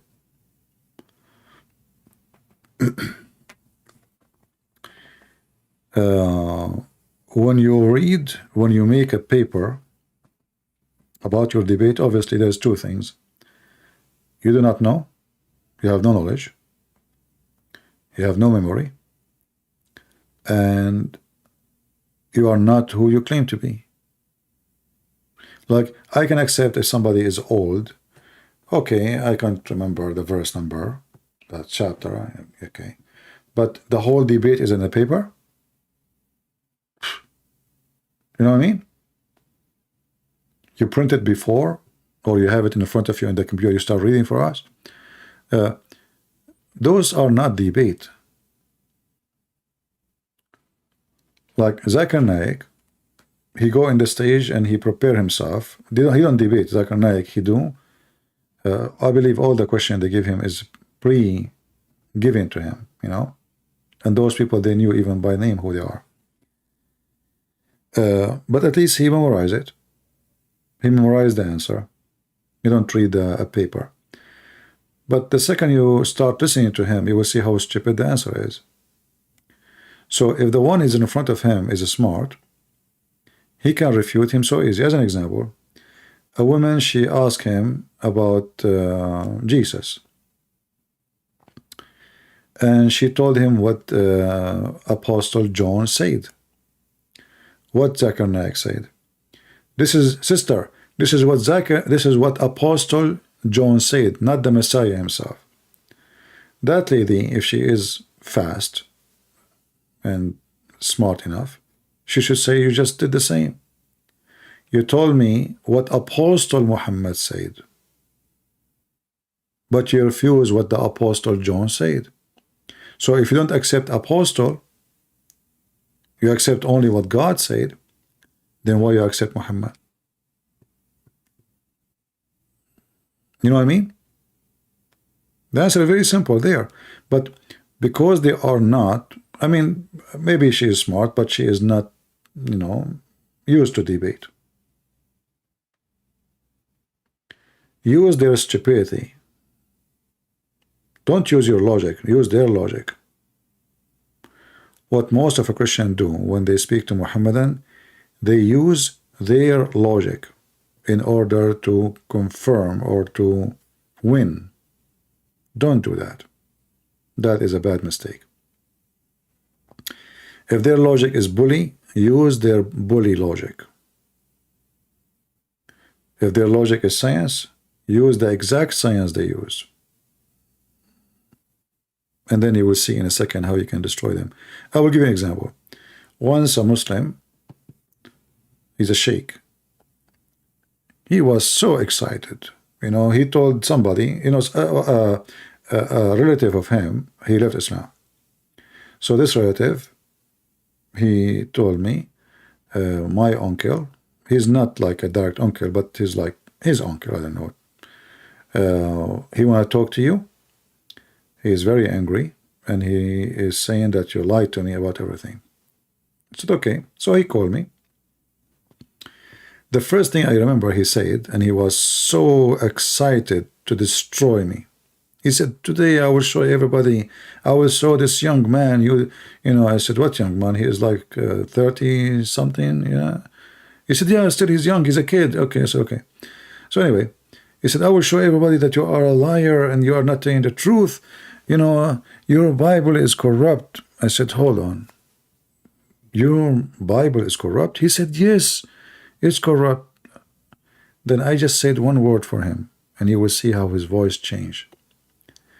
I said, are you talking about the Bible sent by Allah? Has it changed? He said, yes. I said, so what's my problem? He said, what do you mean it's your problem? And then he started getting it, you know. He said, no, no, no, I meant your Bible. I said, no, no, no. There's nothing is called my Bible. Isn't the Bible sent by Allah? And you agreed. Why you are taking it back? He said, yes, the Bible is sent by Allah. I said, okay, if the Bible is sent by Allah and the Bible of Allah is corrupted, what is my problem? He said, you corrupted the Bible of Allah. I said, okay, hold on. But how I can win and he lose? How I can corrupt the Bible of Allah? Are you saying to me that the Quran is wrong when the Quran says nobody can change the words of Allah? The guy is all over the place. And then he starts saying, well, this is not really the Bible of Allah. The one you have is the Bible written by John. I said, no problem. But when you say corrupt, corrupt is corrupting the original. Is the original is the Bible of Allah or not? He said, yes. I said, exactly. That means the one who should be protecting it is the author, not me. I cannot live forever. I will live maybe 70, 80, 90 years and die. People come after me, they can play with my books. I have books. So they are stupid. Their logic is stupid. Use their stupid logic. And then in order to get away from the Bible of Allah, he said, right away he decided to change the topic. So in the beginning it was, the Bible is corrupt. And then I start showing him the Quran says, confirming what you have. He said, okay, well, forget about this one, forget. I said, no, why we want to forget? Why? You were excited, you don't want it now? So they try to escape. So the second step you need to do, don't let the donkey escape. Hold him from his tail, grab him back. He tried to run away. Grab him back. Suddenly he wants to speak about Trinity. So the second they feel that they are in trouble, immediately they will try in the speed of light to change the topic. Don't let them do that. So you need to learn how to deal with them. And you have to be consistent. Don't change topic. It doesn't matter how much you try. He speak over you, he speak loud, etc. Still stay with the topic.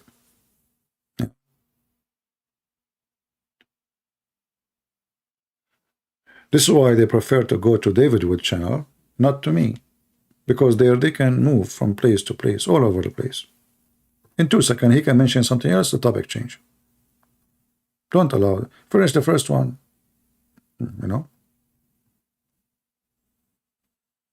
Yeah. Compacting the devil is not by giving hugs. The Christians until now, they believe that, like the Bible says, love never fail. But this is not about hugs. Love never fail is about you loving your Lord, loving your faith, and love what you do to save people. This is how you love them, not by giving them hugs. So when you speak to them, you have to be strong. Don't let them change the topic, and let them dig down in the sand under their feet. It's like, like you see in the old movies, like the enemy have a lot of arrows and you don't have arrows. So what do? You provoke the enemy so they can throw arrows at you. So you can take them and use them. Use their arrows, not yours. All right?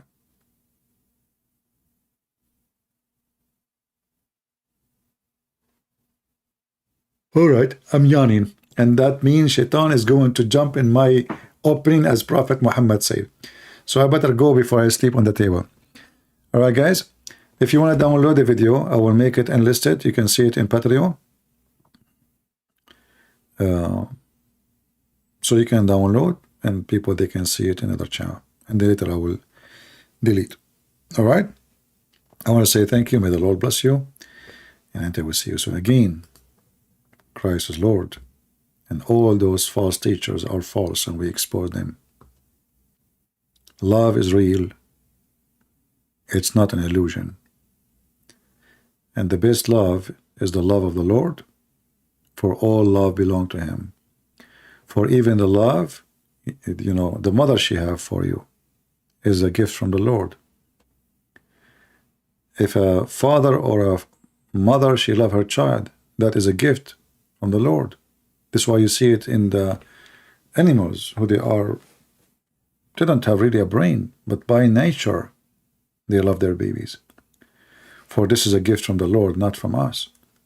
So yes, love is real, and those who deny it, they are trying to promote evil. Life is not a play. Life is to be living good, so you can be good in the good God hand. We don't play, because when you play in life, mostly you are a social creature. That means you will play with the life of others. So it's not a play. If I play good in front of you, that means I'm playing you, not only playing myself. And that means everything around us is fake and disgusting. So don't listen to those people. They claim to be yoga teachers, but the fact they are evil teachers, brainwash. And if you have a low IQ with no education, and you have a bad company and companions, they will have a bad influence in you. Stay away from those people. Don't live as a hippie, otherwise you would die homeless. Have you ever seen a hippie? He knew even what he is. This is what they want you, a loser. A person who keep putting rings after rings after rings in your nose, your ears, your eyebrows, your tongue, your private part. Tattoo after tattoo after tattoo, until your body became like the map of the world. And all of this is nothing but a sign of emptiness inside you, a vacancy. You don't know what you want. You think by adding those things you look better, you feel better. Delusional. For you have nothing real you experience in your life. And the only reality you can have in life come with love. Because if love is not real, then you cannot even love yourself.